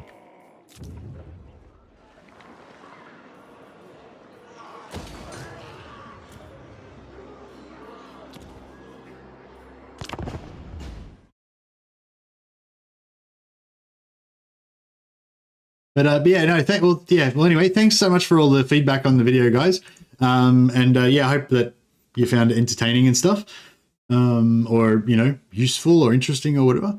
Yeah, it was sort of a bit of a slapdash effort. Like I didn't put as much work into it as I normally would. Like I wrote the script how I normally would, but I normally would spend probably a few more hours editing it to make it a bit more, I don't know, better, I guess, in terms of the editing.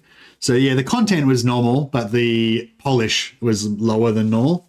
So it was just, yeah, it was a bit, and I think it did make it noticeably worse than it would have been if I'd fixed it up more. But I'm glad that, people seem to generally think it was okay.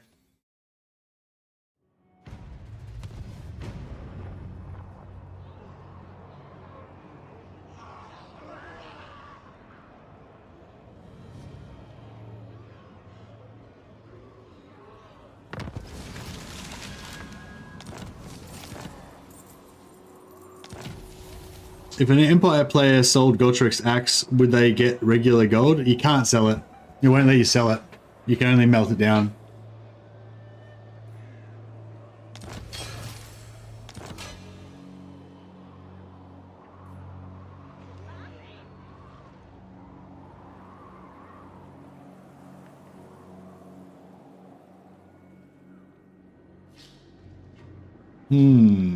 All right. What's Vlad doing? Oh, Vlad took Eshin off the Empire. I wanted to do this shenanigans on the on these guys, but oh, well, we can still do it. We're just yeah. All right, here we go. Yes. Let's get this. Let's do this. If you say so, Beardling. Vengeful Rune Lord. So we've conquered Schwarzhafen, the valuable settlement. Some ogres here that you know, ogres aren't the most savory of 10,000 gold. Not the most savory of neighbors, but you know, they're interested in a settlement that we've captured. We don't want it, so why not? We'll sell it to the ogres. 10,000 gold. Thank you very much. But then the ogres move in. We see them with their ramshackle stuff and their slovenly nature, dragging their accoutrements with them into Schwarzhaven. And it appears they have stolen dwarf gold. It's no good. It's no good. We confer with our close allies Zofbar, and they confirm indeed they have evidence of stolen dwarf gold in the hands of Scrag's ogres. So we have no choice. Duty demands that we reclaim the gold.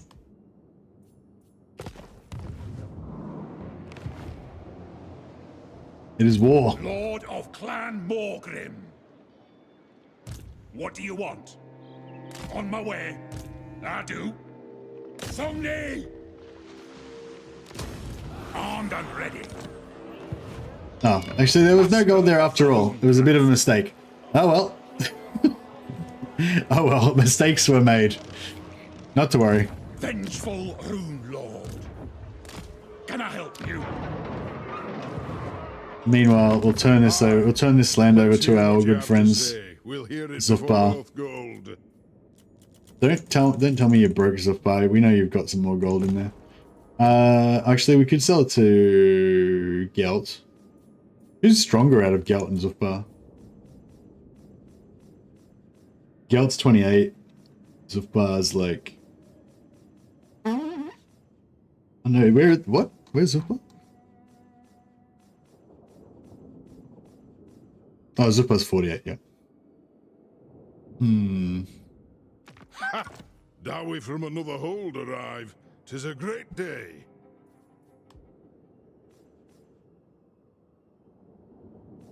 I'll sell it to Zufbar because Let us feast. I'll sell it to Zufbar because then we can just get it back off him again.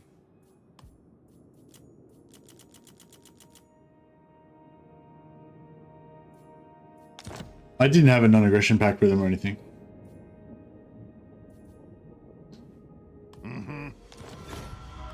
I didn't. Yeah, I was never at war with them, so I didn't peace out with them. So I didn't break a peace agreement. I never had a non-aggression. So, would a turn 10 to 20 full ultimate crisis make the hot seat campaign more interesting? Most of that. Hey, hey, Mr. Progenitus, you got to do it the exact spelling. You got to copy it from my name, otherwise it doesn't work. Yeah, if you do the exact spell, if you do at Mercy the Mad with the exact spelling and uppercase, lowercase, and everything, then it'll come up as a bright orange thing, and I'll see it more easily. But yeah, anyway, would a turn 10 to 20 full ultimate crisis make the hot seat campaign more interesting? I don't know, man. I mean, you can try out different stuff, but my thinking with the first one was that if we made the crisis random, sort of like, you know, random between like I think we did it turn 50 to 100, then basically, you know, we wouldn't know whose turn it was going to land on, and that would make it more exciting for people to want to watch. Oh, is Legend going to get it? He'll find it easy, or is he going to land on some other streamer that's like less experienced? It might really test them, you know, or whatever.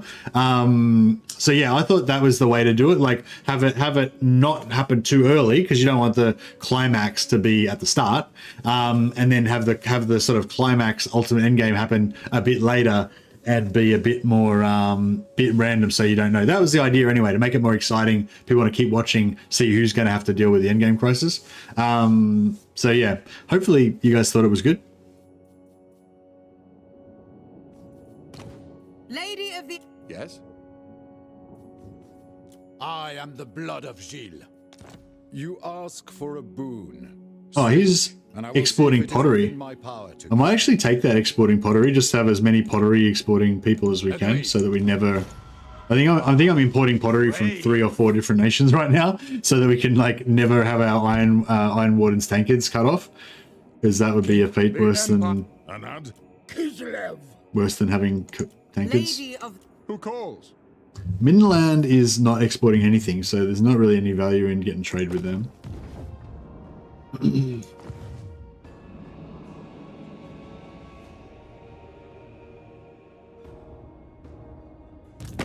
Welcome, oldest. Oh yeah, we should try and see if we can get some ally missions. We do share enemies with a few.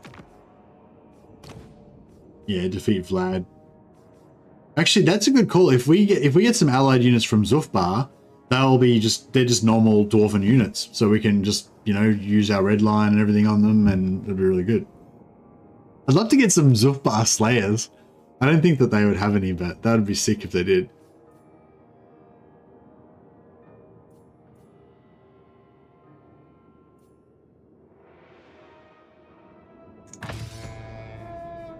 I wish I could get the same mission to kill Vlad from like another faction.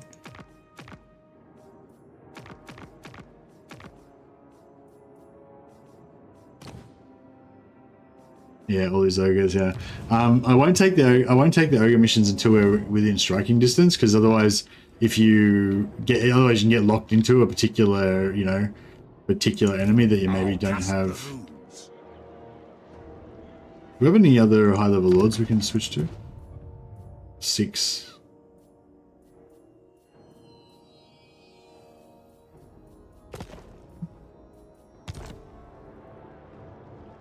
Six is probably good enough.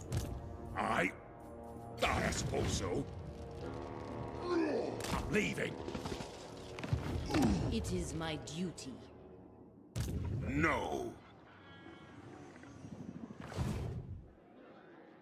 Rune, Ricky. It's as good as done.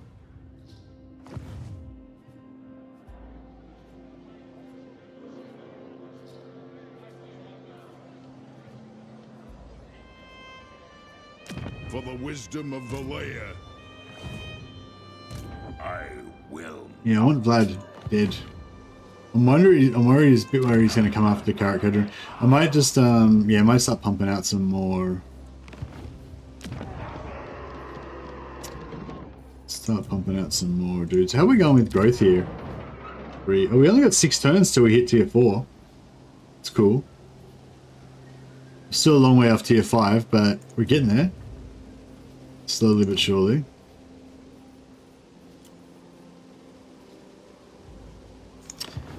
No, should I change out this lord? I don't think I should change out this lord, just to be safe. Yes. Just in case Vlad jumps him. Yes. My anger. We've still got this high level lord here that we can switch to once he catches up.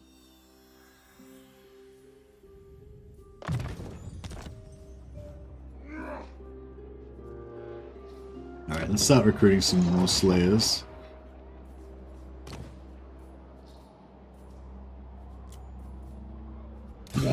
Yeah, I don't go for competent with dwarves. I feel like it's just unnecessary. Dwarves have such high leadership already that it's just, why bother taking anything that buffs their leadership? I feel like yeah, sometimes you see like basic dwarven units just fight to the death, like fight to the last man and stuff.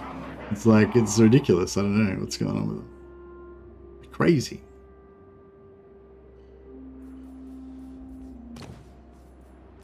I don't really need the discount on this one, but dwarf will take any chance to save 10 gold. Alright, good. Home front is pretty under control, I think. Ready. Gotrek Gurnishan. Attack! Is it time? Come on!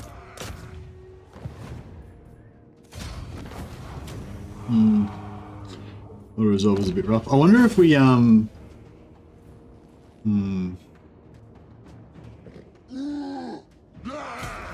that should give us a rebellion this turn. We get another free fight out of this. Yeah, nice. Oh, this guy's... Check out this guy. Thinks he's gonna come and... Thinks he's gonna come and have a crack. Onwards to death! Yes.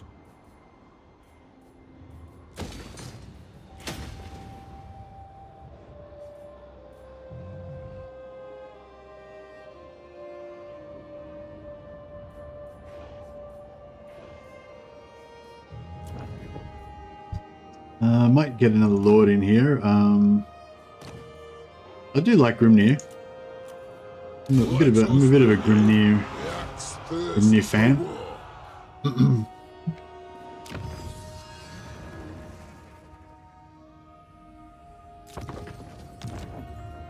One rag.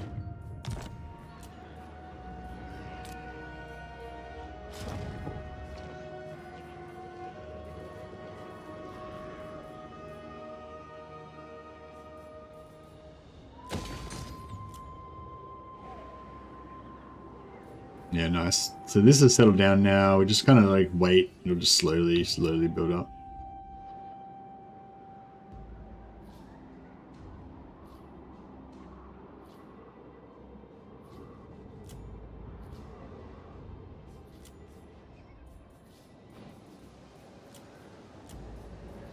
Oh yeah, so should we build some, maybe we should build some outposts. So I kind of want some mortars. Yeah, so I think this is bugged. Not like, this seems to bug out for some reason. Does anyone know why this bugs out? Anyone who played around with this at all? So sometimes, like, that's not right. Like, it's not, like, it doesn't matter, like, I can build anywhere in the entirety of the Empire and I can't recruit anything but spearmen. That's incorrect, right?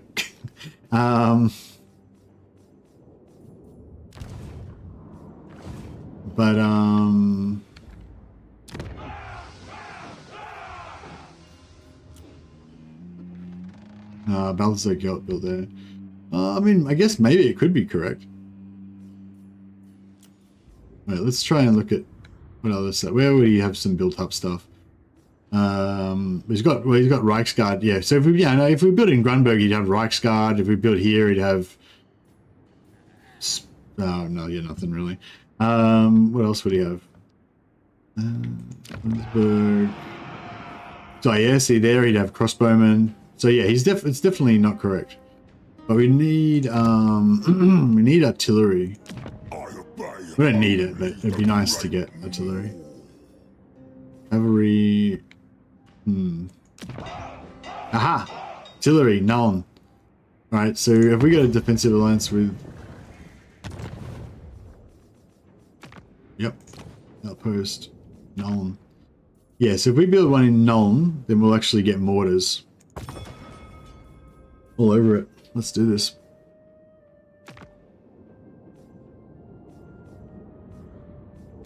Razakarak.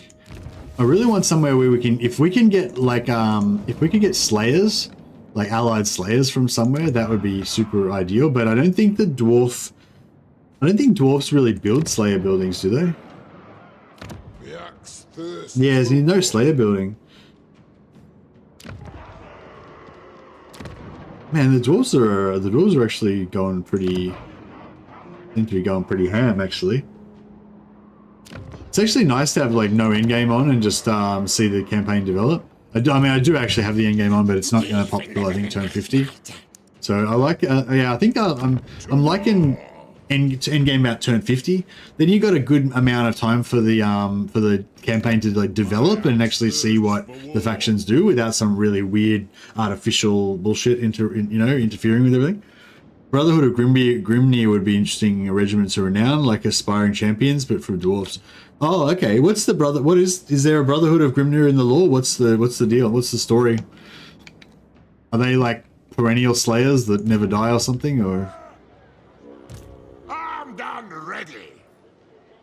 All right.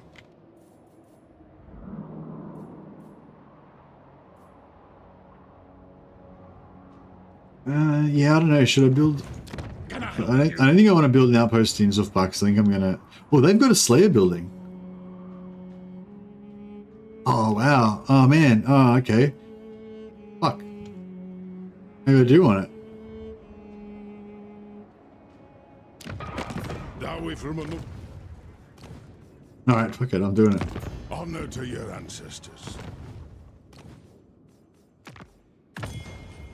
Because if we can get Slayer, if we can have like 5 different dwarf factions giving us Slayer, dudes, then we can just constantly be feeding in, what do you call it, allied Slayers all the time. And if we confederate them, they just basically become our Slayers. But I think they're still, I think after you confederate them, even if they're the same race, they still are locked in as being counted as allied, which is a bit crap. I reckon they should switch to being like not allied, but still keep their little flag that says they're from a different faction. Yeah, I love same race allies. Just because they have that little flag that shows they're from a different clan. And I love the idea of having a little confederation of dwarfs with like slayers from all different clans that have all come together to kill some great enemy.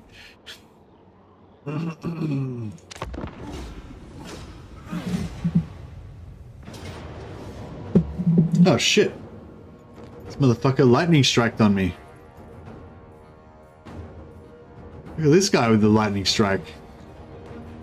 Not well signing my blade. This dude's pulling some elf bullshit on me. Something like Slayer monks in the lore. Okay. Slayer. Oh, are they the ones that like tend to the shrine of at Karak Kadron? The Slayer shrine. Because yeah, I remember in the Gotrek books they were trying to take Snorri to the Slayer shrine at Karak Kadron so that they could like pray to Grimnir for his memory to return, so he'd remember his grudge. Is that like, yeah? Are they the guys that like tend the Slayer shrine at Karak Kadron?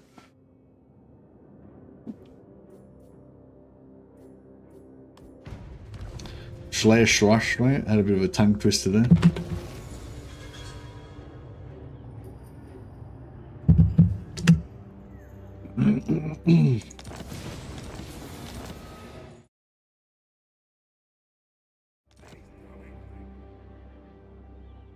All right, Vlad's still meandering around the place. To govern me. My anger burns bright. Might try a bit of ambush.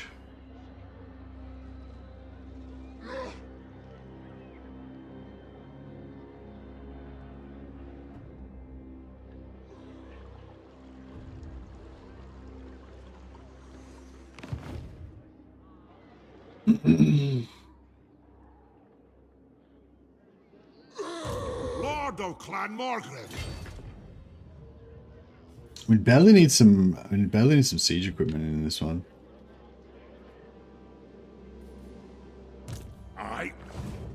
Be gone. I'll have your soul. Casting the runes.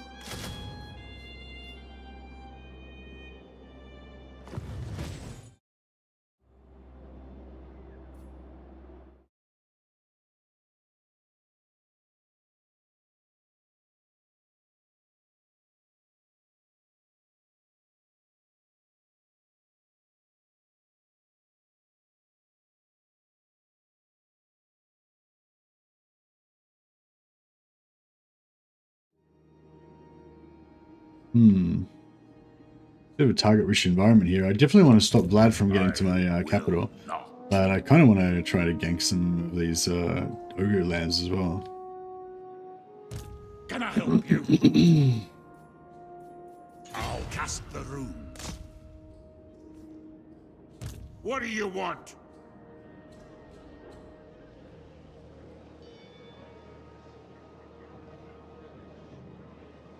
For the king! Yeah, I want to keep him with no settlements so that he keeps taking attrition if we can. I might let Zafar lead the charge on this one. Hey Benjamin, no, the hot seat campaign's finished. Was victorious. PZA Total War crushed the last of the vampire endgame, and yeah, it was called a victory.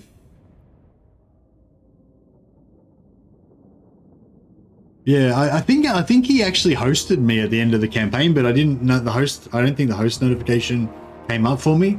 So yeah, so thanks PZA for the host. Sorry I didn't notice the notification, and yeah, congratulations. I should message him actually. I think I might be able to find him on Discord.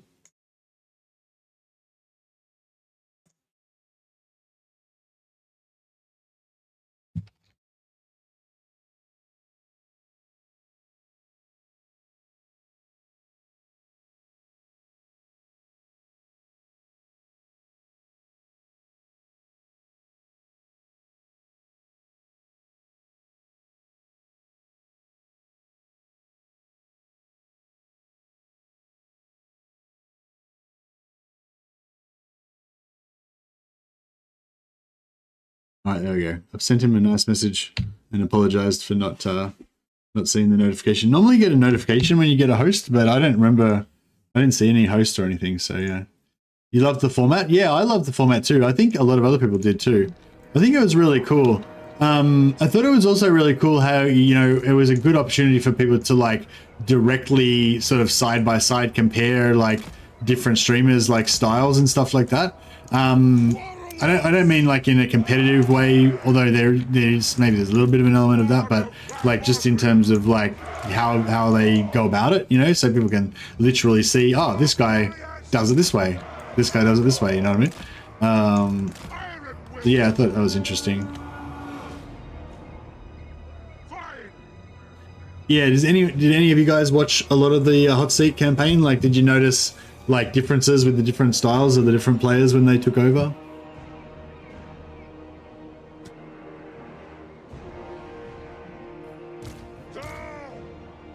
I want Zofbar to bleed for this. I don't want to have to bleed for it.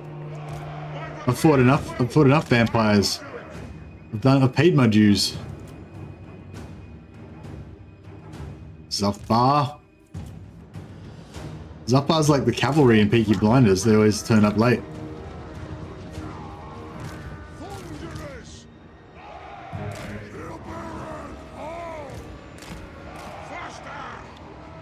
Yeah, it was really. I thought it was really cool. Yeah, it seemed to get pretty good views as well. I thought, like, yeah. You watched the Beastmen losses? Oh, with Tom. Yeah, I think maybe. Oh, I don't know. I don't really. I was in bed then, so I didn't really get to see that part. Really shouldn't have let those bats kill my ranged, but that's alright. It is what it is. Where the hell's Zofbar? God damn you, Zofbar! Leave me to fight on my own. What kind of allies are you?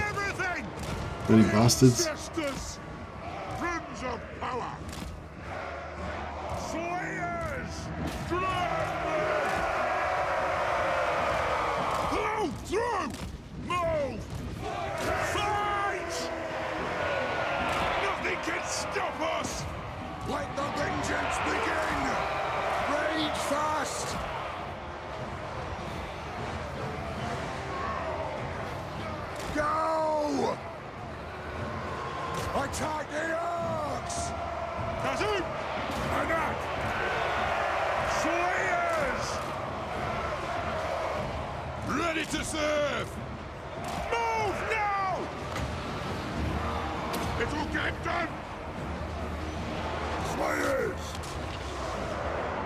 Charge didn't really work out, that's right.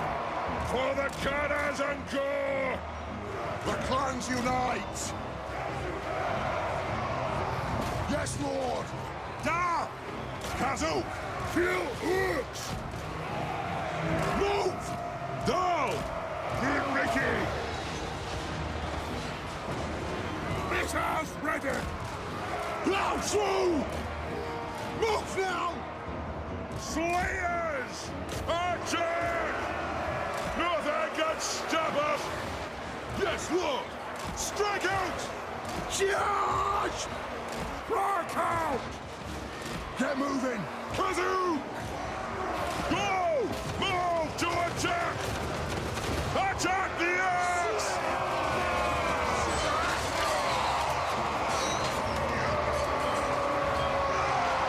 Rock and roll dwarfs. You love it.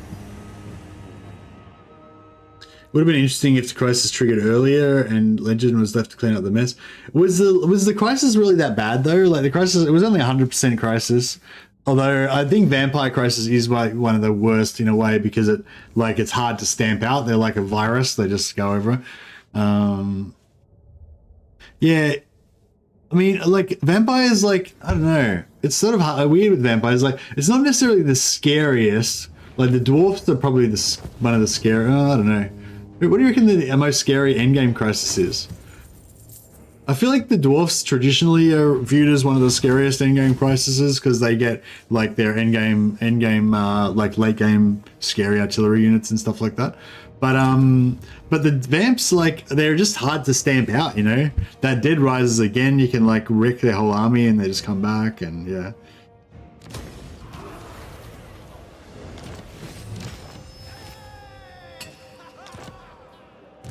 Casting the runes.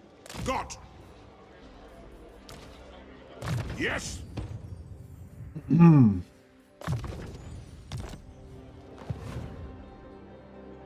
Master of runecraft. I suppose so. 2 turns till we get the goblobbers. Yeah. Armed and ready.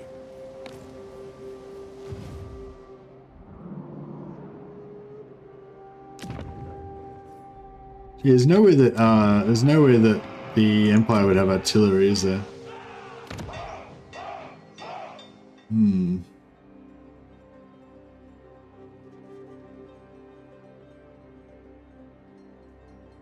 Yeah, well, it kind of was like that. I mean, I don't know. I mean, the end game triggered, I think, on Legends' turn, didn't it? Or just before Legends' turn, something. No, it triggered at the end of his turn, didn't it? Or just or middle of his turn. Can't remember. I was watching his stream when it triggered. Did he end up farming? Isabella, or he just wiped them out on turn 1? I assumed he was going to wipe them out on turn 1, but then if you wipe them out on turn 1, you don't get Isabella because she doesn't spawn until like turn 2. Vengeful Rune Lord. I grow restless. Oh yeah, this prick that was like being a smartass, lightning striking us. For limbs, not tree trunks. Bloody, let's see how much you like. How do you like lightning striking now, bastard? King. The axe thirsts for war.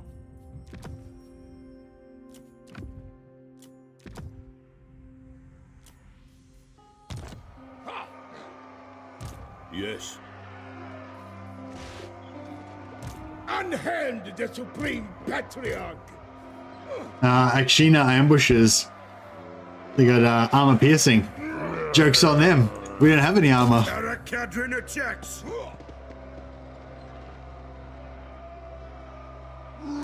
Summon me if you dare. Oh, I might war with this guy as well. It's like in the way. It is time. Great Gromney's bit.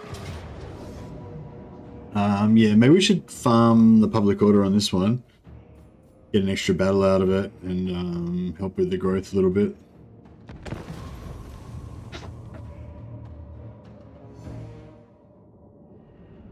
But yeah, the excuse me. Now, the co-op, the head-to-head was good. No, not hot seat. Sorry, was good. It was good. I mean, it's always good getting a host from Legend and getting like lots of viewers and stuff like that. But it was really cool. Like, it was really cool just like sharing the campaign and like knowing that you're kind of part of a team that's going to be doing it and stuff. I thought it was really cool. But whereas actual co-op, I find can be quite kind of not that much fun because it's sort of slow because you got to kind of wait for everybody and you can't play the campaign properly because you got to you kind of have to have like house rules with co-op campaigns so that you don't take too long with your turns and you don't waste too much time like on manual battles all the time and stuff like that. So it's just like, I don't know, like the co-ops are really like bastardized version of Total War. It's not the normal, it's not proper Total War. Don't get me wrong though, co-op is a really fun way to play Total War if you've got a friend that you can really both get invested in the campaign map together, and that's like even better than when you're playing by yourself. But when you're trying to play like a co-op for a stream, you've got to like make it really fast paced and all that kind of thing. And I think that's a bad way to play. That's not a fun way to play co-op. Like I think, well, I mean, no, it can still be fun for sure. But the like ideal way to play co-op in my mind is actually to play it out slow and have a mate that's willing and able to play it out slow. Like if you both kind of like work from home or something, and you can kind of, you know, you can play a turn and play and they can play, and you can, you know, take ages with your turns and stuff like that, and that's fine. The other person can just go and do some house chores, or they can go and do whatever, you know. I feel like that's like the coolest way to do it. But because it's not the sort of game where you can really play it in. I probably could do it as fast forward rather than do it in slow motion. Sorry, I got distracted. It's not the sort of game where you can play like a really in a high octane kind of a way, you know, like you're playing like a co-op shooter or something. You're both fully engaged, like sitting forward in your seat, doing it together, concentrating the whole time, you know. Whereas Total War is not a game like that. Total War is a game where you fluctuate between edge of the seat battles and chilled out strategy. Edge of the seat battles, chilled out strategy. Go make a snack, come back, edge, you know, like and that. Like, I think that's like the proper way to play Total War, you know, where you can control that pace whether you want, you know. And if you've got a co-op partner that's on that same wavelength with you, then you can be like, oh, look, bro, I'll just auto resolve all these battles and you know, whatever, you know, or it could be like, oh, I'm gonna take a while because I've got to like figure out my buildings and I've got to do all my skill trees and all that shit. Do you want to just go and, you know, go and have your lunch and I'll, you know, come back in an hour and I'll be ready to go or whatever, you know, that kind of thing, you know. And then you can be like, oh, bro, we've got like a really big battle. Do you want to do it together? We'll do a co-op battle and we'll smash these vampires or whatever. And then you can both like get ready, do your house chores or whatever, and then come together to fight like a 45-minute long battle where you cheese the hell out of whatever together, and you're both microing cavalry and shit, you know, like that's how it makes co-op really fun, I reckon. Whereas streamer co-op, it's like you got to do everything like fast, and you know, and it can feel like slow even if you're trying to make it fast, and you know, I don't know. No, I'm talking it down too much. Like co-op's cool, co-op is cool, but I think like offline relaxed co-op is cooler, you know. Yeah, like 8-man co-op and stuff like that could be really fun. And so I think I did a 6-man co-op with Turin and Anticity and Half Plays and a few other guys, and it was really fun. It was really cool, but it was not Total War. It was like it was some totally bastardized, cut down, sped up version of it. You know what I mean? It was like, but it was fun. But it was not. It wasn't Total War though. You know, it was just like a side thing.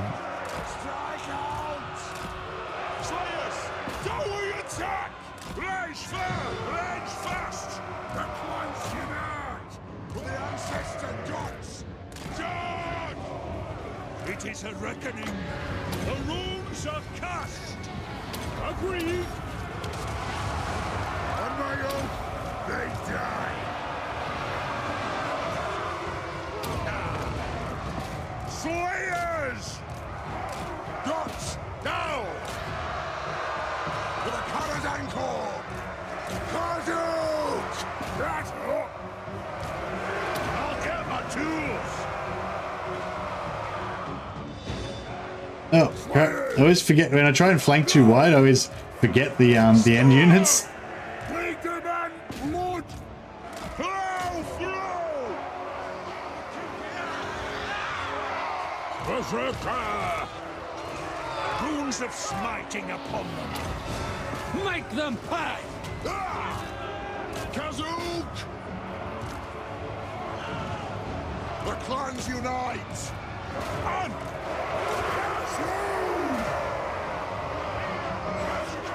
Oh, dead horsies.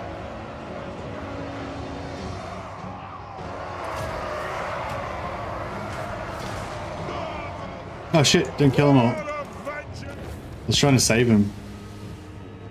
People are afraid of Unholy Alliance co-op. Instead they play Dwarf and Dwarfs or Empire and Empire BS. I'm not afraid of it, it's just that it's heresy.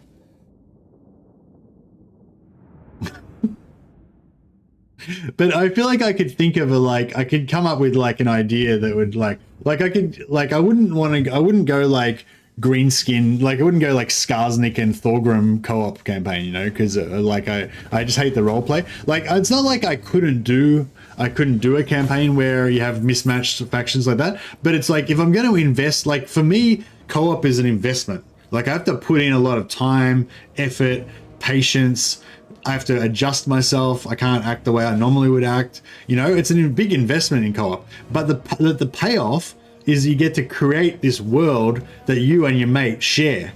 And a shared world that you and your mate or you and a couple of mates share, it feels way more alive and invested and cool. And like, yeah, if you've ever played a big, long co-op campaign with a good mate, then you know what I mean. Like, it's really cool. But for me personally, if I'm going to invest in a long co-op campaign, then I want it to be like the world that I like, you know, which is like a more law-friendly kind of thing, you know.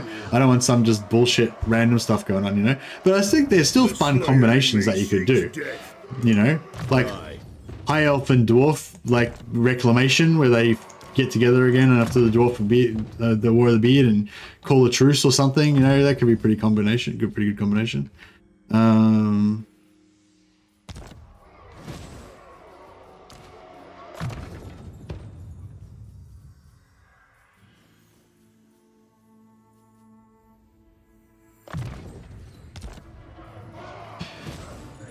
Like our Baldur's Gate campaign that you abandoned, you mean the shared world that you get invested in and everything? Yeah, exactly. I really enjoyed that, man. Yeah, I'm sorry that I don't have time to fuck around with that bullshit. I just don't have time for it, you know?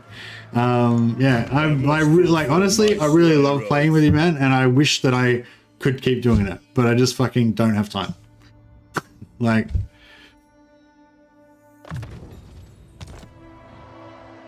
Send me a champion. It is settled. One rug. But I don't regret it. I had a good time and it was a really good experience. The only thing that's bad about it is that I know that I disappointed you and you would have liked to have played more. But like, yeah. Onward. Don't take it as like I didn't like playing it with you or something. I totally loved it. I thought it was really, really cool. I just don't have time to do it.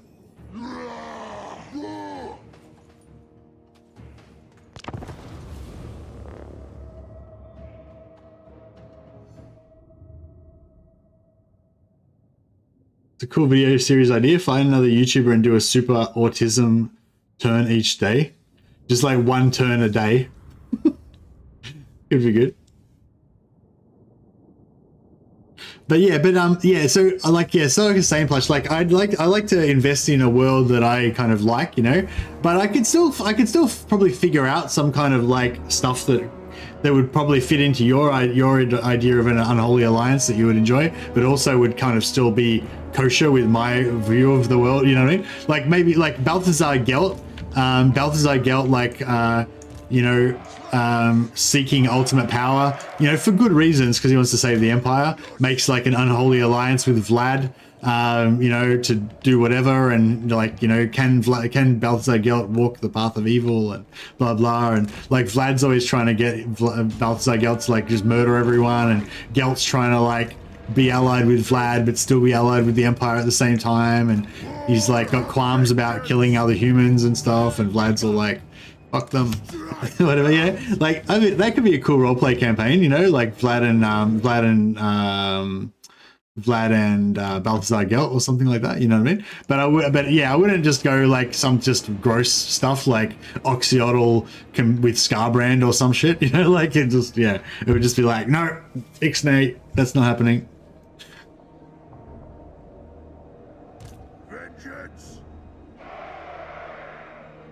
Can 8-man co-op be 4 versus 4? Yeah. Yeah, you can do 4 versus 4. Obey me. Hey, Moritz, say again, buddy.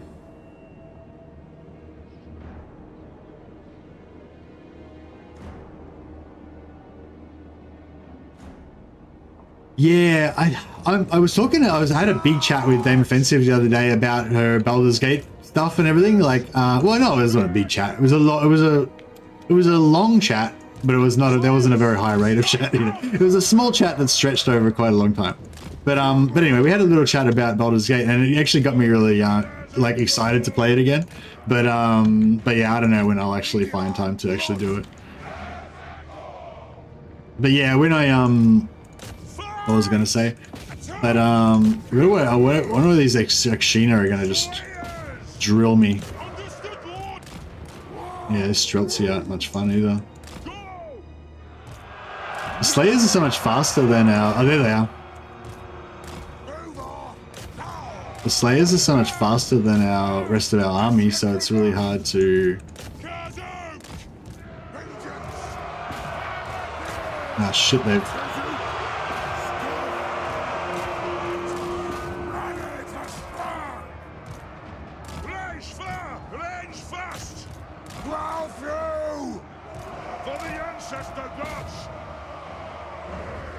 I wonder if these chariots are gonna just ruin us.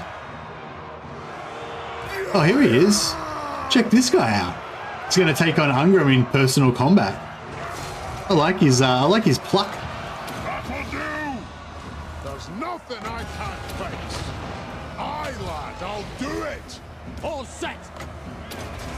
I suppose so. Yeah, you're dead, bro. You're dead. It was then that Castalton realized that he fucked up. Rage fast! Are they having trouble targeting them, though? So. Yeah, some of these Slayers aren't going to make it through this, aren't going to live through today. Slayers! That's a shame. Move to attack! Strike out! Yeah, versus infantry, versus armored infantry, Slayers just definitely don't really perform too well. Attack the axe! Slayers! I'll try to reclaim a couple of dudes out of some of our Slayer, yeah, Castalton's dead. Try to save some of our Slayers, but we can get some of these weaker units too. Move! This is a reckoning! Drain the axe! Rage fast! Drain the Is it just one guy? Oh, it's just one Slayer. I'll let him kill this Patriarch guy.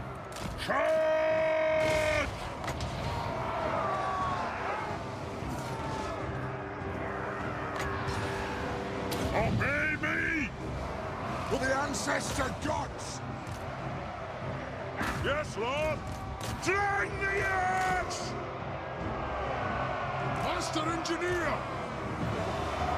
It is Just one Slayer survived. He's like, I'm still good. I only lost 79 of my comrades. I am the Slayer! Casualties, 99%. Situation, excellent. Nothing can stop us! Yeah, I want to get a complete wipeout on this army. If we can. For the High King! Slayers! Move to attack! Yeah, that's good. Oh, actually, no, let them live. We'll try and get it through gen as we can, I guess.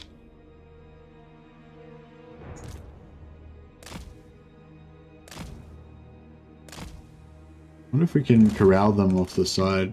I don't think so.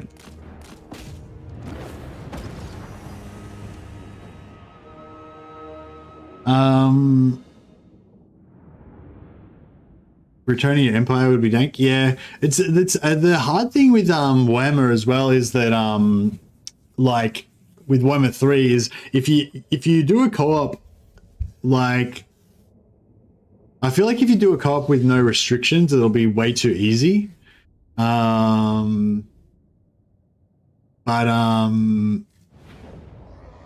yeah, but if you do it with make some special rules to make it a bit more challenging, it'd probably be better. You know, like maybe if you did like a co-op, this is total war, you got to declare war on every other faction except, or maybe, or if you want to do a roleplay appropriate one, you do like a this is total war on all evil factions or something, you know, like you do, like just say you do Empire Britonia and you have to like instantly declare war on all greenskins, vampires, Skaven, you know, all of the overtly enemy races. And then you'd have a bit more of a challenging, aggressive campaign to deal with, you know, or you have like end game that's like fairly early and you've got to like deal with it, you know.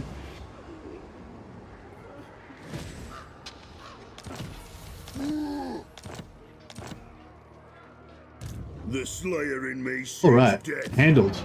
How do we go with our Slayers? I only lost 1 unit. Yeah, the replenishment on this is really nice now, 32. 32%. Oh, that's with the 2 buffs here, though. Yeah, Ungrim's kind of like my least... Well, I know Ungrim was my least favorite lord, but I'm actually kind of really enjoying this campaign, actually. I don't know, something about the Dwarf, the Slayer playstyle just makes it feel more... yeah, the Slayer playstyle makes him feel more aggressive and dynamic, like kind of like I was comparing him to Dark Elves and saying how Dark Elves are really aggressive and dynamic, and they move fast, they kick ass, they take names, they slaughter and move on, you know.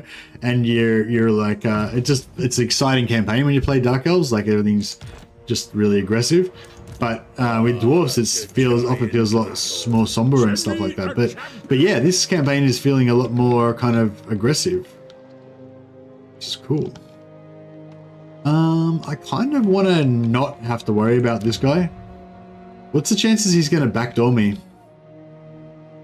Probably pretty high, hey?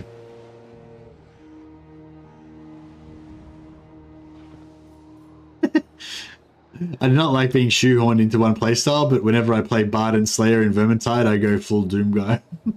Nice one. I get that. I used to be like that when I'd play Slayer in Warhammer Age of Reckoning as well. I'm not. No, I think I was, but I wasn't actually very good. Not on Slayer. I was a Chaos Warrior main. Chaos Warrior, and then I went the Blazing Sun, which is like exactly the same class on the other side. I am the Slayer King. Yeah, we rolled Chaos to start with, and I made this like kind of tanky bodyguard Chaos Warrior build, and then like a year or two later, we were like, after we'd all quit, we were like, let's go back and play Warhammer Age of Reckoning again, but this time for something different. We'll play the other side. We'll play Order side. And I'm like, cool, yeah, we'll do something totally different, play Order style. But then I just recreated my exact same character, but just as a Knight of the Blazing Sun instead of a Warrior of Chaos. When Gotrek leaves, you have to take his items off first or you'll lose them. Well, that's interesting, Jesse. I thought that you did. And then I thought that you didn't. And then I thought that you did again. And then recently somebody told me it's because it's a bug and that they fixed it, or they didn't fix it, or they fixed it and then it broke again and whatever. So so the short answer is I don't know. But it's not but the reason why I was confused is because it's not a simple answer. It's like you used to, but then you didn't, but then you do, and then you don't, and fucking we don't know right now. Basically. Apparently. Somebody just told me it's a known bug. But I'm not sure if it's actually fixed currently or not. But yeah, I'll be removing all of my gear from them before they leave, hopefully, unless I forget. Alright, so I really want to go this way.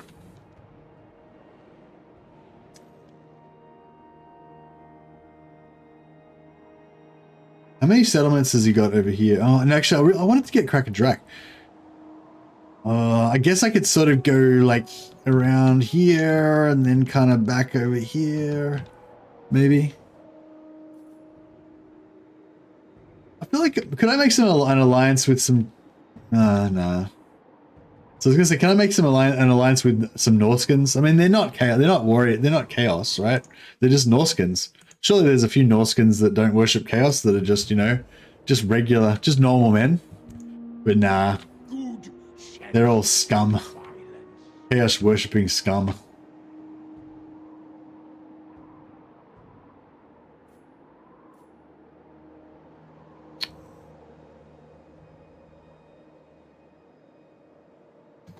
Yeah, I think I'll go this way. I'll come around there and I'll try and get Cracker Drac. Like, Cracker Drac I think is not really strategically that important, but it'd be a huge moral victory, like, if we could get it. Fulfill my Slayer oath. Gotrek Gurnishan. Beast Slayer. Unto glory I was for the gonna ancestors. leave this here to farm the Soulslayer! good vibes, but we'll just take him out. For the great death! Your doom is assured. Time for a reckoning, as the High King commands. Born to die. On the move!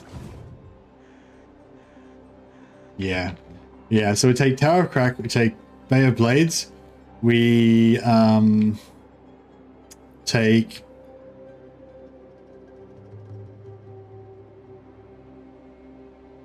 Sail Encampment, then maybe we sell that back to Castalton for peace, and then make him patrol the wastelands.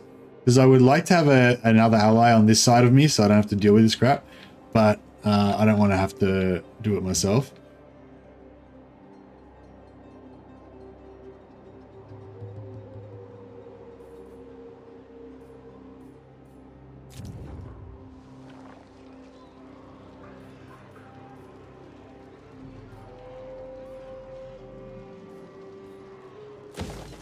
Yeah, we're trying to get that public order happening.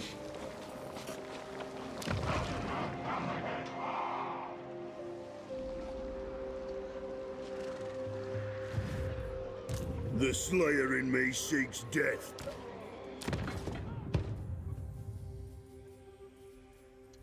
Any more public order?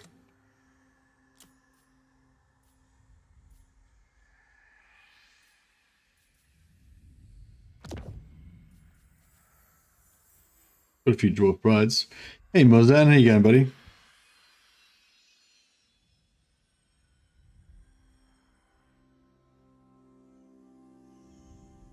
Do you reckon shades? I don't even feel like shades are really that good. I never really enjoyed using them that much. I thought they're, I don't know, they just feel like fragile and like, I don't know. But a lot of people seem to really love them. I don't know. Maybe I need to try them out more effectively. Like, I think a lot of times I don't, one thing I noticed Legend did was, excuse me, was actually like methodically sort of test things, like actually, you know, put things through a set of conditions that he wants to evaluate and see what happens, and you know, actually pay attention to it and stuff. Whereas I feel like a lot of times I'm a bit lazier than that, and like I'll be like, oh, let's try out this unit, and then I don't really think about whether I'm using them correctly or you know, whatever. I just like try them out, and then I'm like, no, they didn't seem that good or whatever, you know, like, and that, like, it's a lot more muddy, I guess, you know, a lot, not exacting, you know. We keep Troll Company ourselves. I don't know, Luca. I don't really want it, like, from a kind of thematic position. I don't really want it. I'd rather give it to Kislev, but I'm just conscious that I don't really have much land. And if I just have these little spots around the place, just of little bits of mountains here and there, I'm going to have a weak economy. So I'm sort of thinking maybe I need to hold on to it.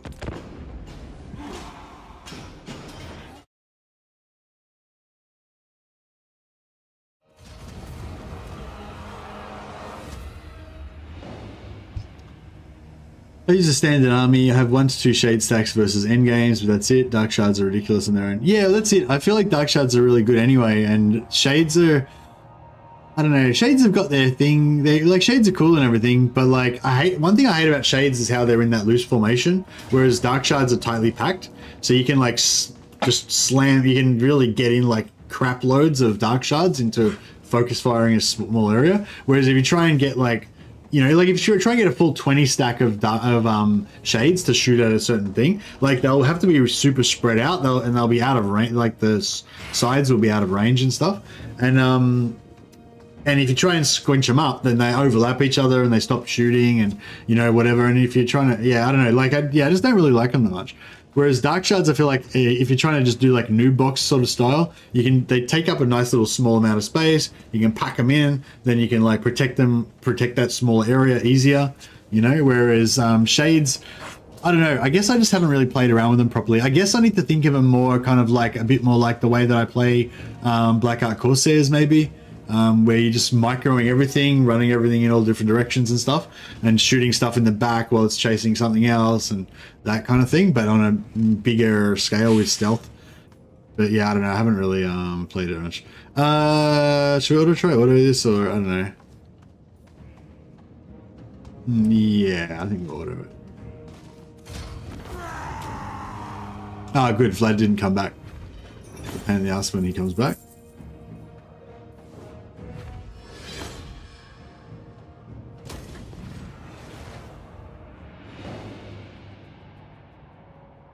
I use Dark Shard and Dread Spear stacks, some Blackguards even, backed up with Reaper Bolt Thrower. Always feel more confident about using Dark Shards because I always replace them. Yeah, I tend to use Dark Shards primarily, and then I tend to use like basically free shade stacks in Black Arcs for auto resolving later on.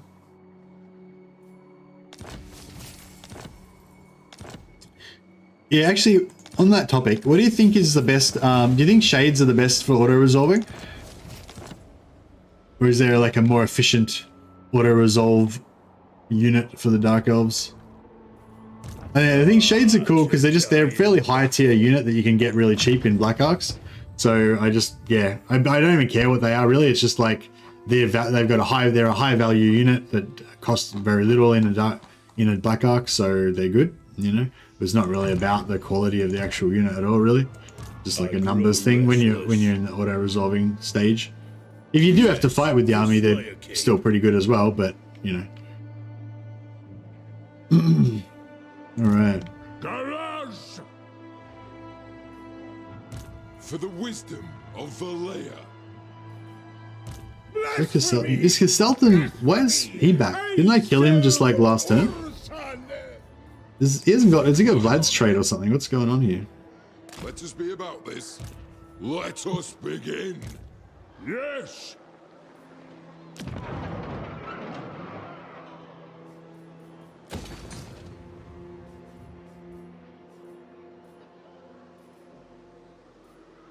Gottrek Gurnishan. I must fulfill my Slayer oath. Pray I meet with Grimnir.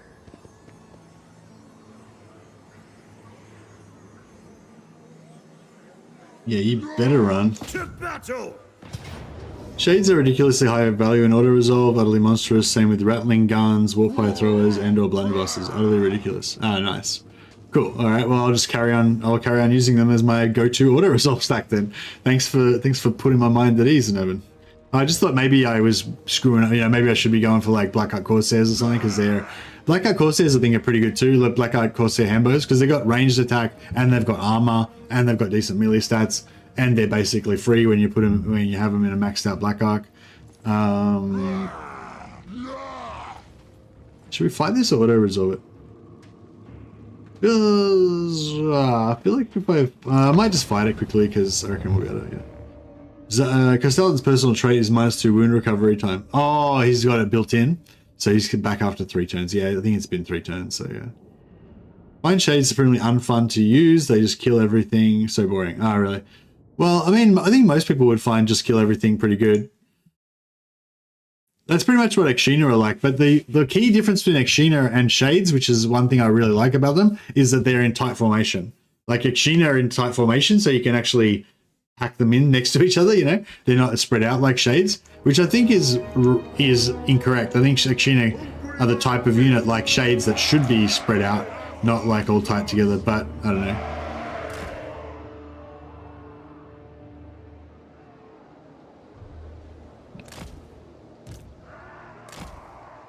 I am the Slayer King!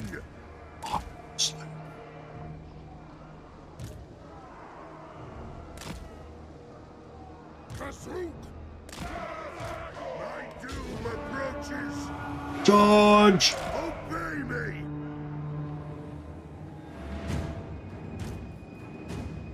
The clans unite!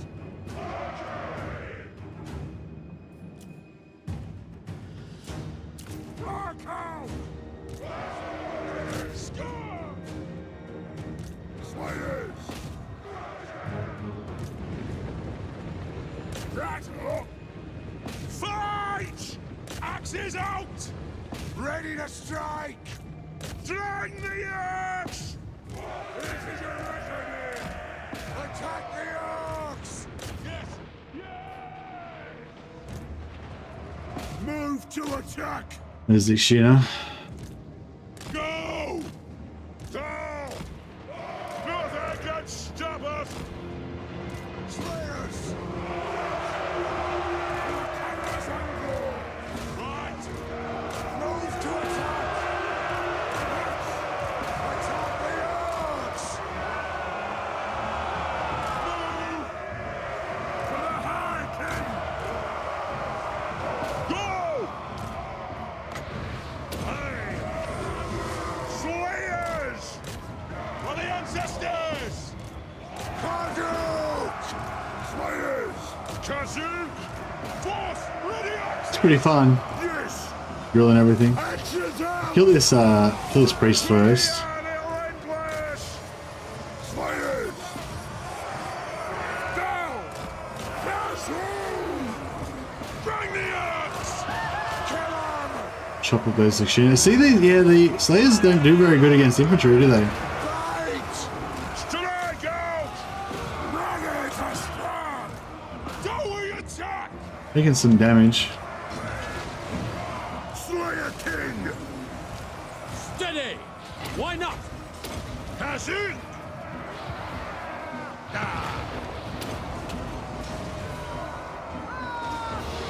Slayers! The Iron Fist speaks!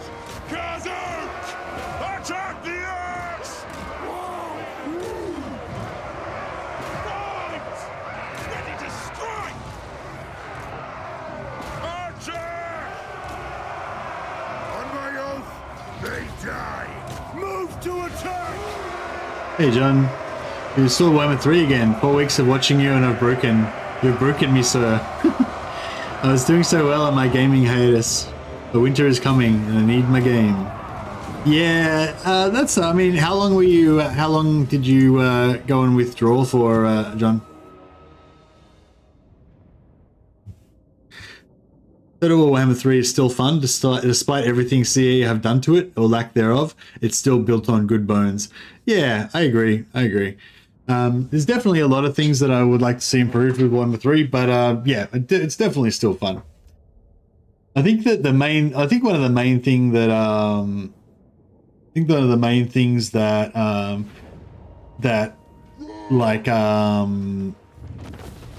is like the one thing that saves it, I guess, is the variety, like just the sheer number of factions and variety. Hey, Luca, yeah, definitely works, yeah. So yeah, so you can see here, these units, all these units that are at full health, they didn't go below 75% health. So these guys were all busted up before. When you were in the battle, you saw all my units were all busted up. But like these guys never went below 75% health.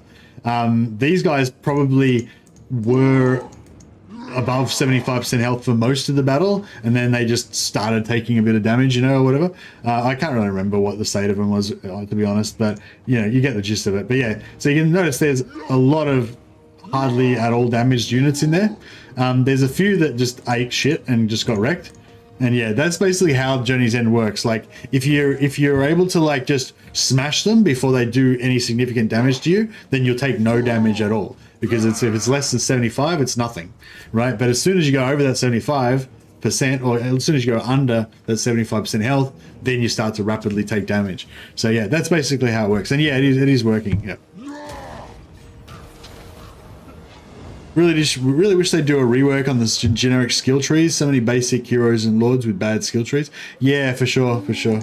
Yeah, they do occasionally go back and do that kind of stuff. And I always appreciate it as well. I really appreciate it when they redid the traits on all those like crappy Warhammer 1 traits, that gave you like really bad, like, it was like 3 melee attack and 5% charge bonus and crap like that, and then they upgraded them to be like, plus 10 melee attack and like 20 armor and actually made them really good.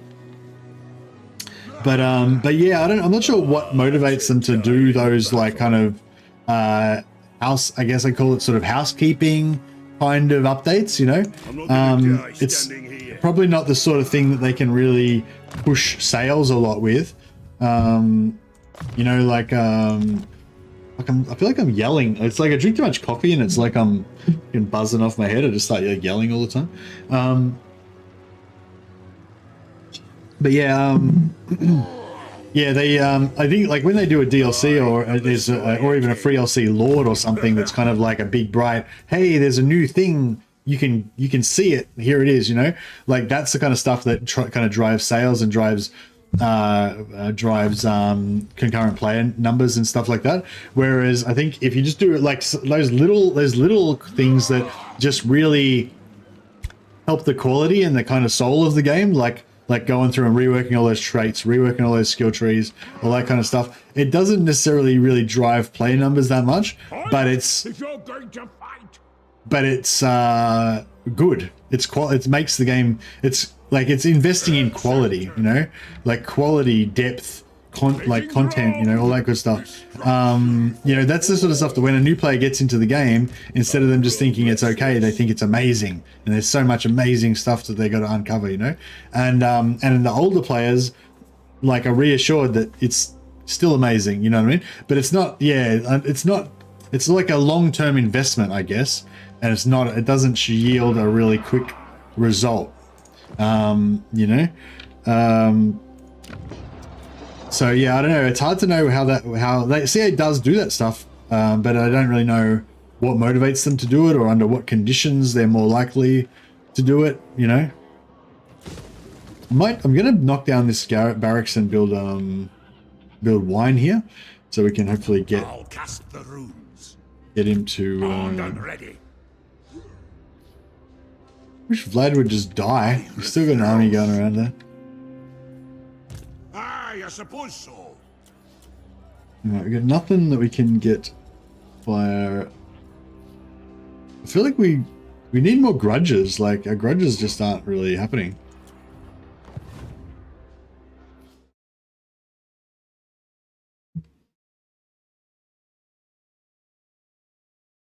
For glass cannons, the damage they deal is lacking in my opinion. Also, Slayer tech tree is related. Because they're anti-large and they don't have particularly high melee attack. The more decides who we fight. Yeah, they're not really that great. They're shit against infantry basically. You know, they're super good against like cavalry and monsters and mounted lords and stuff like that, especially if it's not armored. But yeah, that's the other thing they're not armor piercing. So yeah, you got to get the giant slayers, and you got to buff their melee attack. But you do have the tools, you know, like you've got rune lords that have the speed, rune lords that have the speed thing, and I'm the one in charge round here. stuff. Sorry. Master of runecraft. All right, let's get some more slayers up in there. Yeah, I don't know if they're that great for other factions, but they're good for Gotrek for sure. What do you want? I mean Ungrim. Yes.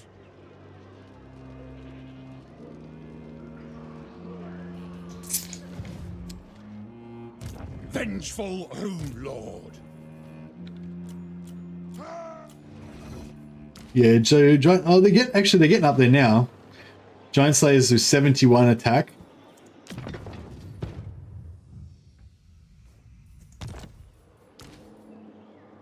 $61 melee attack. Yeah, they're getting up there now.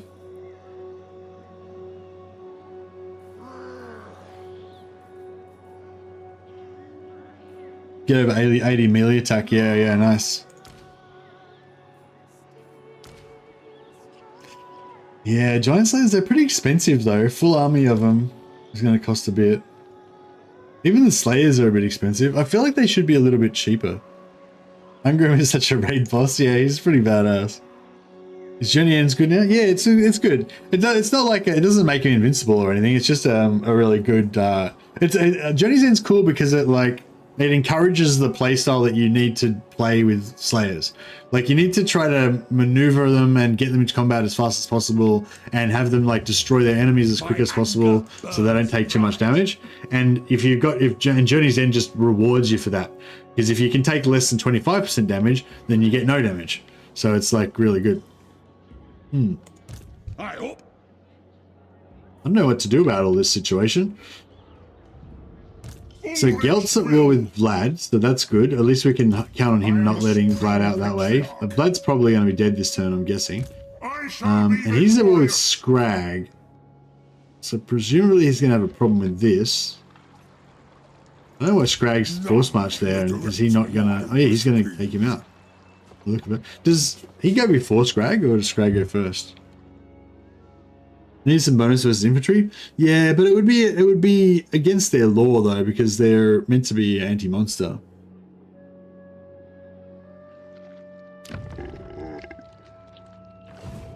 Yeah, so Scrag's gonna take Swordsafen, I guess. It depends how good his army is. My anger burns bright. So that army can't really do anything to us. These guys are all weak.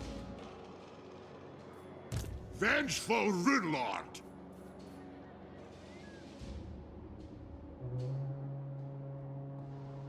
How come our replenishments for shit here? Oh, it's because it's not our territory.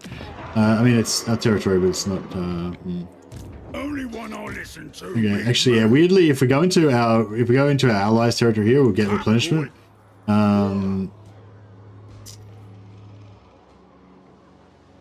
And we could force march all the way back up here, Casting the runes. and then we get good replenishment. I'll get on it. It's not bad. We're with Scrag, yeah. Oh yeah, sorry, Vasily. Yeah, we're still thinking about mortars. Haven't really made much inroads on it yet.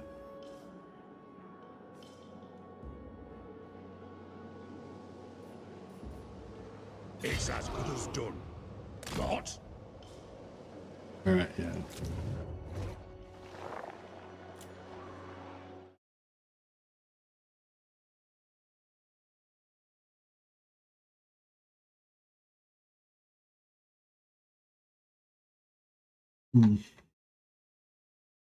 Oh yeah, I've got to give my obligatory hourly plug of my new video. If you haven't checked it out already, really appreciate it if you check it out and give it a like or a comment or whatever. And especially if you've got any constructive feedback about how I could improve it or something that you didn't like about it or whatever like that, let me know. It's just linked in the chat there if you want to check it out. It's just a video about cheesing Oath God with the new Gotrek. I mean.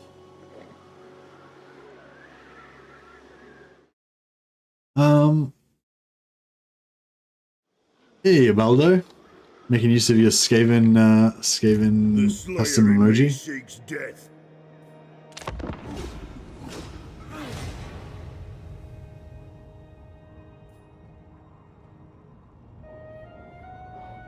Yeah, no, Journey's End it's not like OP anymore. I think it's just good. I think it's just good now, actually. Kill me a king. When it first got nerfed down from 50 to 75, I thought it was really shit. But I think that was because it just wasn't functioning at all. It just wasn't doing anything. Whereas now I think it's kind of cool. I've come around to it. I think the old me wouldn't have not have liked it because I didn't really like anything that wasn't like, you know, Doomstack. I feel like it's not really Doomstack anymore. It's just cool. It's like balanced. It's like a little bonus. It's a little bonus that sort of enhances the playstyle of the Slayers rather than changing it, you know? Whereas I feel like the 50% was a bit too much. It sort of changed the playstyle of the Slayers from being glass cannons to being tanks, which is just not really what the idea of them is, you know? Whereas the new 75% Journey's End, they're still kind of like this high octane death machine, but now you're rewarded. If you play it well, then they survive more. Can we get away with not defending this? Oh shit, these guys are coming after us. Oh, they're coming after Prague as well, so hopefully they'll deal with them. Hey Mason, how you going, buddy? Yeah, still going strong. It's only been 5 hours, but it feels like I've been going for like 10 hours. I think this will be a shorter stream tonight. I don't think I'm going to be going for like 8 or 9 hours today.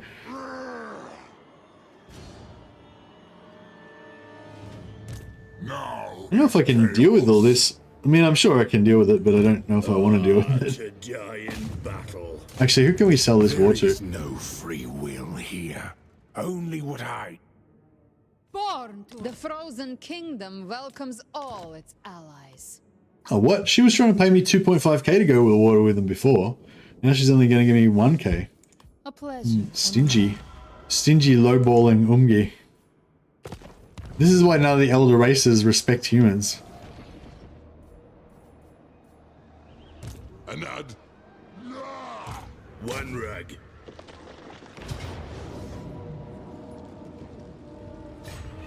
Pray I meet with Grimnir. Summon me if you dare. Shoulder axes, lads. Remove. Born to die. Each of the miles. Born to die. Whoever did that pray that I meet with Grimnir line is so sick. Yeah, like, yeah. There's so many good dwarf. There's so many good lines. It's great having like Gotrek and having an Ungrim, so they're both like, you know, different versions of like the Slayer vibe. It's pretty cool. Zoishink. Wait, what's going on with Fort Ostrog? Why is it? Oh, it needs repairing.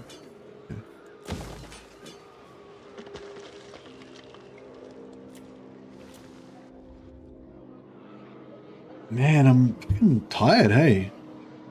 Does Gotrek bow down to Ungrim? I don't know if Gotrek... I don't know. I'm sure they would have met in the books, because they where I was up to in one of my books, they were traveling to the Slayer Shrine of Karak Kadrin. Oh, actually, no, I think they split up and like Gotrek was going somewhere else. Oh, okay. Oh, okay. I thought like maybe Gotrek went somewhere else and he made Felix take Snorri there or something. I didn't actually get up to the part where they got back there, so don't no spoilers. But yeah, okay, cool. So they do meet, and he bows down to him, does he? I kind of thought they would just like have a mutual respect. I can't really imagine Gotrek bowing to anyone. Like I can imagine him like giving him like grudging respect, or not grudging respect, but like giving him respect, but not like getting down on his knees and shit. They didn't get along? Yeah, that sounds about right. Like I love Gotrek. Grudging respect, yeah, exactly. Hey Yakachi, how you going, buddy? Yeah, I think I'm gonna have to tap out early, guys. I'm just fucking there. Yeah, I didn't I think it sort of took it out of me a bit, that whole like hot seat thing as well. Even though I only streamed for like 6 hours, it was like I'd watched a bit of Legend stream before mine. I ended up watching like 3 or 4 hours of Kiwi's stream after mine, and I came back and watched like an hour of Tom's stream, and it was just a bit of a whole like, yeah, long day, I guess, or whatever. And then yeah, didn't really sleep last night, so yeah, I'm a bit buggered. But what day is it anyway? I can't even know what day it is. Anyway, I think that means that it's time for me to tap out. It's Sunday. Oh yeah, true. I did know that. I just forgot. All right, cool. Well, let's see who we can chuck a host over to. Who's doing some Total War Warhammering? Oh, PZA Total War. Let's chuck a host over to him. He's playing Attila. I don't know if you guys are really interested in watching Attila. Oh fuck it, I'll do it anyway. I'll chuck a host over to him anyway. I know most of you guys aren't interested in Attila, but hopefully you are interested in PZA Total War. He was the glorious champion of the hot seat campaign that we played the other day. He finished it off, brought it home for us, and yeah. So I think I'm actually going to go and drop in there and say hello as well. So if you guys want to come over with me, and we can all say hello and drop a like and stuff like that. That'd be really cool, I reckon.